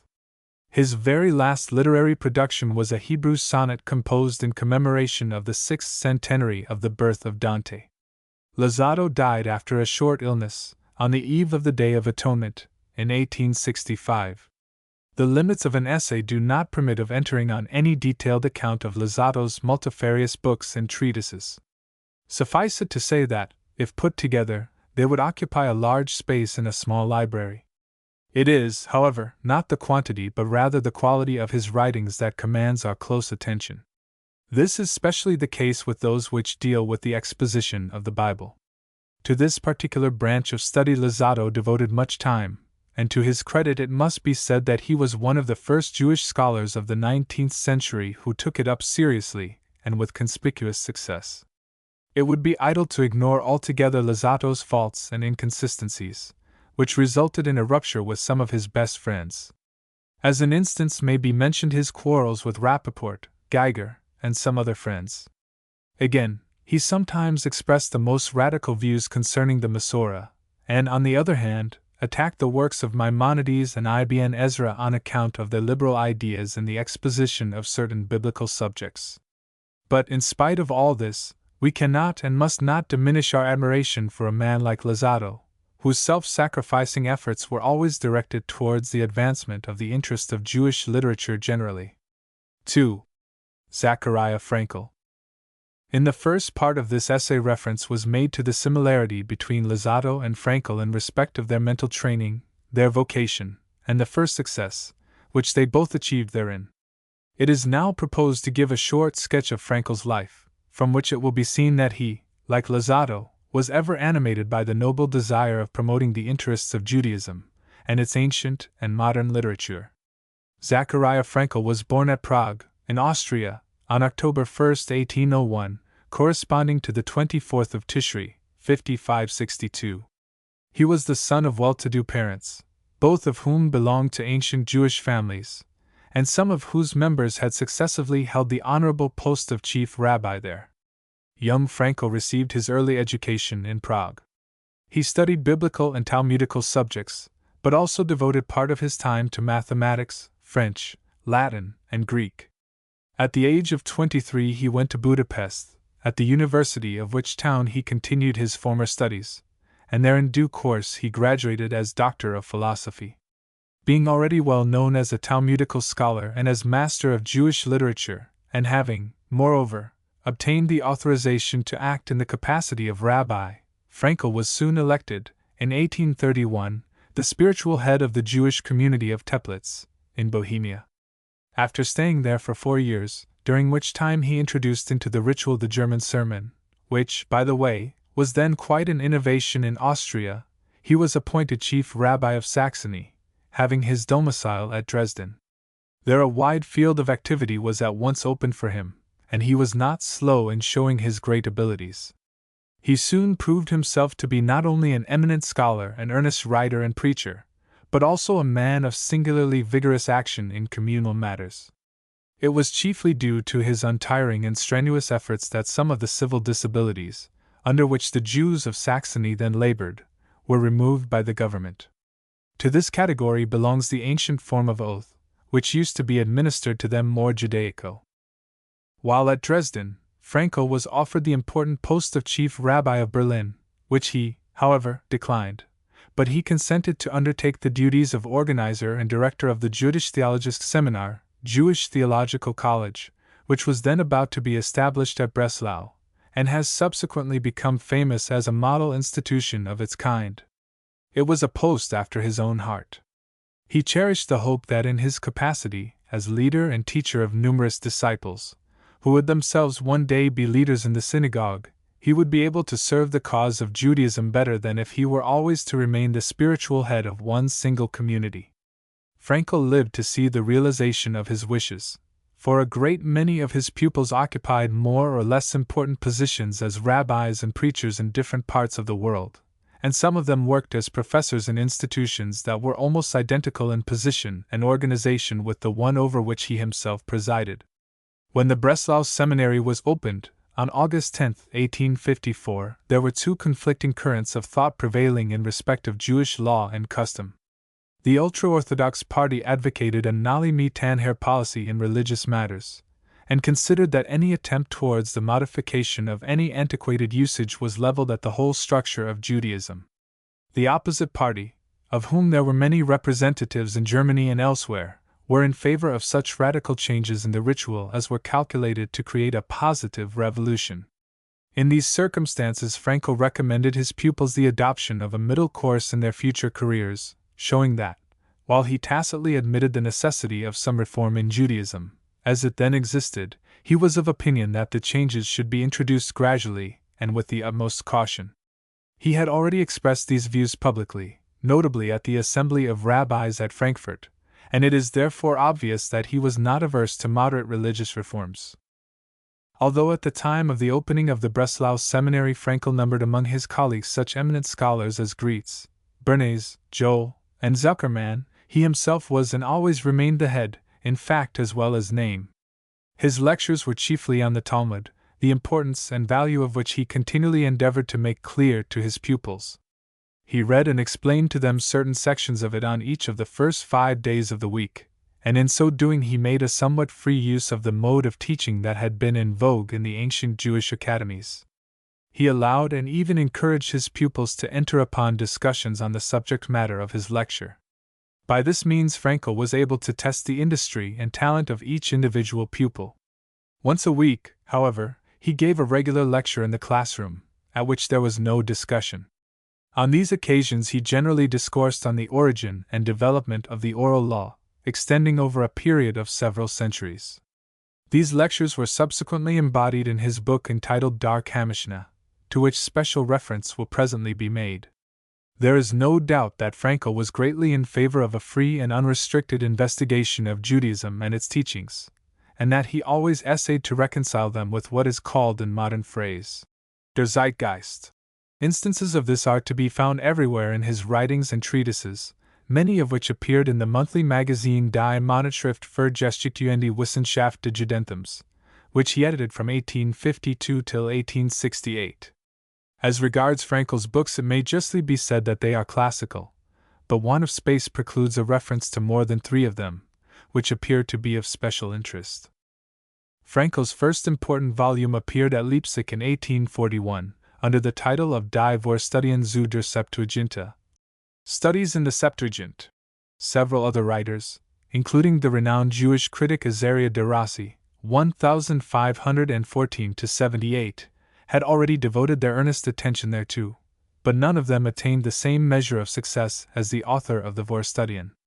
Frankel throws much light on the genesis, the composition, and the tendency of the Septuagint, and explains the reason why its appearance was hailed with delight by the Alexandrian Jews, but condemned by that section of the Jews which then resided in Palestine.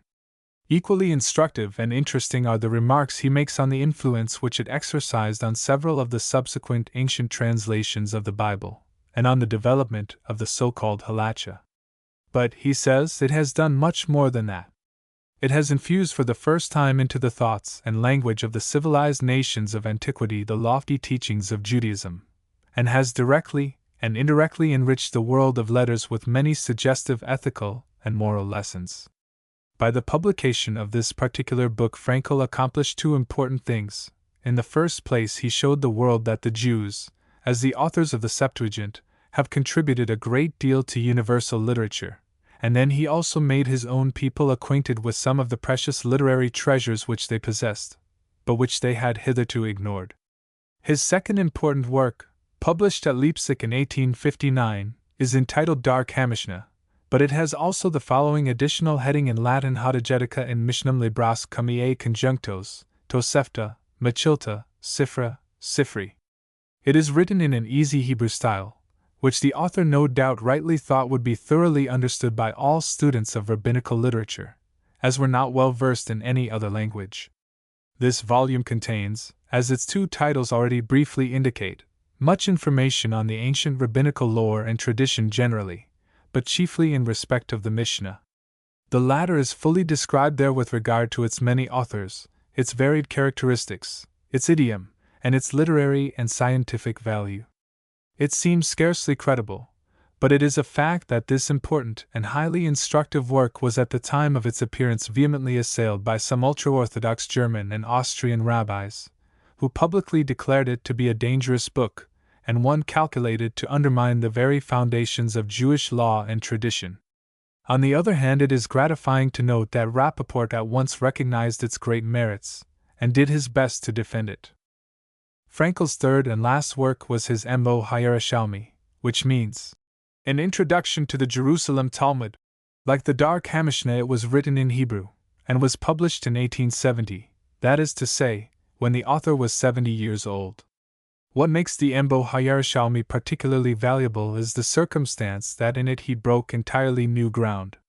It has, in fact, become an indispensable guide to all who have chosen Talmudical literature as their special study.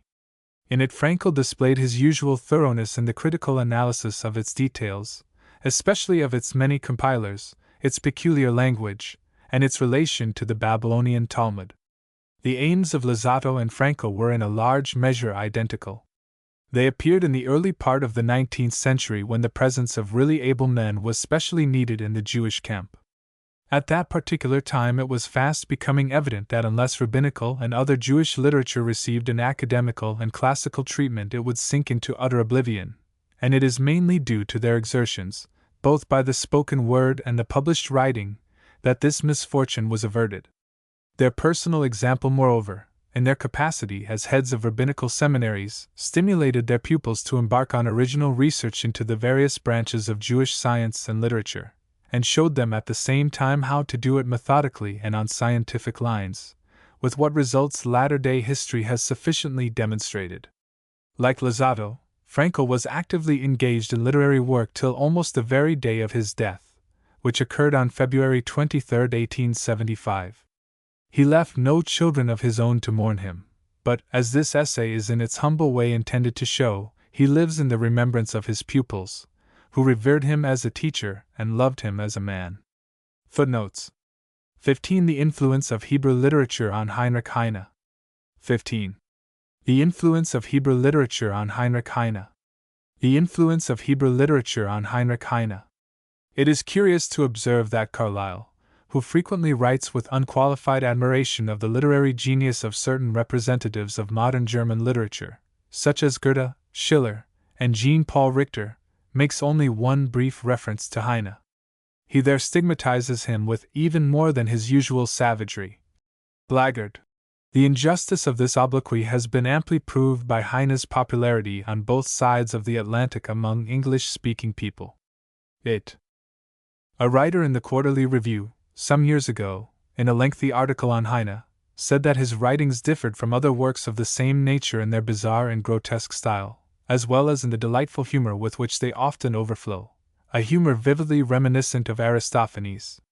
Heine, he goes on to say, who was a direct descendant of the prophets in mind and inspiration, somewhat resembled the two great seers of Israel, Isaiah and Ezekiel. Like them, he found in the use of strange metaphors and wonderful visions a ready means of appealing to the imagination of his readers. The present essay is an attempt to show that, in a spiritual sense, Heine really had something in common with some of the great authors of the Bible, whose peculiar style and beautiful diction he instinctively imitated.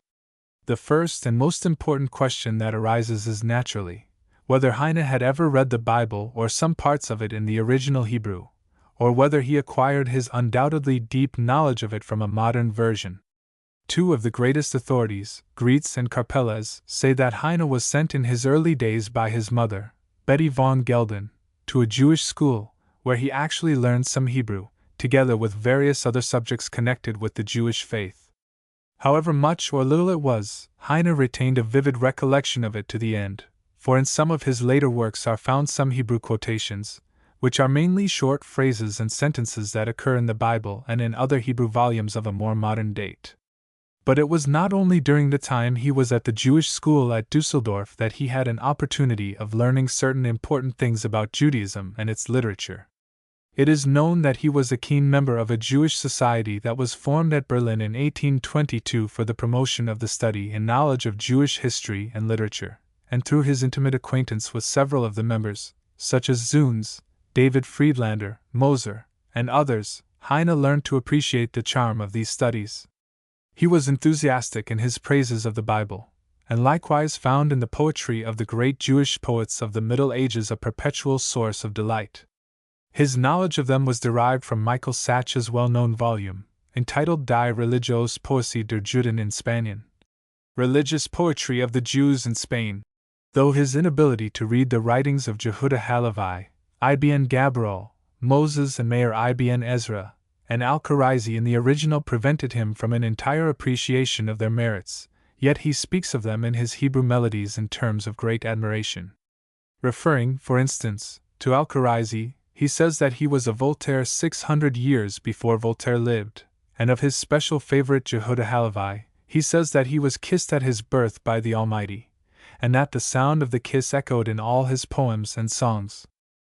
There can be little doubt that his own works were influenced in no small degree by these illustrious predecessors, but it would seem that he was even more directly inspired by the Bible itself, and particularly by the lyric songs, which especially abound in the Book of Psalms and the Song of Songs. He refers to it more than once in eulogistic terms, but most characteristic are the following remarks. "I have today," he writes, "again looked through the Old Testament. What a marvelous book it is! Its contents are wonderful, and so is its diction. Every word it contains is as natural as the growing tree, the smiling flower, the flowing ocean, the glittering star, and the living man. The Bible is divine and emanates from God, while all the other books in existence are but the poor products of feeble-minded mortals. The Bible is the drama of the human race, and may, moreover, be pronounced to be the book of books, Biblia. The Jews ought, indeed, to console themselves for the loss of Jerusalem and the Temple, together with the Ark of the Covenant, and the precious jewels of King Solomon. Such a loss is surely quite insignificant when compared with that indestructible treasure, the Bible, which they have luckily saved. My admiration for it is extremely great." These were the views of Heine, the skeptic and the mocker, who said, for instance, of Judaism, that it was not a religion, but a misfortune. His early antipathy for his religion may not improbably have been due to the repellent effect, which the performance of a number of unattractive and to him meaningless rites would naturally cause to a man of his aesthetic sensibilities. But, as he grew older and more serious in disposition, he looked upon Judaism in a different light, and he changed his mockery into a hymn of praise and admiration. He was deeply impressed by the great antiquity of the Jewish race, which had bravely withstood the shocks of time, and continued to live and to endure in spite of the many obstacles and hostile influences to which it had been subjected. In his so-called Confessions, Written when he was already advanced in years, he said that he felt proud of the fact that his ancestors had been members of the noble house of Israel, and that he was thus descended from those very martyrs, who had given to the world a God and an admirable code of ethics, for the sake of which they had often suffered and died. Heine's knowledge of Hebrew was, as already stated, by no means so extensive as to make it credible that he had of himself been able to detect in the poetical portions of the Hebrew Bible certain beauties of form and diction, as well as many of the graceful irregularities which constitute a unique characteristic of their own. Yet he seems to have had a sort of instinctive feeling for them. That such singularities are also met with in many of Heine's lyric songs is a fact that will hardly be disputed, though it is uncertain whether they were really imitations of the biblical ones or not. At all events, they possess many of the unique qualities which distinguish the poems in the Hebrew Bible. They are characterized by a certain peculiarity of rhythm, by their charming word pictures, and by their changes from gaiety to melancholy, from sobriety to mirth. They have, moreover, supplied the theme for many of the charming compositions of musicians, like Schubert, Mendelssohn Bartholdy, and Schumann. Further, though they have been repeatedly translated into various languages by some of the most eminent scholars of the day, there is scarcely a single version which can be said to preserve a reproduction of the spirit of the original. The following two examples, which are English versions of a Hebrew and German lyric song respectively, may be considered sufficient to prove this. The Hebrew one occurs in the Song of Songs 8, 6 and 7, and its English translation runs thus. Love is strong as death. The passion thereof is hard as Sheol. Its heat is the heat of fire. A very flame of the Lord. Many waters cannot quench love. Neither can the floods drown it.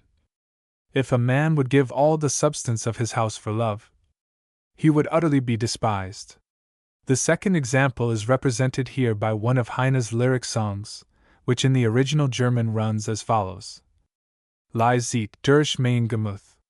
Lieblingsgelot. Klinch, kleins Frühlingslied. Kling hinaus ins White. Kling hinaus bis in das Haus.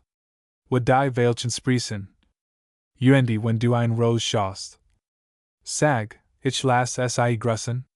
Softly ring, and through me spring the sweetest tones today. Gently ring, small song of spring. Ring out, and far away. Ring in Rome, into the home where violets you see. And when unto a rose you come, oh, greet that rose from me.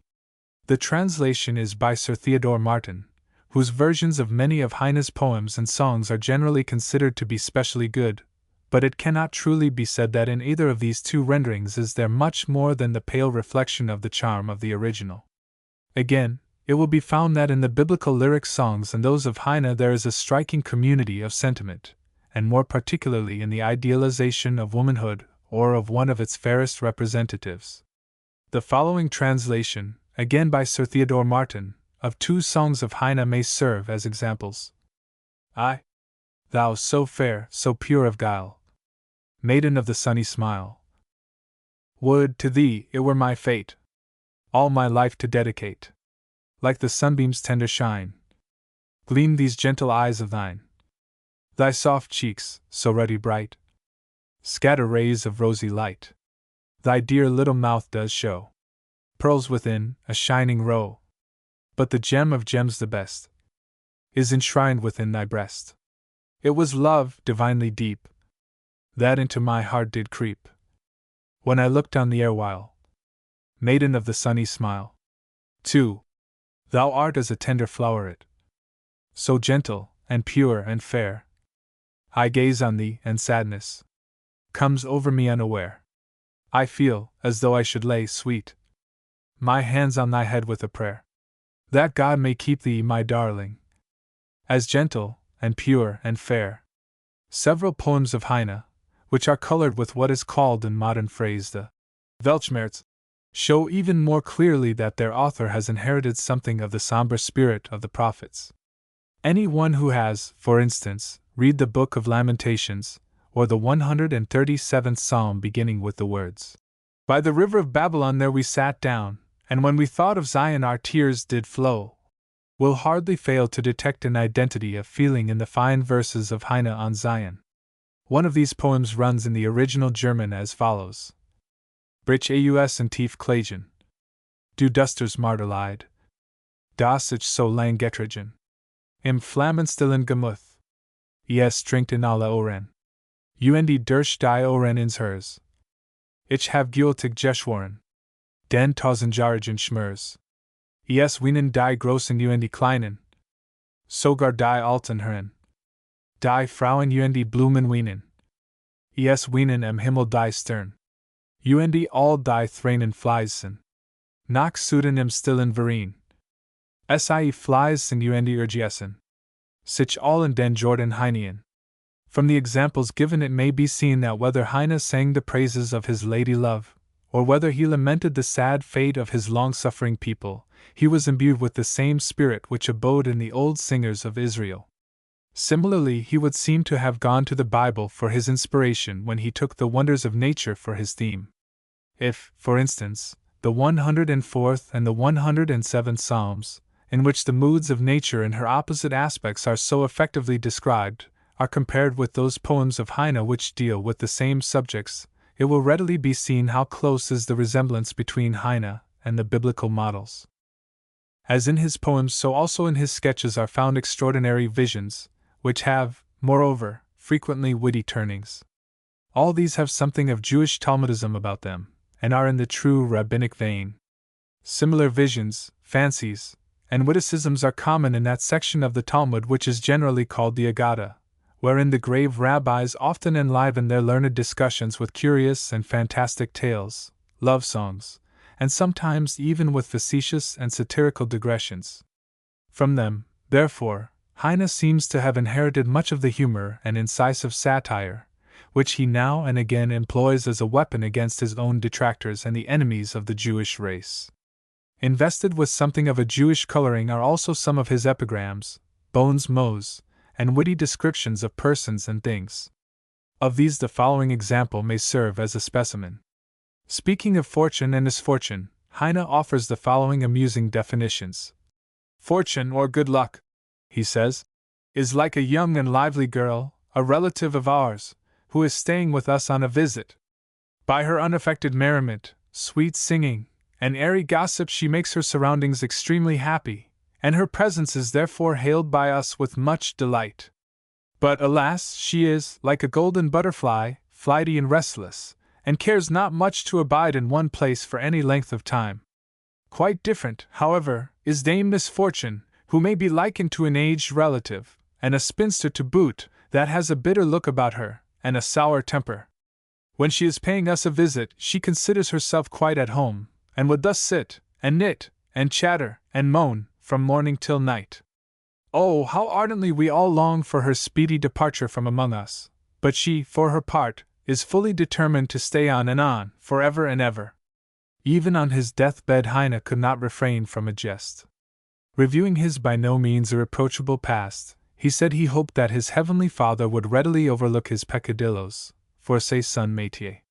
This remark is typically Jewish, and it recalls a similar one once made by a dying rabbi, who had been all his lifetime extremely religious, but had likewise always suffered much want and misery. Do you know, he said to those in the sick room, if, after all the sad experiences I have had in the past, there is no future life, I shall be greatly amused. There is still one further remark to be made in conclusion. While there is much that is fine, much that is genuinely charming in Heine's work, it must be admitted that there is also much in which he might be said to rival Rabelais and Swift for license. If any excuse for this be possible, it may, perhaps, be regarded as an extenuating circumstance that he merely reproduced in his own language some faint reminiscences from the contents of certain parts of the book of Ezekiel, of the Talmud, and the Midrash. Footnotes 16. Modern Hebrew Journalism 16. Modern Hebrew Journalism. Modern Hebrew Journalism. Hebrew is generally considered to be, like ancient Syriac, Arabic, Greek, and Latin, a dead language, and yet it possesses so much flexibility, and has, moreover, been enriched in modern times with so many new words, phrases, and expressions that it has in some respects almost become modernized. There are at the present day, both in the Old World and the New, quite a respectable number of Hebrew periodicals, including a few daily papers, which seem to enjoy considerable popularity and support among a moderately large section of the Jewish reading public. These constitute as a whole what may appropriately be termed modern Hebrew journalism. Hebrew. Modern Hebrew journalism has an interesting history of its own, and likewise an intimate connection with the rise and development of Neo-Hebrew literature. It dates from the time when the Sage of Berlin, as Moses Mendelssohn is commonly called, began to issue his epoch-making German translation of the Pentateuch, which made its first appearance in the year 1780.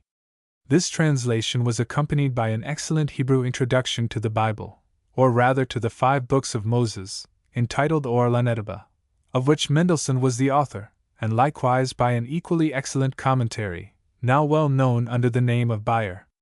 Mendelssohn had several eminent Hebraists for cooperators in the commentary, among whom may specially be mentioned Hartwig Wesley, the renowned composer of the fine heroic poem, the Mosaid, called Songs of Glory. The introduction and commentary were both distinguished by their learning, as well as by the purity and freshness of their style. They were thus a great advance on the earlier criticisms, which were written in a Hebrew dialect that was a mere mumbling of a decrepit tongue, and they attained great popularity among the cultured community.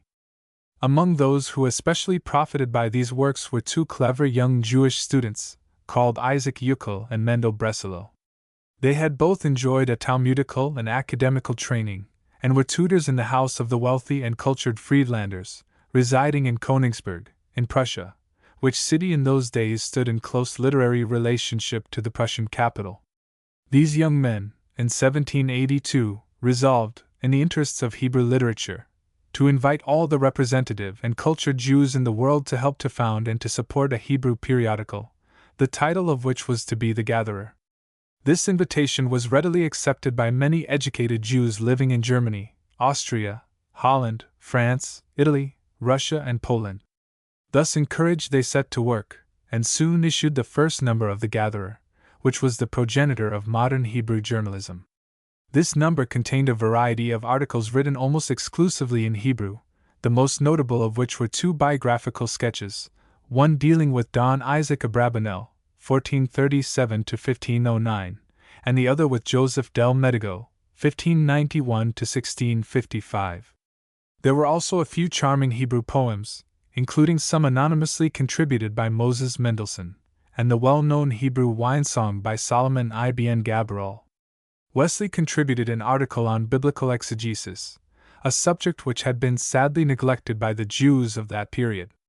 The Gatherer thus started under happy auspices. It had been a bond of union between Judaism and modern culture, so much so that some Christians of note saw in it a powerful medium for educating the general mass of the Jewish people. The Gatherer continued to be issued for 14 years, from 1783 to 97, during which time it numbered among its contributors, in addition to those already mentioned, several other masters of Hebrew style, among whom may specially be mentioned Isaac Sadano, Ben Zeeb, Joel Lowe, Aaron Halley, Moses Enshim, and David Franco Mendez. The author of the Hebrew historical drama Gemel Athaliah. The Punishment of Athaliah. After its demise, nearly a quarter of a century elapsed before another Hebrew periodical of the same stamp made its appearance. This was called Bikri Hadim, the firstling of the times, and was started in Vienna, in 1820, by an able Hebraist named Shalom HaKohen. It had some of the most eminent Hebrew scholars of the day among its regular contributors, including Rappaport, Lazato, and Erder, the former of whom published therein 5 biographies of prominent leaders of Judaism of the Middle Ages, which gave an important impulse to the study of Neo-Hebraic literature. Erder, the greatest of Hebrew humorists of modern times, contributed some of his delightful sketches of Jewish life in the ghetto. After about 12 years the Bikri Hadim ceased to appear, but a little later another annual Hebrew magazine was first issued by Goldenberg, and then by Senior Sachs, in Vienna and Prague respectively, having Kerem Kemed, The Pleasant Vineyard, for its title. This publication was, like its 2 predecessors, largely devoted to the promotion of the Hebrew language and literature, but its principal interest was the study of Jewish history, which had been generally neglected before. Its chief contributors were Rappaport, Zunes, and Lozado, the last named of whom published therein several valuable extracts from rare Hebrew mizas. The Kerem Kemed was, with regard to its learned contents and the purity of its style, one of the best Hebrew periodicals that has ever existed, but it only appeared for a period of 10 years, viz., from 1833 to 1843. Noticeable also are the Otze Nechmad, the Desirable Treasure, which was edited for a short time in Vienna by Ignaz Blumenfeld, and had Dukes, Geiger, Steinschneider, Lozado, Carmeli, and Kirchheim as contributors. The Koch Beyetzak, The Stars of Isaac, issued for several years by M. E. Stern, of Vienna, and the Jeschurin, of which the editor, Joseph Kobuck, of Lemberg, only published 4 insignificant numbers at irregular intervals. But it cannot be said that their influence on Neo-Hebrew literature had been very extensive. There were, however, 2 other magazines, which, having some special characteristics of their own, and being, moreover, of permanent literary value, are deserving of more than a passing notice. One of them was started, in 1852, in Vienna by O. H. Shore, under the title of Hochschulitz, the Armed One, and it counted among its contributors Krochmal, Geiger, Zunes, Steinschneider, and Erter. Though chiefly dealing with the history of Jewish literature, the Cholitz was, as its title indicates, a Hebrew periodical with radical tendencies, advocating extensive reforms into Jewish ritual. The editor himself, a highly learned man, devoted several articles to a consideration of certain abuses and superstitions found in some of the rabbinical writings, by which pure Judaism was thought to have been disfigured. The essays were distinguished by the vigor of their tone, their caustic humor, and their amusing irony, and have served as a model to more than one writer of modern Hebrew prose. The other was called Hashakar, the Dawn, and made its first appearance in Vienna in 1868, under the editorship of Peter or Peretz Smolensky, an excellent writer of classical Hebrew prose. His own sketches were remarkable both for humor and pathos, and have a certain ring of Thackeray about them. Among the contributors to the Dawn may be noted Rappaport, Jelinek, and Judah Leib Gordon, 1830–92. The latter was an excellent poet and humorist, whose collected Hebrew verses were published in 1884 by Baron Ginsberg, of St. Petersburg, in memory of their deceased author. Several of them had previously appeared in the Dawn, and as they are pretty and rich in humor, the following free prose translation of one of them may serve here as an appropriate specimen. It has a highly orthodox Russian rabbi for its subject, and runs as follows. On a sultry Sabbath afternoon, a middle-aged rabbi was sitting in his study dozing over a large folio of the Talmud. Suddenly an extremely religious member of his flock rushed in full of excitement, and told him that a Jewish lad had just been caught in the act of desecrating the holy Sabbath by carrying a watch in the open street.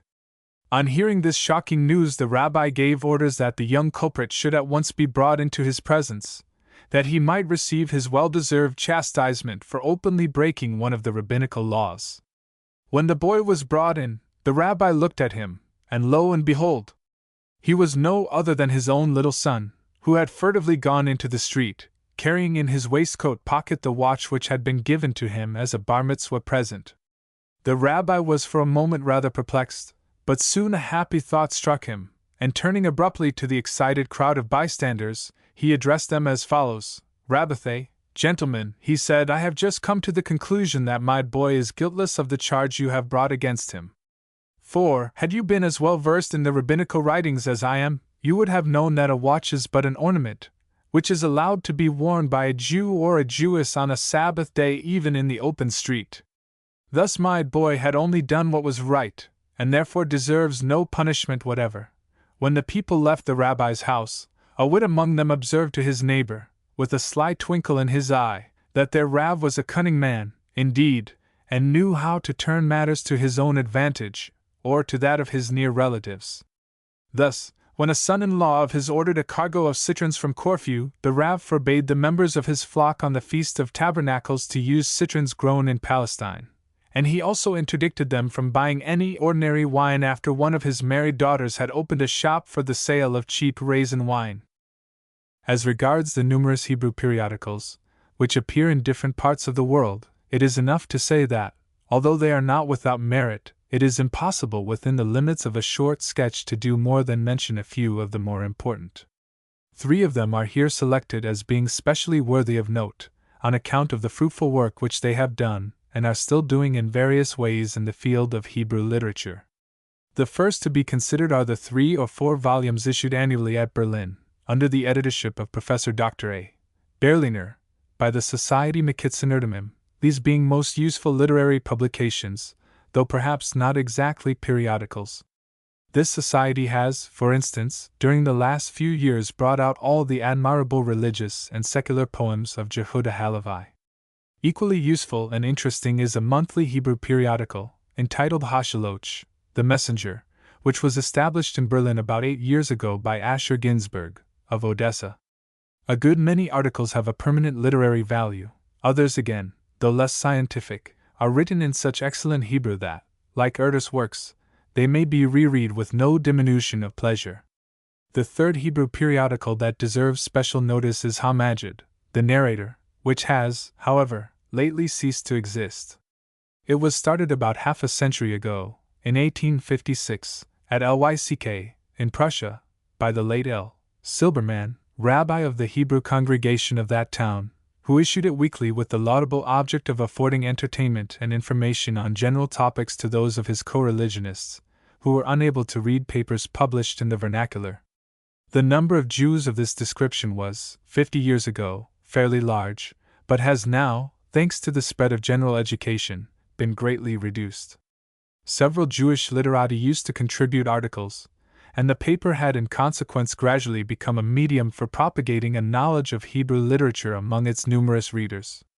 Since then, the Hebrew vocabulary has been greatly developed and amplified in such a manner as to be capable of describing not only the newest move in the politics of the world, but also the latest invention in the field of practical science. It is interesting to notice that there are at present 3 Hebrew daily papers in circulation in Russia, viz. Hayam, Homilies, and Hazaphira, which were founded respectively by L. Cantor, A. Zedenbaum, and C. Slonimsky.